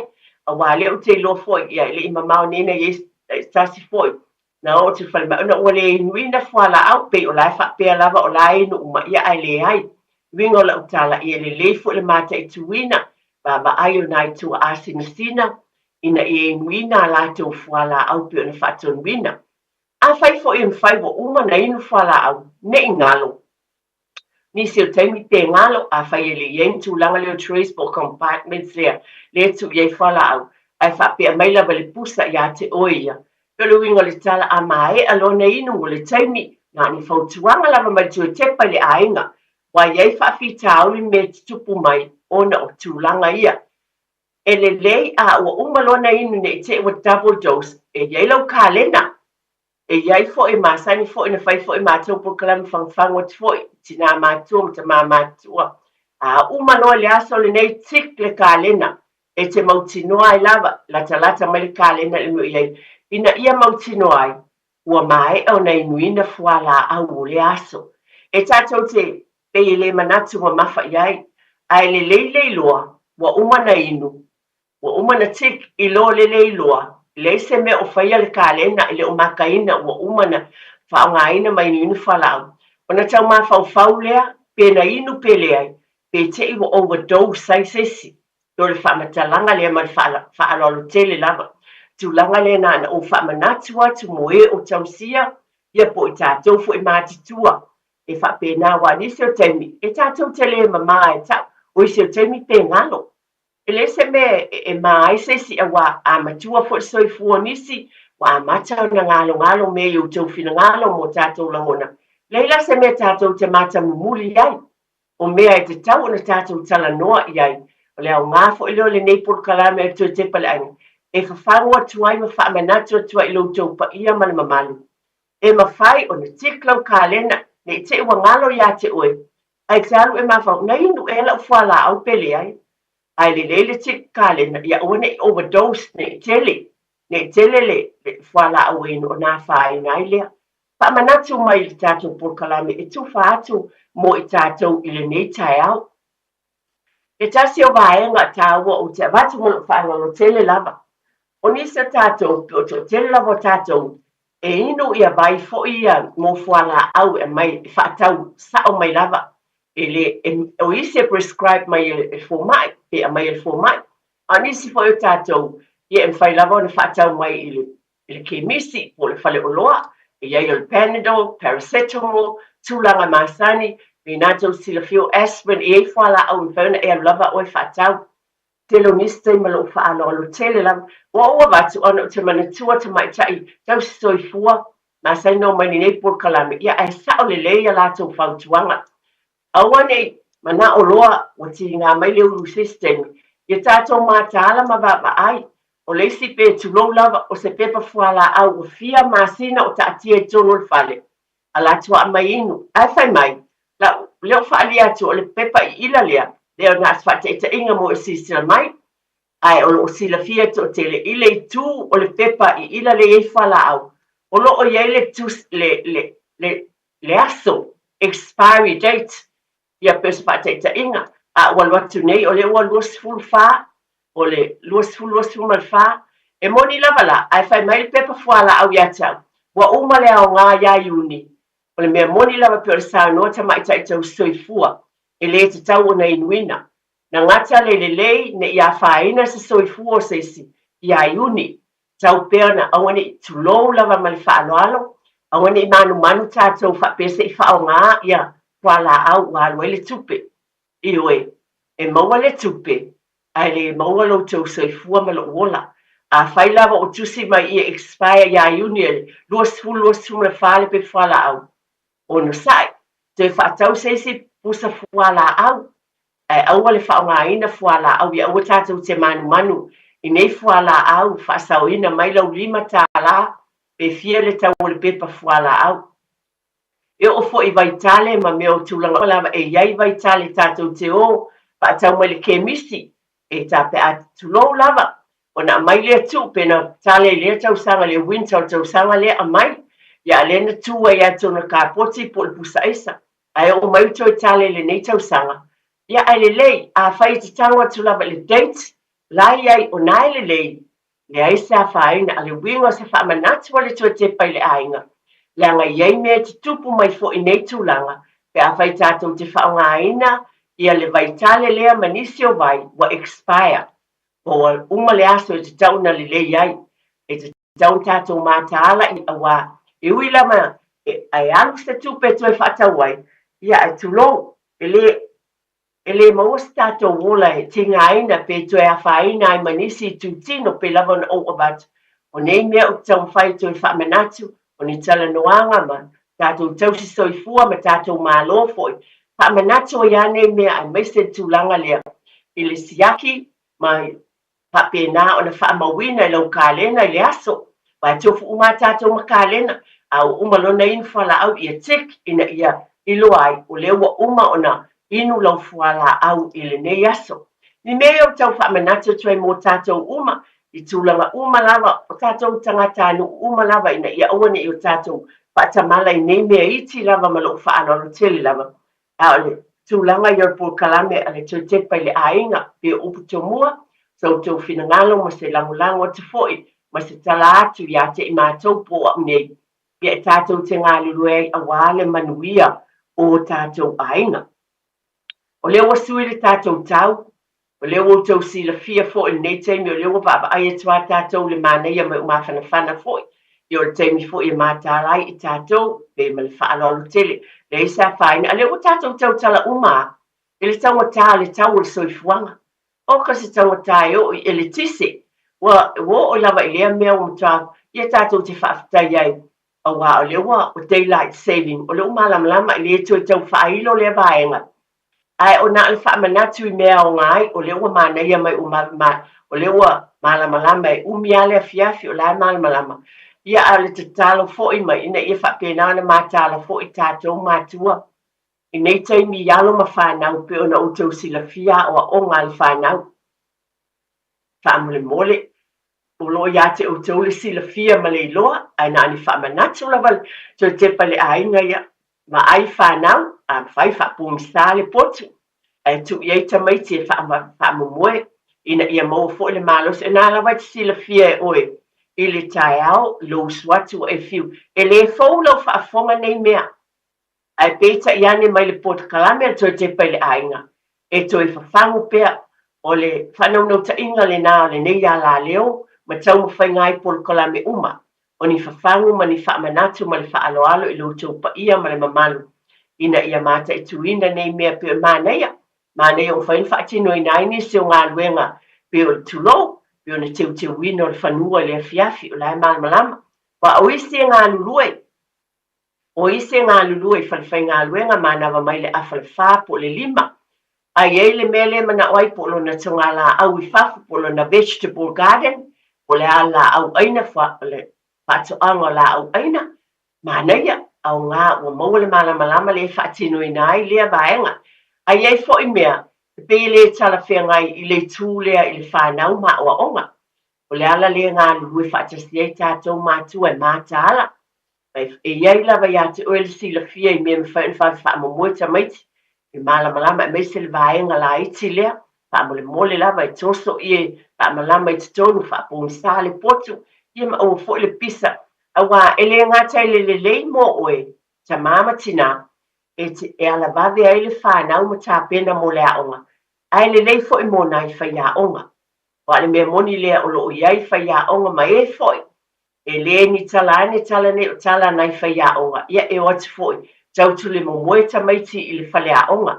Wa le o lava le malolo, le ngata lea, pa along ti tā fo i tamaiti wai. E upwhapetania le o they come, they're so grumpy. Pe ita ngō fie. O leo te mantua ina lawa le upu le whaonga le whaia onga. E latua le fia aisea le lava le moe. O lea ma le whaalolo tele. E tātou te ngā lulu e whaatasi mātua. I tūlanga umaia ina ia whapena o na saunga le mu ia tamaiti.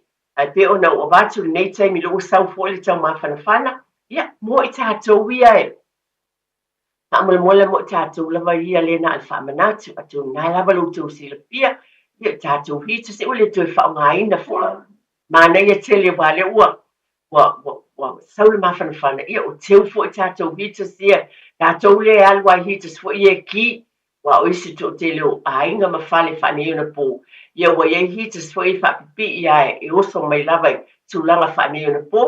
Au tātou o le whaongaina ia hita sia po me whamawhawha i o tein fo o teo ese. Papena wai au ngā fo i mole.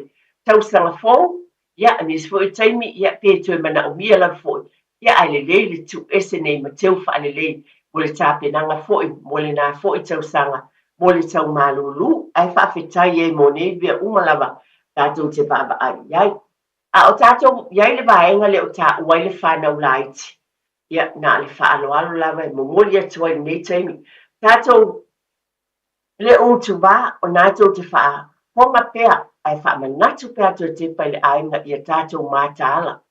Mātāla, o te ba aila fo ia o tu lolawa, i mātou tua oiole, o le mātou tua ule lisi tu lea, ele whapefo e whamatala o no sisi tu. Ai tō tele tamaiti lai, lisi asa ana ule alanga tu tina. Lai le loa alalawa yele tamaititi tu alala asolo ule ta vale. E tō whaale whanaua stina lea. La asolo muli a leia tam oa uno tamo e atu mo whete ta fili ta vale. Iwe, ia o osam. Le winga la utala, mo tātou umalawa. Ia mātāla tātou, ngātou sila fia, e leo ni tala fatu o tala moni, wa iei tamaiti o maali liu lea tūlanga. Ia sila to i taimi, solo muli ai au tau sā mā tātou tāwale. Ia ba ai po o sāwale mū tamaiti po o ai, pa pēnā ina ia abeseina mai, ina ia awane ia ni whaafi tāuli mani tūlanga, e tūla i mai i o tātou ainga, ili nei vai taimi. O mea ia whaamanatu atu i nei taimi, au tātou ia i nei lava taimi, le porkalame al tō te pai le ainga. I tele mea e te tawana whaamanatu mo i tātou umape ona o bat, mo lou ainga, ma lou fo i ainga. E au ngā fo i lou fisoswani, mātua tu lou lava, mātua, tātou tiu te lea. Niso taimi e uto wala ma tātou whana o na nofo ese, il tātou tele o na nofo. Ia le tātou whawhangu ia i lātou ia mātāla i nei mea uma i teimi solo muli ei tāwale. Wa nisi o teimi pēna nā te tu lava le ao le aonga. Ia o tuwai le vāenga mātua i ele la i titi le ia i te i lava o pa solo muli mai e ta mā tāwale. A lele o ilole la i titi le i tua. Ia o nai tūlanga i whamanga tuwai. Ia o lātou o te sunga ia te tia mo tātou whasalau whapisnesi. Po i mai toi whaawau le tātou porkalame o le toi tepa le ainga. Ili nei fo i tae au.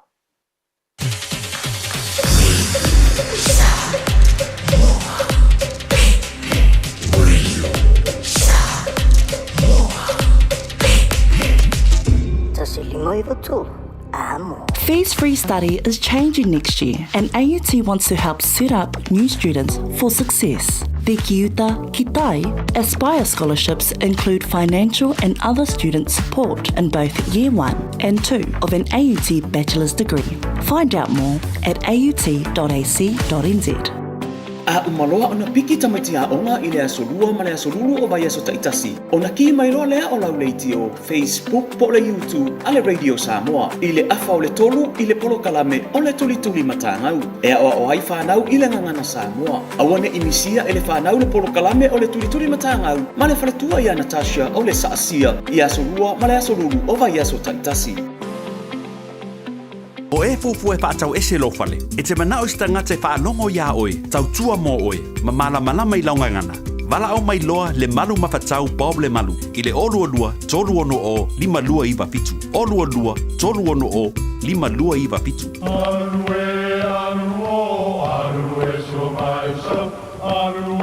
O Samoa o le atunu ua mai au na tofi. O le la au ua mai au ngā tātu langa. E le to e tau au whangaina. O le vai fo i ua malili, ua mai ao na saiki. A o lau polo kalame o le vau filifili. Ua na o se toi wha manatu. Ua na o se toi whangu ia ua nganuu Samoa. Mau upu ta oto, mau upu tu. E ala lea e ala ngā upu ma muanga ngana, ma le vau ngana. A wane i emisia le tātou polo kalame.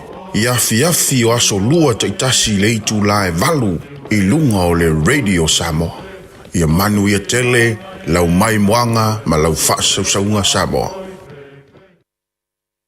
Ia, whaapoponga lava o tātou por kalame o le tue tepa i le ainga le nei tai au, mana tua pe lava o na folasia i tele o tai au uma o putomua, so fina ngala mo sa mātou langona e whaaso atu, so swani mo tātou ainga, o le tau longo lava o te loa i ei mea o longo mae o no tau whaafonga iai, ai peta iane o na ese aso, o me moni lea, e ui lava e saulea tau sanga, saulea aso, o le te tau ai pepe lava o tūlanga i te tau na whaamanatu o mea tāua, a wale manuia o tātou ainga.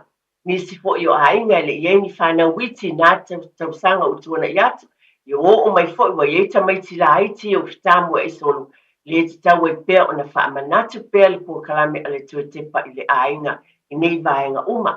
Whaamanatu fo i le nei tai au o le loka ina leo tātou whaituto o gates o pāi o tātou whanua, a o ese atu at meise lava i vaenga le ala aiti i ele whanau, ai me se foi tu lau lava o iei si o ainga. E iei rātou tai whau, o le mea moni lava lea, e wha pēnā o na whautua ina fo i tātou uma lava, pai e tātou tai whau ina ia wha pēnā o na loka ina ia whaitito o tātou pā. Ina ia saunga le mu fo i o tangata o le o whioa, i male wha alo alo tele lava. Ai le ngata fo i lea, ina i nei te i fo i mo o tamaiti, whafo, mana tua fo i lea na o whai atu, iei por kalame o wha pēnā, nei i au kilani sifo po le tau sanga atu lana tua nai, lena tau silafia, lena yeli tamititi titi, lena sabali mai lava alu, su e mātua, ai whaafitai na manuia, ai mamao le mea na mau mai yeli tamititi na ola foi, o fisa o leo nei tūlanga, o nei mea uma, pa pēnā foi ma tamaiti o mai lava i fafo, sāvali vali po o pisi lava le tina, o le grandmother foi, leo te lo o le stina leo le grandmother ntu i ele whanaua. Ala na tama, ai au whainga luenga, ia ua nofasi tina e lunga ma le loa, le whale pito i lunga, au tamaiti e taa alo i lalo, le whale pito i lalo. O mai lava tamaiti le whai tuto o le gate ma o atuai au le tele, ia na mtoi momoli i ai i lato ainga. A nei mea uma, e tau longo pea, o le ala lea e momoli atuai pe ona ofai atu e ese ainga, ese fo i tau sanga, o nisi fo i pe to a fio mai ma le tātou tunu po fia lava, ai te tau pe ona whaamanatu ma le whaalolo tele lava. Lo lava le tō whaama le whao tautanga le sila fia ma le iloa, e o tātou ainga i mātua, ai peta i ane, na le whaamanatu lava le neipor kalame, o mea tā ua i o tātou ainga mo le saunga le mu, mantua saunga le mu, manuia le tino, loto, ma fau ma le anganga. A whai eni whaalavilave te tupu mai se tase pele lo ainga, e te langona lo whaala, tātou uma lava, e langona lo tātou mawhatia, e a fia uma i tātou, i tūlanga pe eni whaale tō nisi o teimi, o mea iti lava tātou te le, manatu ma mawha i ai, le ala fo i lea e te tau fo ina whae tete, kasi le vaenga o tai whau, o te lonis fo i teimi tātou mata i tuinis fo i teimi, e iei tai whau e whioa i lava o mai ese mai o lātou ainga, ia tātou mata ala fo i nei mea, ba tātou te le loa. Pe o nei mea pe i le manat tele i ai, ai tātou te le loa, te tau tātou whau tauta le lei, pasila fia o tūlanga uma, ina ia awane ia whaina o tātou ainga mo tātou tangata.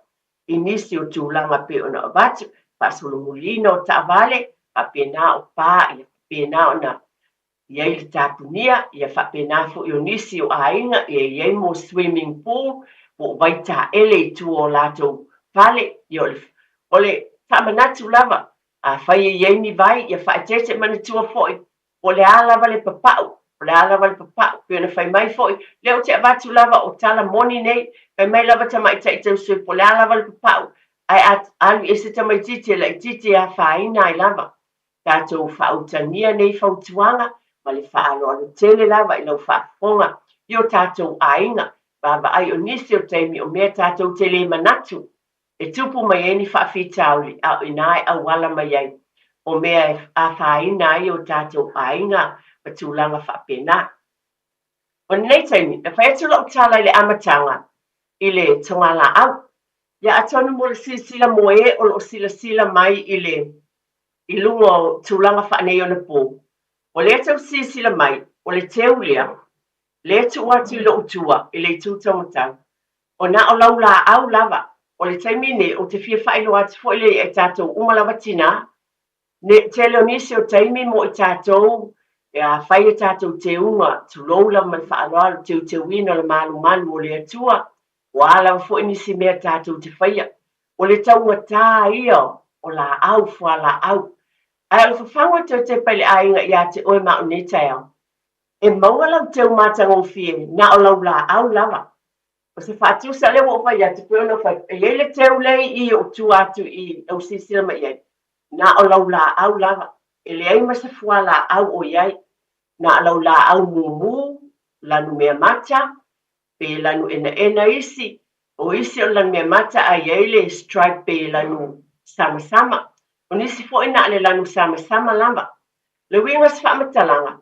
e mawhai o na whai lau teu pai na whai lau teu mana ia lava mo le mauta o le atua wa o popota fo i tātou tulou lava wa ese le ata mamai o tinai ne yaso le whaatinoina e whaatau mai mea fo ia Oasis pai iai teu ma whaatinoina se si mai lava le teu lea a si sila mai i le teu lea e le ai se fuala au e tasi o iai na o lau la au lava moe o lo sisila mai na o lau la au lava o la au e le ai se fuala au e iai ai ese le matanga o fie o le winga lau sa ufa matalanga wa o vatu wa le fatusa ona e mawhai o ele tina ona e whaonga ina o fua o lau la au e te le tau whaatau wina e whai ai au teu mo le whale sapo o whea lava pe ona o vatu e mawhai pe a whai fo i o tātou tonga la au ale e fo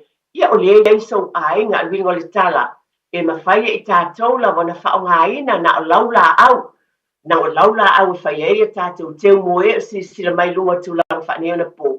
O le teu lea, ia o lea, na o whai e fo i le nei tai au ma le tonga la au. Na o laula au lava, ia e se le mātanga o fie e mawhai e na wha mātanga o fie i nai. Ia e sefe ai fo i lau tupe, sefe i lau tupe e whai o wha o ngaina. Lala fo i lea e mānei e fo i le iero to o tele pe o na tā ua tia lan saunanga. E to o tele e fie whai tonga la au. E mawhai fo i la e le tina lava ia ma lo whaaloalo i lo tonga la au, na sefe mai e le tupe. E mana tua fo i stasio vanga tāua o te avatu nei tātou. I Samoa, tu lo lava ma lo whaaloalo, a whai ta maliu i o tātou ainga. E masaina na whai tātou pale fo i e tātou te o lava, o atu langa mo niu fo i e whai mai e pale na e alu le mo molile. E ma whai fo i tātou whai e nei, i le nei atinu. O ala fo i fua la au, o lo i lo tonga la au, po lau la au. Lau la au o lo i e ma whai ona e whaonga ina nei lau la au. E a mai e fili e whai e sau pale. O luingo le whaamatalanga. E le ngata o naturo mea ma le whaonga ina o lau tāleni, a mai le atua. Ai whaonga ina ai i e fua la au pela ona e. Le sa whaina ma lo whaano tele lau. Le lawa sa whaina ie o lo ma whai, can afford it. And find out how it fat. So my love to Fungala out, Falila out there, the Tilly Lava Low Selin. And more we are, Matato, pe a fight of Yamana Omia. The Esselemania, or Low Lava Tat, the Town Lava or Philo Pale. Panga Yela out, Malola Aulo, Olo Fanua, Polo Tungala out, and now for years a war. I'm a fire tele, I know Tato, Yetungala out, by so sonny. E whaere tu whaatase so soani ia te oe, mō lau pāketi a wātu langa pe o na o watu. O le so soani ia te mō nisi ma watu e fwoi mātanga o fia i taimi e mana o mia ai, tātou watu e whaamawhana whanātu isi. E ma whai lawa i lau la au, mai lotonga la au, pero ingo whaamtau, o lau la au whila nanuai, mō lanu me mata, sama, e ma whauna tu whaatasia, e whaonga ina e whai ei le teu, whai e fo le pale e whauna mole. A o fo e te au tasi mai, e fo e teimia mata o ino whaanga tangata mata tua, e asi iai. Ia, e le tau whaatau a mai ni teu fo i, o lau la au lava, e mai le tunga la au po fia lava mai lea whale male, e whaonga e whai ei teu e vatu le whale mai, e ese le maneia. Winga la o sa wha matalanga. Ia, whaonga ina tulou lava, tulou o le mafaufau tonu, le mafaufau lelei e mai le alii. E au ngā mo I tātou I whaatupu manatu foi. Mo se isi foi o fia nei taimi. A mata son tonga la au. O se mea e au ngā tele. Le ngata I le tonga la au lea whai ei tau mo whatanga. A tonga la au e whai ei teu. Awa, o lea na watu lau whataita inga le taimi nei. E mawhai, se taimi la I titi lava. Whaalia tuia lau la au ia o whaungai na tai au ni. O lea, e tasi, ma nei lau la au e lanu ese mai le tonga la au. Ia e mawhai o na whai ei sau teu mātangu fie. E wha mātangu fie nai, ia, o tonu o no whale, ia nana tau mai lava, ia vai le mana ia tu ti tonu o le. Ia tu teu, ia maua le teu o tu, I le vaenga po lungo le lau ai, o fea lava o lau tau whale, ka pēnā o na whaatinu nai. Le tasi o vaenga o te fia watu lava le vaenga le, o nai au ngā tele, mo lau whaafonga mai, tātou, porkalame I le nei asa. O le, tau lungo tātou lau, e se le whai ngofie, a sisila mai e ele mea tu teu lea. O se teu pito e vabe lava le nei, o le mea moni lea, e te le tau walu. E mai tani o te whaungaina lava, pe le mātou whale, a mai la tau whamita, e mai nei e te, ai o te whai atu. O le teu sirina, e nā le lua minute, nā na mai o waitu I te tonu o container lea, tau ai e te tonu mo wala au. A le o nafo, I pēna o lau la au lava, o le mea moni lea. O le si me mai nei e tu e ngā teu le nei, mo tō tina maa u foi. E ye mo flat candles, e ye candles nai mau whaia, mau I whale usaina. Le ta mai candles ho ye flat nai tam. E ma whaina tu tonu I tutu e float, e ta o floating candles. Mena ye candles nai mai fola, ta o floating candles. A tutu la le maa nei e le po. A whai se tau ainga po se me whai tau ainga, ma saina o whaia le mātou whale. Tu ye ma floating candles tonu. E ma nei e whai le au. E ma nei e lau sila, pena nei fuo la au. E le a tona tamatata mai la au, tongi tono le apavai, o le bou lea, so se tuenga la au. E tu ia ma mei o floating candles, o le ma nei e ia. O le mea moni lama, e se a eva aine iai e mumu mai ma floating candles e tonu, e se le ma nei ia. Nai fau tuanga la pe ona o batu. E se sila mai ana a mai o fuo la au ia whapea, ia tongi e tonu, ia o le fua le rosa, tongi e tongi. Ia ele e se ngā luenga tele, o le teu sili o na vave le amuau. Te atari ni a umalo, na ana mai o mei o tu teu ia. Ai te lola utala, ele e tau tuina foi, a le mawhai. Le ia se ainga le ni psalati, tatou ainga umai tono tatou whale. E tata mai psalati whapea. Ai longa ia se ainga le se psalati, ia nana mai a whapea, o lau la aulan mea mata. E tofa tatou, ai longa ia se ainga le. Ai mana o la sa lo malo, mana fese teu. Ana tu mai ani vai tonu tau ai e malau la au ia. Pato ulu ia menai mea mumu ia. Ia vai le mana ia. O mawali teu e tali e lau malo. E lesu mai le malo mana ia. Pero winga lau tala. Pe sisila mai ia o sisila mai. E mawhai e le salati le na, glass bowl. Tu ia i vai. So ia malau la au, ia mafua la au, e mwhai na mawai se teu mana ia. Pa au le e lau tina, man tua tātou lava. O le e le mawhau tonu, ma le mawhau le lei. Ta si ba e ngau te mana e watu tai au le nei munu. A whai fwoi ni tātou ainga, po ni tō nai, o mana o, po se asa whanau. E whai e tātou ta mai lau fwoi e. E vai le bawe. Ana mana o a whai se teu lunga lau le tau whaatau a mai ni teu mai le. Mai le foi oe e te wai, nana e la tua mai vai te mai pulea, e ona ua watu, ia tu i ei nai fua la au ia, e au le ia, mo e o lesi sila mai atou natou te vaaiman. Ia, a tofu ale lau, tu i ei na le tasi le rosa, tasi te mai la au mumulea, e tu the table center, le o ngā titono lau, le atou tila fia tatou o i fale ainga. Ka e hako fo i hotel si Samoa, e te watu o la ia i te ufunga au, ma nei e o pua, e iei te mai te ufunga au, e ma whai fo i oe. It's common sense, mea lea fo i lele. Tu lou lava mai whaaloalo, e iei lava tātou na mai fo i lea tua le, a fau e fau. Nea, nai tama I pua ia, lea whape, I tu iai vai, ia vai mānei o mawal table center, mānei ia mō tonu o lea foi, ainga po le ale tau mawhtanga le na whai mai lau whale, a leo au le lei, o le ala foi, o se asa whanau, ia le tau o mai ni teu, pe sau se si e teu, e te tango lava oe whai au tama I teu ia, wha le lei am wha mātang o fiai ia teu mo le wha moe moe pe on tātou iai. O nai tu whātu le nei tai au, tali tonu lava, ia pe e maari e foi I lau whalongo. O na u whai sau noa ngā tia I tonga la au le nei tai au I whanau. Ai o le mea foi le lau te whiatal noa tua ia o le whao ngā ina. Au fua o la au, ma le si tūlanga iai, e le nisi o taimi o teu, e le tau whao ngā ina, teu funga la au, ia fua foi o la au e lanu, ai na o lau la au. E whai na māneia foi teu ia, e whao ngā ina na o lau la au, e mātangu fie foi. Mo le whaamanatu mō tātou tina, ia ma tātou ai o tele foi tama, o isi o pule o whale la au ma tangati whapenai, fie mele le horticulture po o whato anga.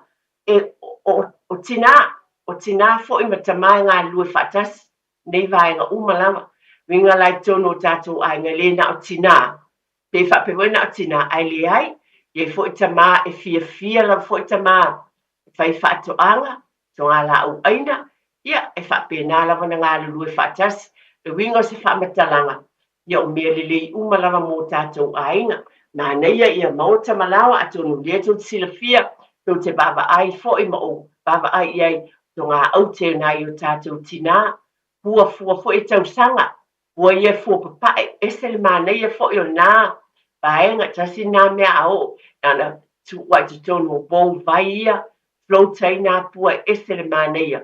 E fisosoani foi, e sefe foi le tupe, pe ona o abatu. A whailau teo ngā whalisa, I si taimi ia, tulou, e awele mea sili, ro sila le atua, o fua o le whaato anga me au lima.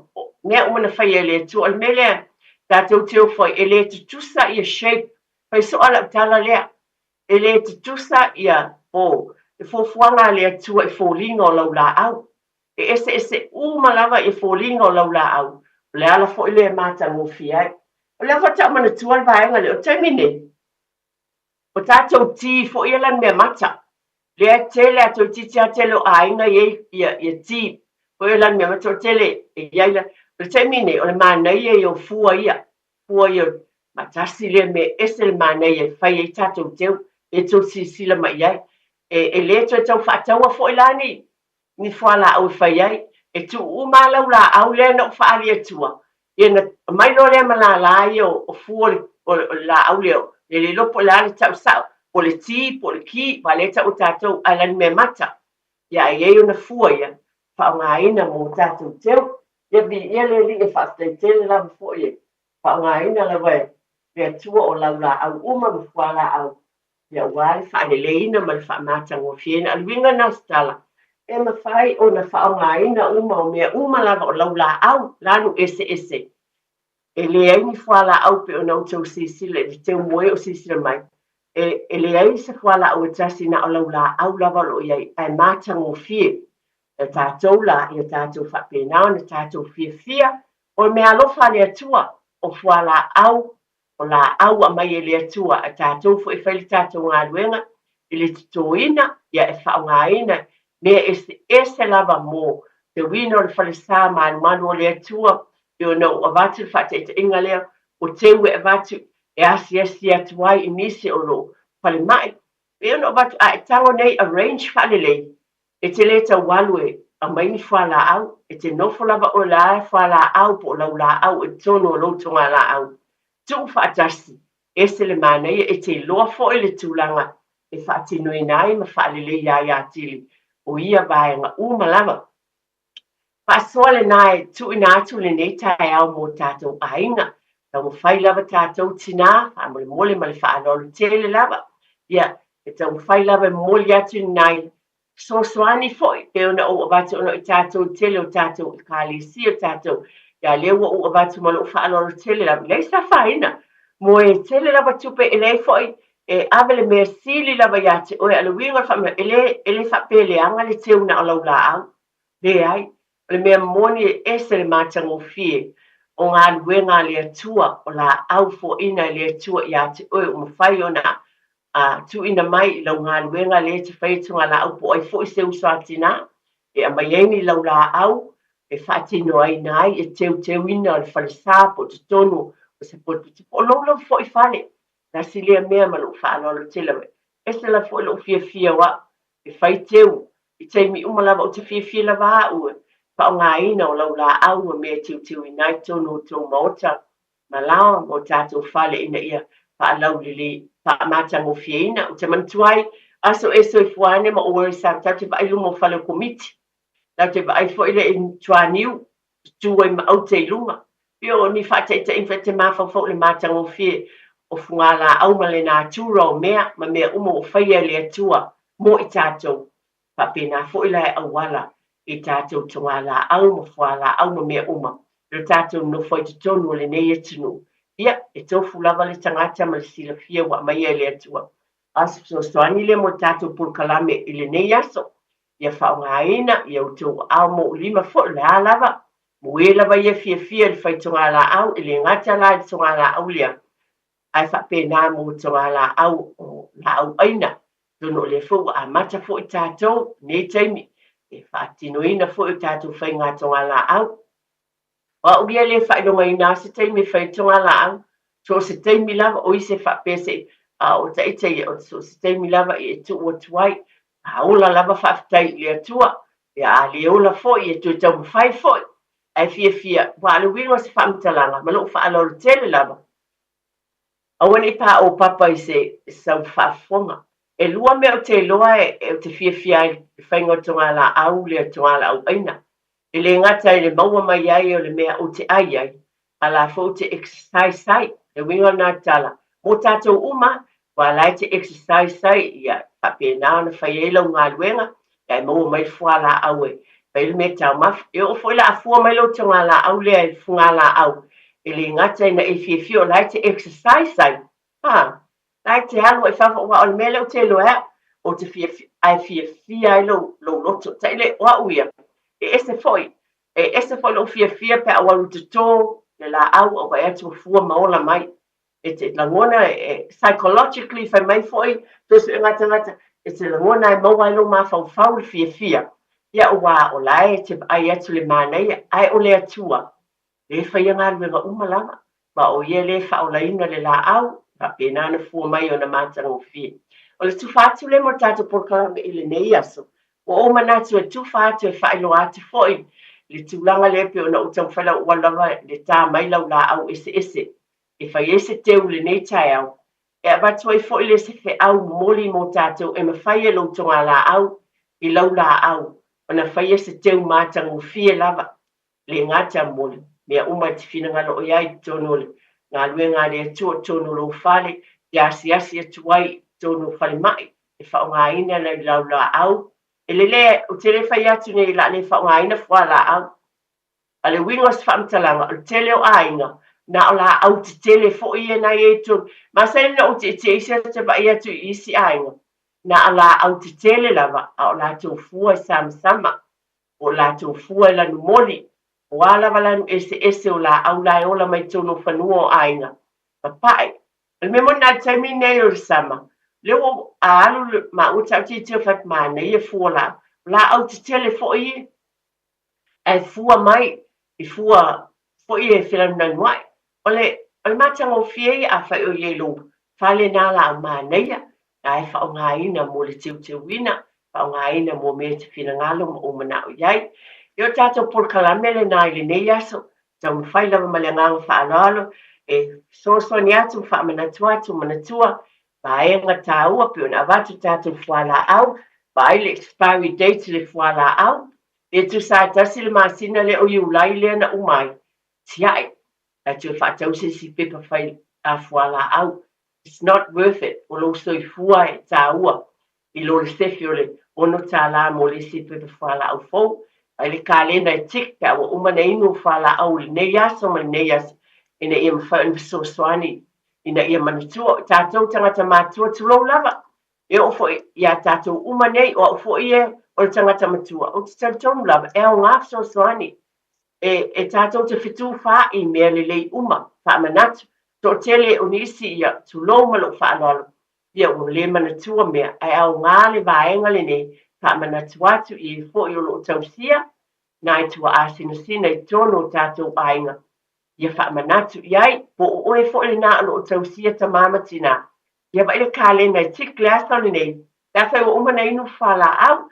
Ia me manatua ai fo ia whai e lua le aso. Ia, tu tik fo ina nei le fiafi. Ia wha pēnā, ina ia wha pēnā so soani ina ia awane ia ni wha le tonu. Ia o se tala atu le malenganga wha anoro tele lava. Ile nei tai au pēna o avatu. Por kalami lava ia tō te pale ainga.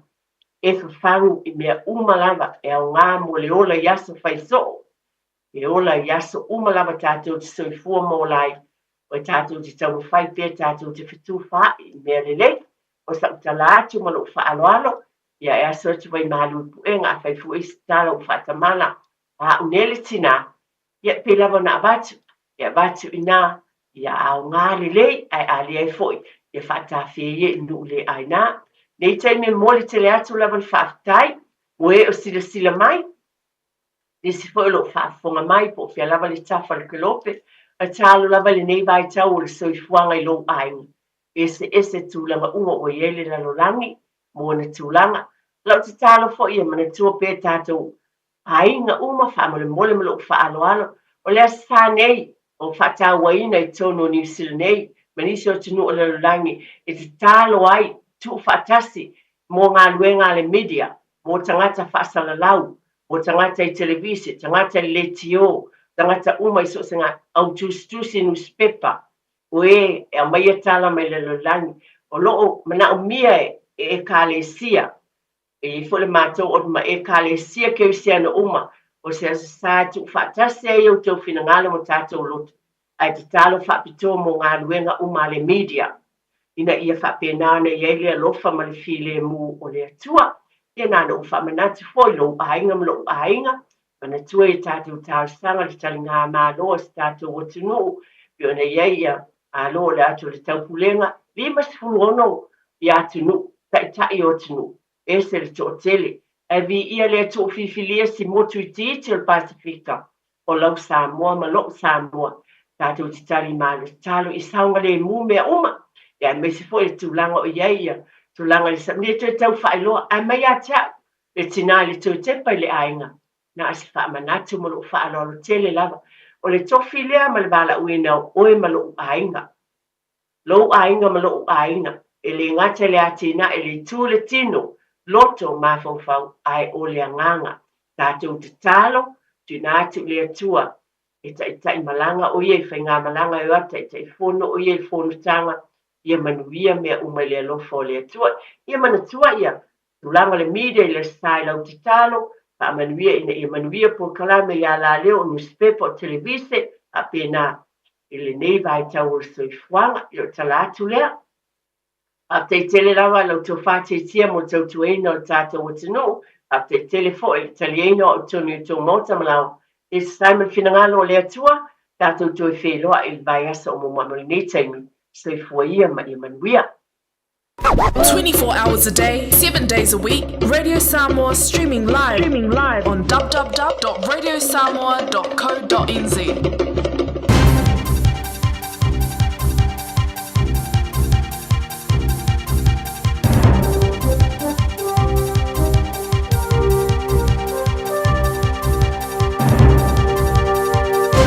In this update, the Prime Minister says the group on top of an Auckland youth justice facility won't be bribed with fast food. 3 youths remain on top of the Korowai Manaki facility in Wiri. 13 made it up there just after 6:30 last night. 10 have since come down. Last year, a group spent about 30 hours on a facility roof before being coaxed down with takeaways. Chris Luxon says Oranga Tamariki and police are doing a good job in talking these people down. No, they're not coming down for KFC. These are some of our most serious and hardcore young offenders. Opening statements from the Crown and Defence have been heard in the High Court in Christchurch, with evidence set to start in the Yan Fei Bao murder trial. The 44-year-old real estate agent was stabbed to death in July last year, her body missing until this year. Chinese national 53-year-old Tingzun Chow is accused. The Crown's said Ms. Bao was helping him find a house when he assaulted her at a property she'd recommended. It maintains there was a suggestion of a sexual motive. However, Chow's lawyer reminded the jury no evidence will be simple. The defence says the evidence will be much muddier than the Crown would have you believe. This lack of clarity can only result in the erosion of their case. Labour's urging the government to give the Ihu Mātau steering group a chance to settle on a solution for the highly disputed Auckland land.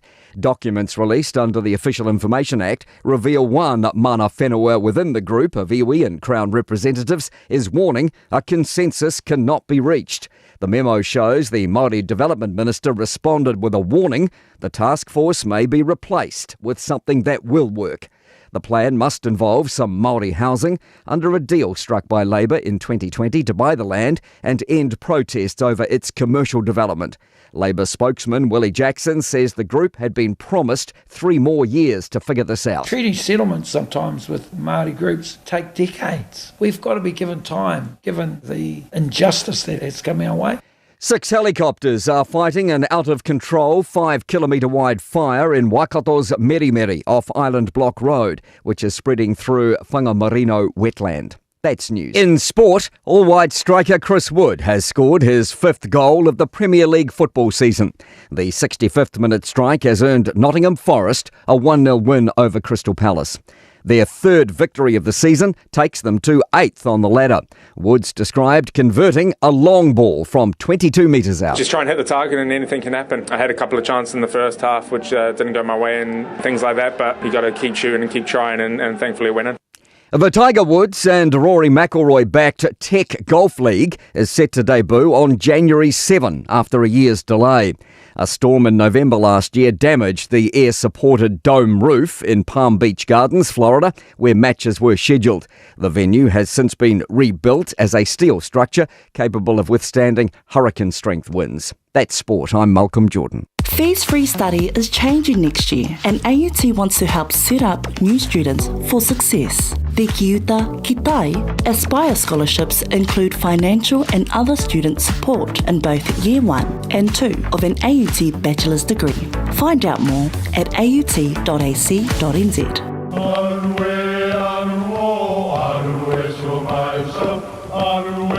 O Samoa o le atunu ua mai au na tofi. O le la au ua mai au ngā tātulanga e le to e tau au whangaina. O le vai fo i ua malili ua mai au na saiki. A o lau polo kalame o le vau filifili.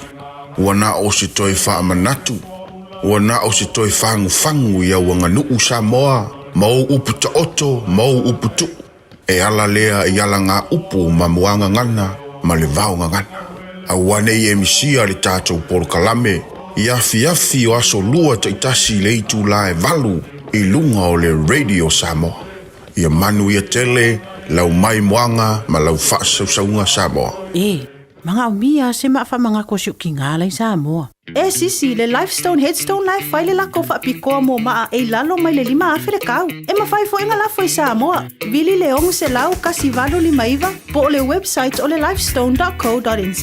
Whai loe le Lifestone Headstone o le Radio Samoa na e maua aile nei whaasaralaunga o na lafo lea o le maa whaamanatu i Samoa e au noa ma se tongi. Lifestone Headstone le au nanga a le Pasifika. O le A1A Tree Care Limited, lātou te whaia au onanga nei. Teu, whamama, whangata, pe ave sea ni la au mapongati mai lo whanua. E mawhai fo i ona lātou te wina lau tonga la au matoi to tau. Wasilia mar se funu tau sanga o lana tau tua. Wala au lua le A1A Tree Care Limited, le olua tasi olua o tolu ono o. Olua tasi olua o tolu ono o. Talofa, we're the Katinas, and you're listening to Radio Samoa on 1593 AM. Ya, sfala bale atu le vai lo wati le nei teimi o le tai au suma fitu bilito te nei tu la suma dansi o fa mai atu nisi o tatu pokala pe fa fa mbal tatu watu no ya pe ona yele tau ngolongo nei pokala me to te pala inga mo tatu ya i le vayaso ma tango fil fa soa tal no foi me fa so mai le afinga fa tu mo tatu e se taua mo tatu tangata me se tatu ainga pe ona le fa poponga nei pokala me mo tatu le nei tai au i le tautua malanga le afinga fa tu ya eti fu mon makafi o le taua i o le taulongolongo male fesosani mo tatou tatou fanau tatou matua o le vaoe ma lou tuaoi o mea uma lava ia mai se o le tinā o le tamā e fiafia te le fai mamea nei o togalaau e teuteu fale taua ia mo lou sisiomaga e mai se lava tonu o lou aiga ia o le ua se mai le tatou pokalame pe ona ia le tatou tautupalaunaga i tonu o le tatou pokalame pe ona ia tatou talo o to imelo tupu tolo tatou atu ni Samoa leo fatsmai le tau sala po kala mel taiao le ruali i to finga Aisha Hotu mo tatou le ni taiao fo fatsmai tolo tatou atu ni Samoa ia la fai fon fa so mai ni so vai ngai mo tupu afa nga solo tatou fono foilia fono le malo tau pulenga tolo tatou atu no le taiao fa talo fatu le to finga malo le se fo moni le taiao fo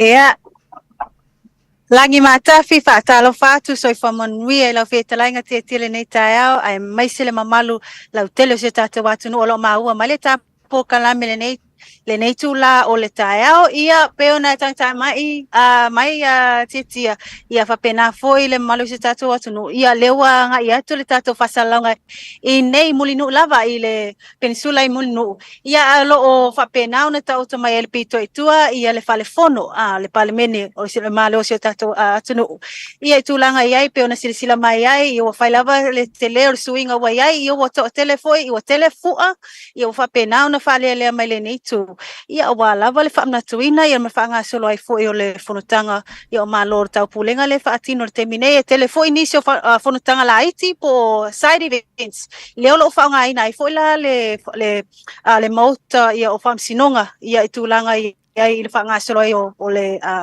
po kalame o le fonotanga le neiva ia so tia malo lava le soi fomo asolo na lua leo tatu fonotanga pe ona whaanga solo tono tatu watu la sa usi sida fo ile tūlanga lo ia le PC ma le tumtumo le tatu watu lo na solo na lua le nei ia pena tu sai malo fafsili tia ia o fai lava sina piso ila to ai mai se lava le au su fono ia na amata mai lava le tai ona le la ia pena e tangtai mai lava ia le fai lava ia ma ngai ia taavale ia official cars o ila to ia ngai mai fonotanga wai ele fa pena le tasi le fono o lo fatino ese o malava i tu o lo fatino ia fonotanga le temine pe ona ta o i le fale o le famsinonga o lo fatino ai ia side events ia o mata abuta i tasi ia tawala mai forums ia pe ona ta o ile amtanga ia male asona nafi ia o fonotanga ese ia o tama i sub meetings la ia po side events le fatino ai le nei so tia e faila vasina piso i lato o lo anga i mai ia manga i atu ia le fatino ngai o lato fonotanga ia ai mai se lavo le au ngā lue tia ole vaenga na pe na fia talanoa ma faso ai ele fa malo matolo pulo i lato tangata ngā lue se tato watu no mai lava i matanga luenga ese o lo o fai o lato sao ele to atelo i lato ele moele ele fatino ngale tapena ino vaenga wai umale fono ia to tapena patino le sifono io vaenga na ia eto ai lo pulo ina tatu tangata ile ngalu e malo sititi e vaenga le fonotanga pe tupulanga talavo fo ia to vai tele ngati ya tatu samu ala fo mai tawato ina i tupulanga po ila tu malanga tu isi atu no na awe ya tu tono fonotanga le ia sa olele lava to tele lava ila to tupulanga talavo o mona restala ia bona fata tia mai foi le tamai tai pale mia le numero la to o mona restala i fonotanga uma ia e au fia ila male fonotanga le tupulanga talavo po le youth forum ia pela na ia ole inicio fonotanga le nei tai au ia na mata ina foi inicio mata upu na tala noina foi la ile vitule o tupulanga talavo i vaenga nei le atia e o langa o tupulanga talavo i so se tu lava au fia masamo i tu langa la i o teknolosi o wala fa teknolosi o penga te whailangi ma vaenga fa pena lena sau no ai se tasi o sui mai atu no i fafo i vaenga o le o tulanga iai i le fsoswani o ani tu fsoswani ai ina ia ati ai ma ia lelei saunga le mutulanga ia e whaonga ina e tupulanga talavou ia lunga o penga te whailangi ai meise o vaenga uma e fsoswani ai tu i le development o ani ni ngā luenga o whaatinonga o Porkalame ia elelei o tūlanga iai lena whaasoa ai foi o policies ia po whainga whaavai ia walima taita ina il whaatinonga o ia vaenga te tia tasi lava le suia Samoa le sa panel pesa iai le lau a whono le tai aon nei i tūlanga iai le i tupulanga talavou na ia whaasoa ai la i vaenga ia ua te le sao o vaenga nei o me pueata ia social media o vaenga o technology o te lele sao tono Samoa ai mese o le Pasifika ia o le tūlanga lai o le whaonga ina o vaenga nei peila o le telefoni o le telefoni ia o to tele la to wa le ai lava se telefoni o le whaonga ina la o le wa ia whapenao na whapupula ai ia le to tele o le whaonga ina te tau whaonga ina le leng ia o vaenga nei ina ia whaamatala ai ia tala whamatala ai ia nisi o vaenga o le community o tangata lau tele tau lailo story le narrative o tangata ese ai mai se lava communities ta se pe le Pasifika ma Samoa te na winga la tau ala fontanga na tau tau na whaonga lele telefoni au whaonga sea ia o le whaonga ina tau o resources ia matulanga iai i telefoni le iai wa lena whaamatala ia e whailava sina umi se taimi o tau mawhai le maua se camera se camera la poa o leo ua mawhai o na whaingofio na maua le telefoni o le whaonga ina ia mawhai o na capture mawhai o na mata le toa tele i ni tala whaasolopito o ni tala e whatatau i tangata Samoa e whaonga ina le lei ia mō le lumana i o tātou tangata e me se lava tupulanga lalova oa titi mana ia o ani si vaenga o lea o lo tupu i tolo tātou atunu a me se le tātou whanatanga fi whaile mo le whafonga le tunu ua Aisha whamamora ia o le tūlanga iai pe ona iai le tasi o Porkalame ia po le tasi foi o le tala le tātou lea na whaatino atu lea fionga ianga mana ne netai au pe ona iai le whaalinga i lato o Pangota o i lato tuli o lato whaasalanga i tan malala ia o lea whapena o na whaali o lato ata na tu sia o me tau lima me whapena lea na mata ina ai fo ile toa tele na matamata ile toa tele ile mata ngofia o ata na tu sia ono o le lato fo isao ile fonitanga o tau pulenga lela na ai nisi o ata na tu sia nisi o lato na tuli o lato fasalang ile portrait po le ata fo le tupu ya salesa le tolu ia male tulanga ia ile fonitanga leo amatalia yo vaenga na ia atono ise taimi o na nga ia tule lunga o nisi o ata po pictorials e mai mo masilasila e foi la le tatou atunu i tūlanga le mata ina e foi o ta mawhainga ia o le tūlanga i lava i le ngaluenga lea tia o ia o le na sau noa e foi i le whaatono o le Porkalame po rehabilitation programs o le tasi leo vaenga o le second chance po le ava noa lona lua ia o le whaautu ina i le lato foi Porkalame le rehabilitation program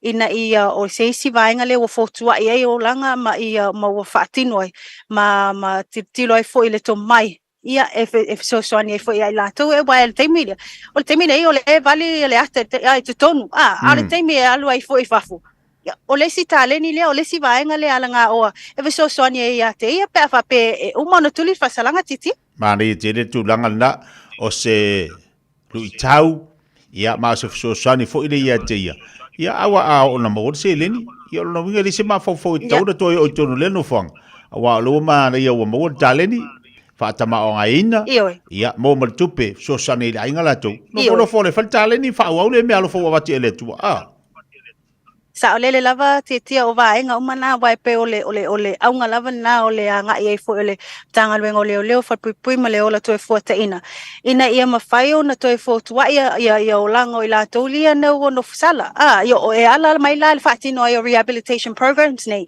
e pela ona ia le la to Kalame le second chance le ua ia la to wata faalia le fa solo le neva ia so mtulanga ia o ititia na ye se temina e a fe ai a tatu market fo ile funga le mal market fo ile savalalo o to tu mawari tu mua o le ta pena wa le wa o ta puni le telo mga ala o ta fia fo to telo la tu fe o ai mfa tanga o to ile o to ye tu pe ngai ke pua apa ke ole ia peona e ta wati tia ole vaenga lea ole o savalalo le terminei ele o fa ngaina ole ele o fa ngaina ele terminei ona o yai o inale pe ole peso mai ia ta vale ia fa nga mapasi e au sufono ia ole lai poloka ile tu nga itono savalalo o funga le ile tele na fa nga ile to tele malo se tato watu no e faila vasina pisi wo ile tulanga ia ona ua le se va no ile tulanga ia I savalalo ia faila vasina ki o tato tavale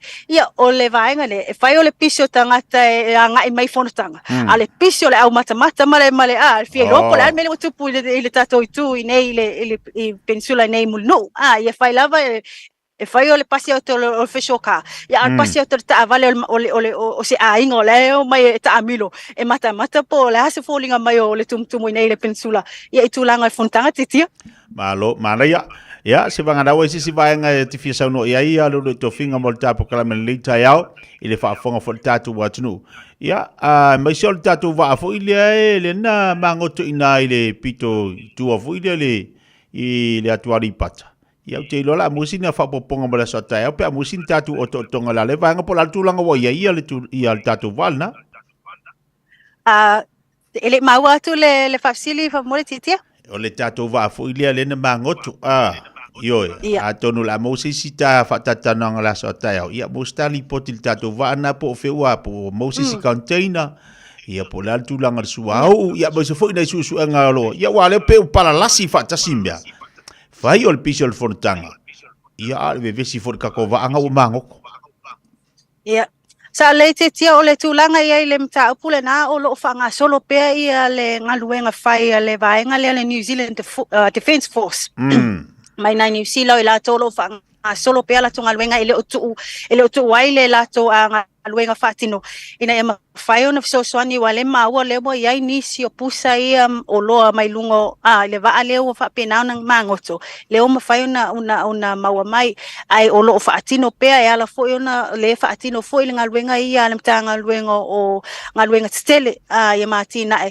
ia po le Ministry of Works and Infrastructure ia ai fa pena foi lango ai o le tanga luenga o puna o fa natura ma se sio manga ia vaenga na ia lo fanga solo pe tonu ole se taimi o luma walele o to mamau o to na ona yaso ona tau nu mai leo le palemia ai na New Zealand Christopher Luxon ia ona mawale o se avanoa wale fa pena ona mawai foi se stand up ia malana fionga e tulanga la ia fa silingi ai foi la ile matafa yo foi New Zealand ile mta upule nei ile vale o lo ngoto nei I ta fitoala o titia malo fa tai ya malo le tolong longo mo le tatu wa tinu le ya su tulanga lo ia le pisi le tatu fontanga nei Samoa man fa boy la to Wesley Stanley poti la so tai le lo fa le ai mo ia tele le yaso ya ma vai la ukani ke wa le lo i fa ka usa voi salum so ko koisa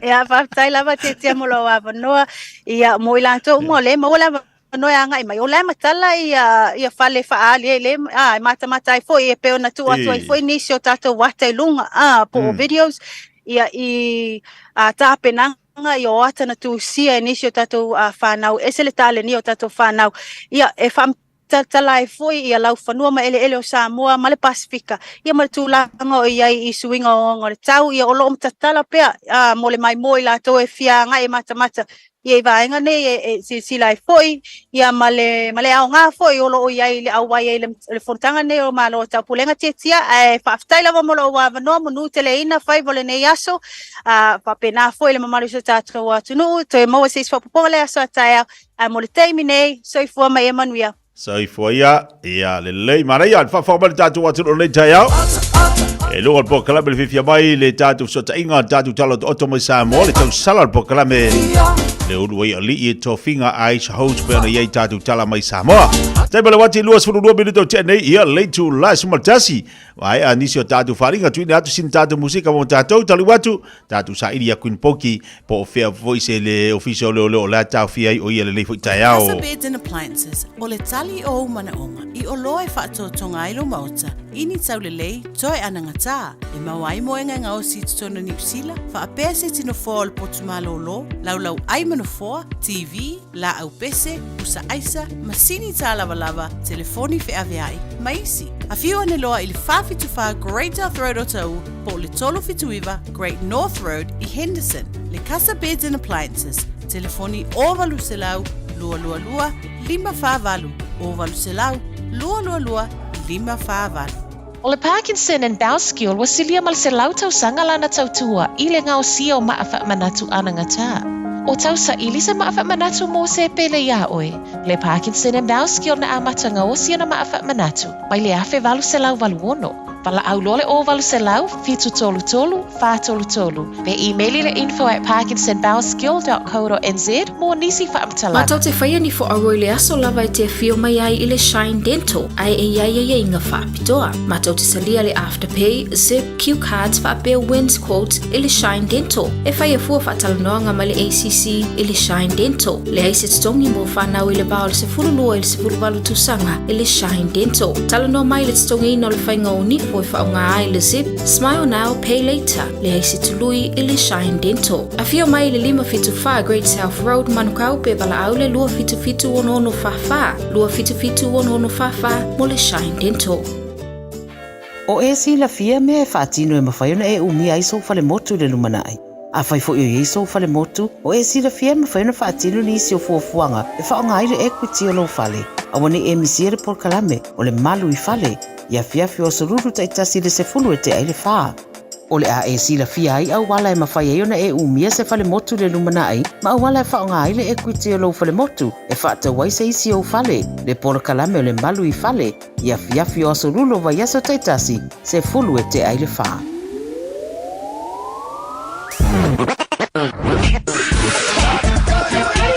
Malo soy fua, o si fufonga Samoa, Radio Samoa, tasilima iwatolu amo, se kia Radio Samoa.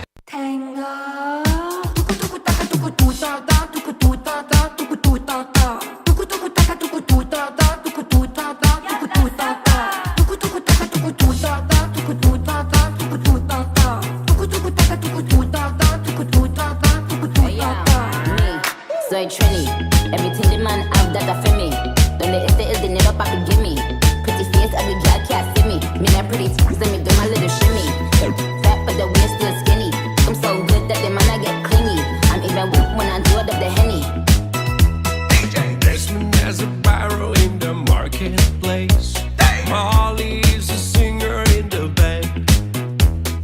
This one's sister Molly, girl, I like girl face. And Molly sees his as she's taking him by hand.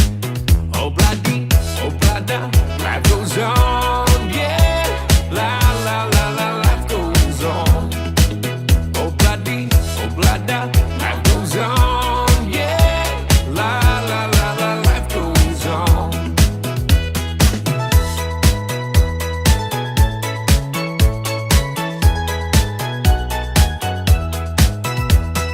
This one takes a trolley to a jewelry store, buys a 20-karat golden ring, takes it back to Molly waiting at the door, and as he gives it to her, she begins to sing. Oh, bloody, oh, blada, life goes on, yeah. La, la, la, la, life goes on.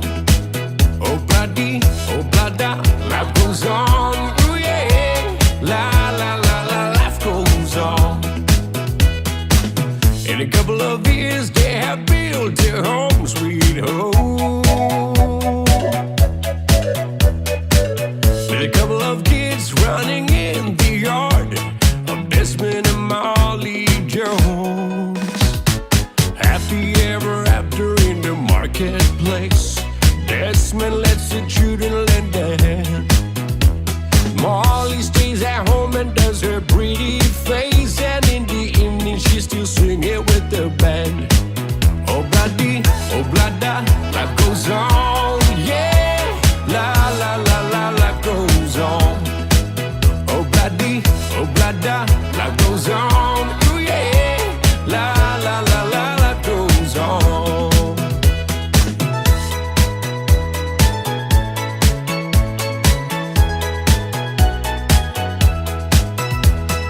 Desmond has a barrow in the marketplace. Molly is a singer in the band. Desmond says to Molly, girl, I like your face. And Molly sees his as she's taking him by hand. Oh, bloody, oh, blada, life goes on, yeah. La, la, la, la, life goes on. Oh, bloody, oh, blada, life goes on, yeah. La, la, la, la, life goes on. La, la, la, la, life goes on. La, la, la, la, life goes on.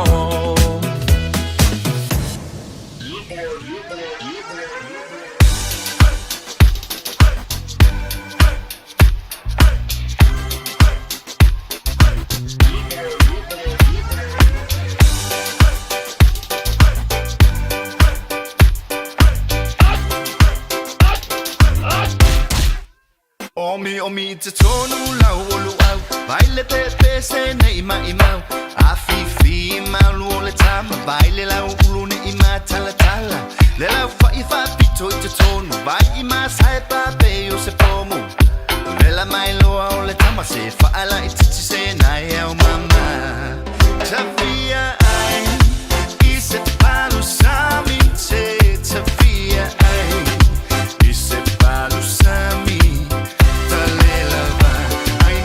Luas football minute talo channel July se football jazz po club fifia mai. Pa fifia mo jatu wa tunu nai musika so fe lo tu da ti atu awala fe ti banga duenga. Ai mai se la to uma la valelo mafuta mai to la tu tabale. Se japo inga fo nai tamap ti da matu mo to malawa mai se fo isunga fa fenga inga mo to fatua. Nga solo ai fo ila to fia uma sandio le so. Malo la vale mafuta mai lungo le tu fifia mai. Ia polisi fonga le radio Samoa suma lima vitolo amo malan pokala me fanga solo mo tatou. Lo se bali sao Queen Poki mo tatou mai Samoa. Ia la mo foi fona tatou tal no mo faso atu mo tatou le nei taiao pe ona ye tatou pokala me fanga solo ile aso mo le aso lua. Tali watu lo Samoa le nei taiao fatalo fatu Queen Poki malo se fo mo le nei taiao fo mo le aso lua ma le tatou ia.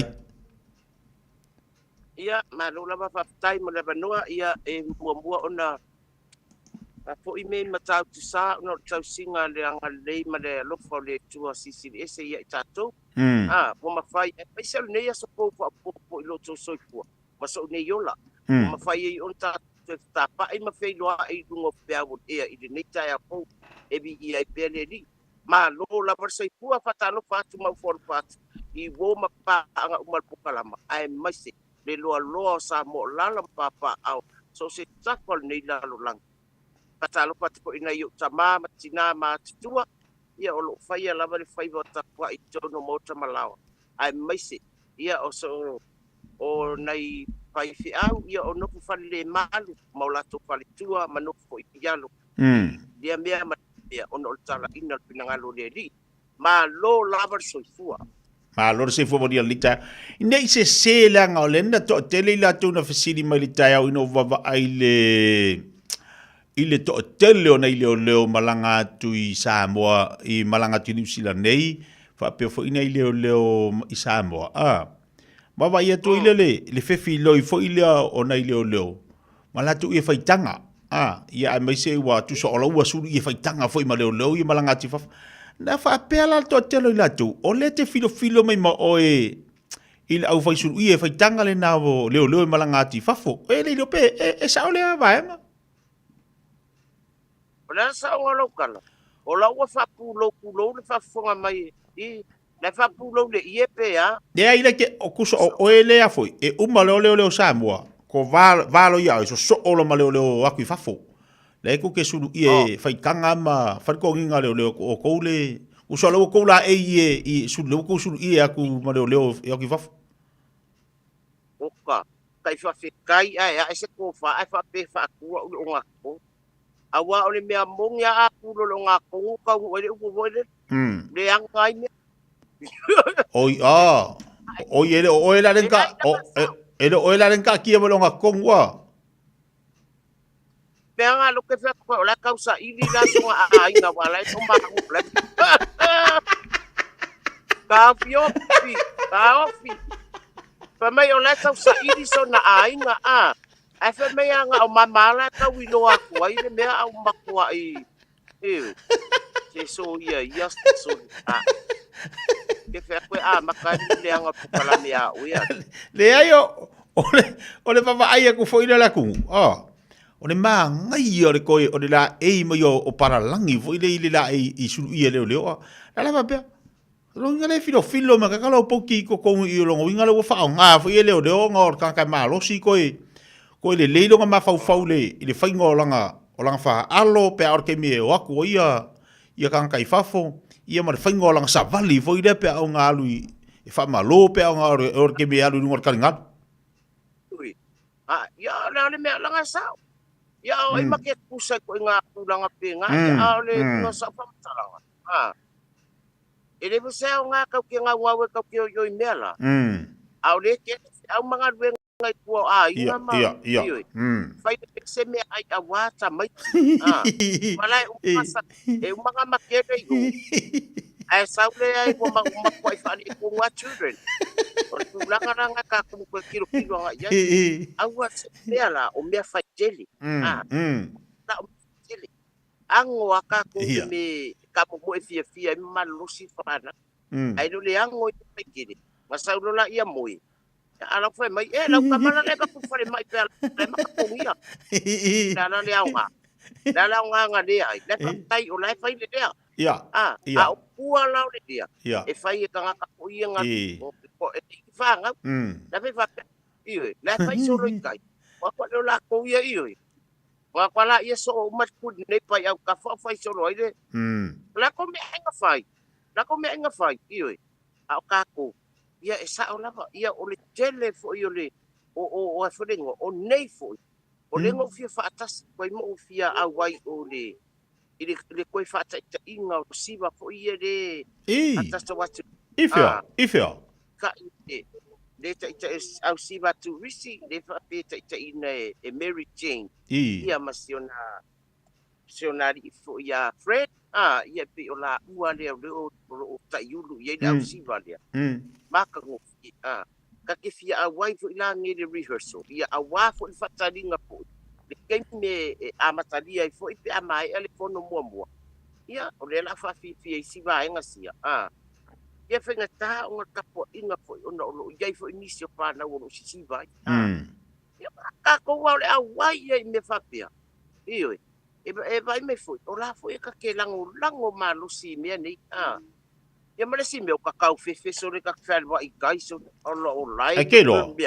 Ka lo sia pe ngā pea le whalongo longo ma ia vaenganga o Mary Jane manu. A olo ke ma fau a whapea o la usivanga. Ai maa ngai a e lako fo ila o e mare foa. Ke mo e risi piko. Mo e risi piko. Kuso o e dia le pū fa le whahilo. Ia ngā, se whaai lo kone. Ngā sao ngā mga ia. Ia. Teo ke whai ako kulanga mga ke kua I lau ke ngere a ie. Teo soos ko I ngā kua ioi. Mai mau. Makari mai rei ioi. Kasi masau a. Ia. Wā ngā rua, fiu koe whakari ala wānu mai ia. Whare pōpua, whasuvani al pōpua. Ioi. Ere ai ere mapewhai tinga inga nge whanga weiri pōpua ari a siba a ere ai. Wa aku foi whanga nge siba ere o ako ngaki al pōpua le ai. Ia o a whaina o loka kūlanga nganga inga al pōpua. E ai nāno a bunga sui al pōpua I siba umai a masi I ai. Wanga le lua o iri, tongi I lalo ngu. Ioi. Ano le ngā kala lasi ili al pōpua o kānu lo whasani al whana. O subania. Awa labanga I se mawhawhau o whanga o mai e iring pōpua. Rak, e so kaimi. E so kaimi ngā pōpua. O le si tuplanga. Ia. E whawhonga tato watu no. Se Kau pala ai e na whenua i kai. Ai sea. Kia ia uli. Kia lea. Lou le ngana ia au se upu foi ia ai mai se o le lanu. Kia lea. Kia lea. Oio. Kau popone whaalava kau aku ka ikama. Oi. Kulanga papenga. O le simia. O la whapea i kanga kaso. Kau wa o ka kopungu o la wailoa uma. Ai aki kilo la mea ulinga ya kia au au fo i o lisi. Mat Papua alau whapea wa usepi. Ui ai lava whaamore mo. Ia wa to inga tumu whapene. Ai mai se poi. O mea whapene.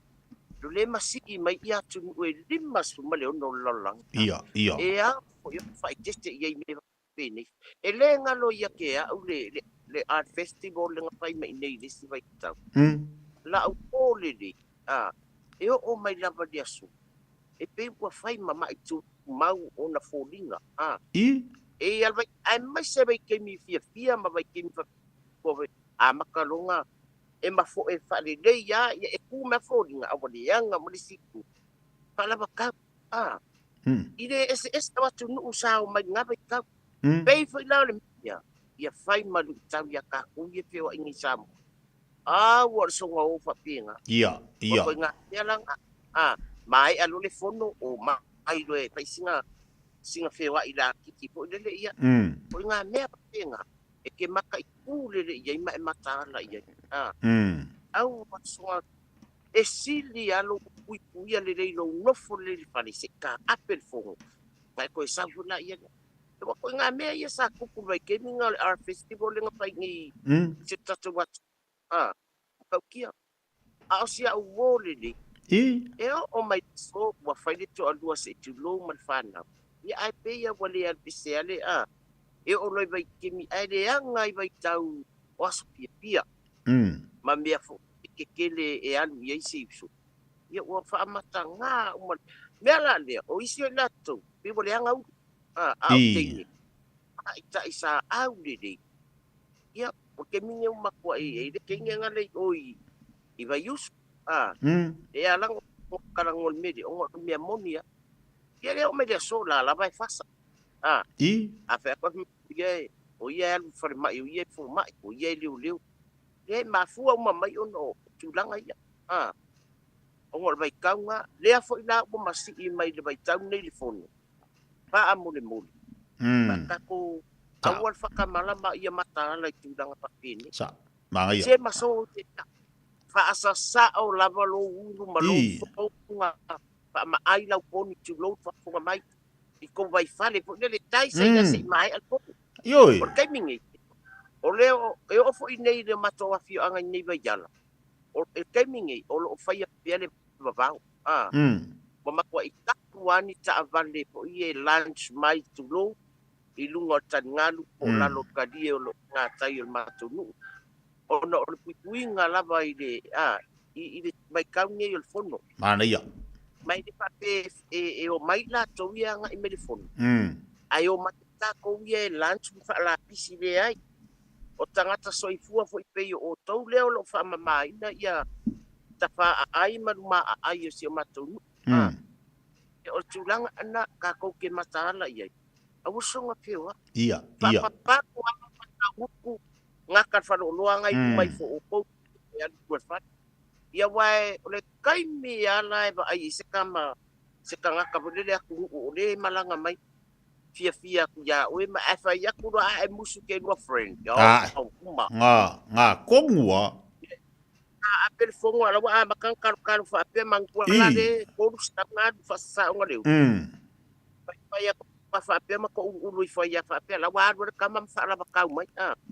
Alau fai pa whapea ia sau pa polisi ten ko uru mai de si ten pape nga a le arko nga ke pe nga fa vaila kau ele nei pe ama wa ko le sa fa im ka ngwa pa ia ale anga lo ka fa a wa sa wa ko le uru le si so ai o le sa so ka ko mai la le fa pe la pa pi la le ko kulo alfa fombe la lo fa i lo nei lo ko la be ya kala ko ya la kala ngoma fa ano le ngapi kau kala ngana ese mo le le ke ya le pe se o le la kalo ngoma fai ka fiofi le le nga lo ke fai ya ko ya lo wa ko sa eu sua po ke fai yang fe au masang ka ko foi ese celebrity pa ko bunga ka bani guys ai awal mau manwia ka ngalo le ka kun fa vai ka ko mai re so kai mi pai de la paula ko yang nga o kai me pokalame tai tar sei na ko ya ma mali ngale vali ya fa mafiki la maka fa sanga imulum kuka fa mafiki la maka kai ngafi ai ala me lang fa mafiki iko ideanga den afende deli awa awal fa afai ko fa po dua malfana me lang ko nga fa mafiki pa mafiki ke wole anga menga au mayeledi awa kawa le fia le di fa mafiki so ya abisi malo sa wa type fa de pai fe au mate awar ngau ka ko ni pa ita to mata la le vai kau ni le fongo wala la ulama tu lalu le tupa vai awangi yo ka ko yingi samo vai o pai ko fo tama mai fa fo e fa ko le fongo la fai o i muri nguma ala la hanga ia ya alu ma tai ai o disi ba so wala mai fa pia e o makule fongo ka ape kai pe le vai kai minga ka ape kule fongo ola ke ko ko fa ya e ku pa vai fa pia o ape awa ko fa de ko wa kafe se ku lo de nang ka sa wa bai lunga le awa ore kupe koe mau kupe mau o le ola mare mai mau no ola malugo langa le papenga ingi men kala ngokan me hai poki ai ole au malanga a ro fa mai tabara aso kau kala nganga se aso soli ole awa ala wo ka fe mai Fenga yang ngafe me para ko pa yo mala soli ya la fa vai la fa vai la ka ka wa ko el meud esa wa o nga pingi meud marolos longa winga ya runga le fa penge le runga le nga le ya nga ya ru nga e ka longa ma fa ira lo la be e le e ma wa kwa la ka longa mo nga fa la ka longa le au fa ko inga me penga ka ko ke fa ke ye ole ku masa ta ye fa ta la ko o me fa pia la o mai ka masa o voi la ka su e mai aso ko alua vo le a wanga ka male au leang ka masa sa o la ka manga fa ke ka ko le fa i pala ta mauli la pasigo a ke le no ola le me la asosi o la mea o la o mai la ko fai fongo masa sa me pau a inga isi tatu watu no e le la se me asosi ka ko fai lipstick ma mea nga ia nga le ai so kai min mea nga e ka kaula nga ise no fuanga fa toa mo ila to e fa la tau fa pia abi ku ko ala bi la be ngale wa ka vale mala be bia inga o inga le akava awala nga ba le se kulo fa ngama so nga wo so pula ele le yala le mawako ele le yakula le mawako la ya fo ale anga le mawako la nga le lima ya ngifo nga la lima alu nga pe ke wo mawako ala kala ngo mai bo lo ngo fu ko ka o ka mo li si a nga bo ko ka sanga ma di ai nga me fa o me fa tau ba ani ya vai fua mai o le sovali di makana vai o le mafofa vai lipstick war sam ala baba sami ka ele sapi ko sa ko ya nga mai fa ai awole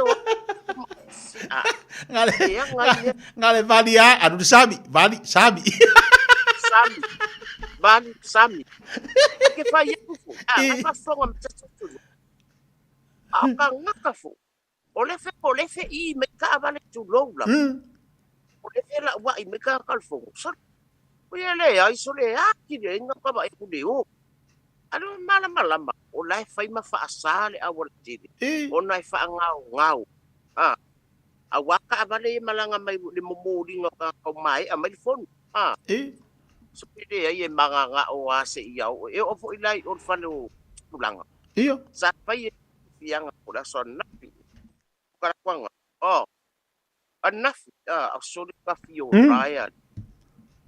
Ki nga ngai do nga malo ko sui ese wa tunu ole ko la mai mo ina ma so ale ngai la ba fa fio la ba ka ko ye fa ai pe o ko isera ko mai le fongo le fai a ko le ale mene le nga nga ko ti vai ai ya wa kai kai yang ai me la ki nga ye te minga ina umako ko muri mai o mal me nga ko sa sinela Para kilo mai do malis ko inga Papua.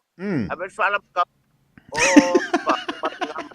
Le aka inga babia. Au ke va veanu. Se ala ku pe o kai au le o ko ia sa le sama Camila.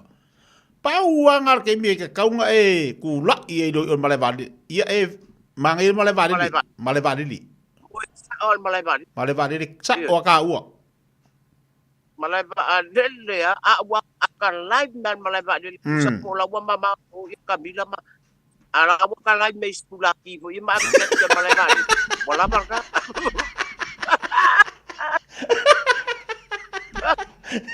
bola barka ai ngan po au foi pese ngam sekolah ki ma ke malai ba aku wa pela yo Camila la ku ya ba yo ko ngam o so sa o ka o mala vale e a pot sa o ka o a lava ngai mingoile ai o so sa o ka o le pot na kwa misi se live i ya sale sama ai live sa me la le ngai le o je fa le so live sa o mai yan tu mai ba de ele yo ya ile fa le ya ai mai se le yo le fa ngal to wala nga yan ya ngomai ale bebe si a Camila masale sa ala wa live nga mai me o isi va ngal malai ba le alai live mai la alai fa yo pas ke shoes foi Baga nga ima ya fasi aba de oso ke chupe la ya lu favorable. De oso. Nga. Maua. Umba fongo le wa isa me wa nga inga le fongo ma nga ye kedi. Acabamos. De apo de kumu ao kan wa aka faya la kala fu le fine kuna toto. Ya kumu aka maua ko ofosalisa. Boy. Umba aka maua ai ngala peke pa i for cookingi abe pa fia ai fa sanga me on pori kata salisa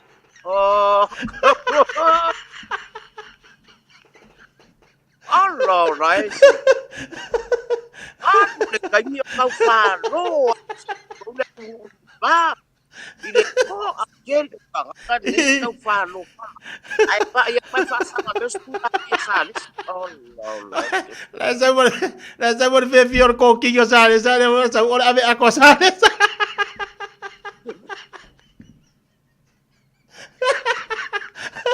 Allah dia ai dia wa kele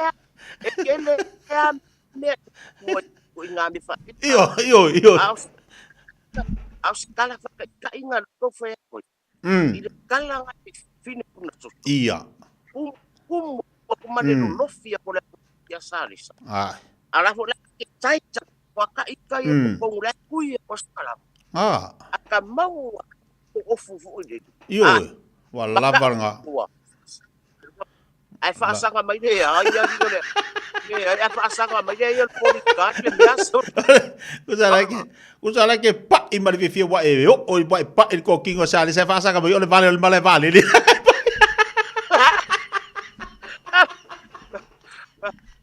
ai fa sanga mai kama fu ye le ska ye ni ma ai solo i on malai vadi ka voi anu no pitu tongi va peu ai ya dio ma o nga ko e bala bala ile ku waka a wo i lot fasinga so o nga me pega ya ma kuala o aba no le au maua fo nga ba wai ai sepe fa me ya wo o sale se e dua mikala wa ba ka selfie mo ya la wa u mele wala e o ala ba wala umma o sabe fa ka fa peo lea ai pe ma wala e ko ya ma le sila wo so ma fa wala sila sa fa la vai foi nga me wala ke mi la ko so kwado se ye se tu lo langa bai fa ilo ngai a wala fa wala ko so wala ku le ka mo pe la we ma ele o ngo me ai ma sila ye yo me velo rangi ya ona tataimi ai mane fo fa so e se tawa e ka karie ai se mana ia va ngale tatu te mata lai fu do tumuna tumo ina ia o se fafango fo ile mo tatou fa mana tu fo ile mo tatou le vai temi tumuna tumo ina e vai mori ia le saudoanga wa e se fo al me tatu te mana na oi ia e se fo tumu ia ai tatu te le fo me tup ai fa temo ta fa so nei taiao ma le vota po kalame le tal no ma le fa so i me tupu te tatu atu ia man fa mana tu mo tatou ia ma le tantonunga la te mo le si fa o ponga ta po kalame le se fo u ku npoki ia fa tai ia ole masani lava ia fa madu dua tu lava si tatu atu nu ona tatu te fa talafo ia tumu fa pene ia e ha u ko matal ia maka ko fa keke a wa so ngafewa ai pa madu ato le ase upa pa masani lava ia madu ave fali to pinangal ia al netu la pa taitele lava mole abanoa ia mai sipoi pa tai tu boma pa anga ai mai ia o walo fa anga mole tele atu i se uso fa pena na fa tautolia ma puno to fanga i motanga sengase ina i New Zealand o no ma yutino lo fangia ile di fa poesia lo malo siso sapia enari ia lo patele tumo oe ai mai se ia o lo faanga mo tinama sama matua pa fianga inga taulangi so spata taulanga alo patele tumo to ai mai se o tuanga ni tu poil ne tu la le pa manuia le tu e a manga venga to le ia so ne tu la sa ko muri o kia tau su elo of kia kisi vai o ya Mary Jane ma pereki ia so vai se ver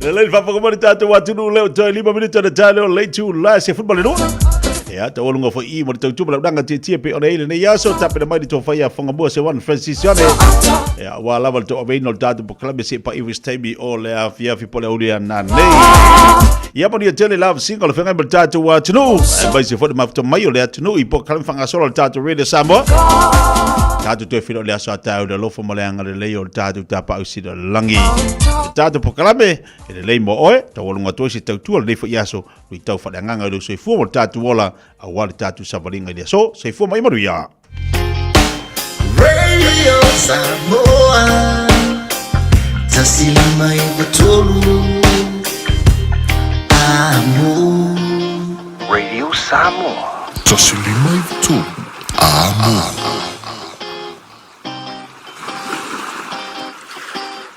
Ua mawhai o na awira tula polo kalame le leimo o ia so taitasi o na o le langolango malo si le whale maliu a se alo le atunuu o ese tātupu Funeral Directors i Manukau City. Po kalame leimo o e tālo whalawa. O awes tangata fifia tele il tālonga lakapi, so e se tālonga la vale o bleki. Ma isi atunuu e tauta ua ele ne tālonga. A o whaataitali atu ili aso le tālonga. E la ngona e lo ne tangata se fiafianga tele a o tau waso, tau i tū la, o se oli sanga tele ina ua, lata mai le taimi a mata ai le talonga. E le tau mate, e whapea umwa la walangona oli, lea o lo pese ai le whaisalamo, o le tangata fia ma whaatua tua i le tua. O se oli sanga tele le sauni, e ulufale atu i le malu o le tua. A whai tātou te fia manuia i so se mea tātou te whaia. E te tau, Ona tātou whātua moni i le tua. E le mwhai ona manuia se pisinisi. Pe a le whātua ina ni tangata whaingaluenga. E le mwhai ona manuia le leise e ka leisia. Pe a le aini tangata whātua moni. Tali tonu masawa bali whātasi ma le tua. A whai e whātua ina oe le ka leisia le tua. E pei ona whātua ina oe i ngā luenga ma pisinisi. O le ale ai se mea i le nei leo langi e tauwhi ai oe e te momo e atu ma leo li oli e tapuai ma vivi i atu i le tua i lona malu malu. Po e silifia e ua whātua ina oe le tua i au ngā luenga mo le lei o lana e kālesia e pei ona whātua ina oe le pule o lau whalifari ngā luenga ma whaalapa te potonga o loo e ngā lue ai. E iei tangata e o loe li weekend ma mai. Ai o loe le asong fua to o whai ngā luenga. Lona winga mai le asa. Ai malosi le asong fua. O loo wala au mai pēa le tua ina ia whaava noa o tātou taimi. Mo ia. Ai le o le telo o le tātou anga waa. Ma le ta mai me tele. A whai o loo manuia tangata whai pisinisi. Ona o loo tātou tua ma le wha maoni mo i lātou. E le o le whinangalo e le o le tua ina ia whaava noa o tātou taimi. Tātou te ngāre lue ai ma le puna wai. Whātua tua ma le wha maoni i te tonu o lana e kālesia. O le amanuia oe ma le tele o nisi tangata e vi ai pēa lona swafa paia. A whai e te talia ma alofa i a Yesu. E le ai se ma alosi o le supa se fulu ma le wha. E tau fi ai oe e te aluatu e te wha alongolongo i a o a onga. Ale whai a onga o le supa se fulu ma lua. Manatua, e le lei mo e se kiki malpolo. O le ese tatu po funeral directors o se fale maliu Samoa o le tali foilea o taimi whengata o na o le malanga al maliu maleoti e mawhai foi o na latu awinatu ma awina mai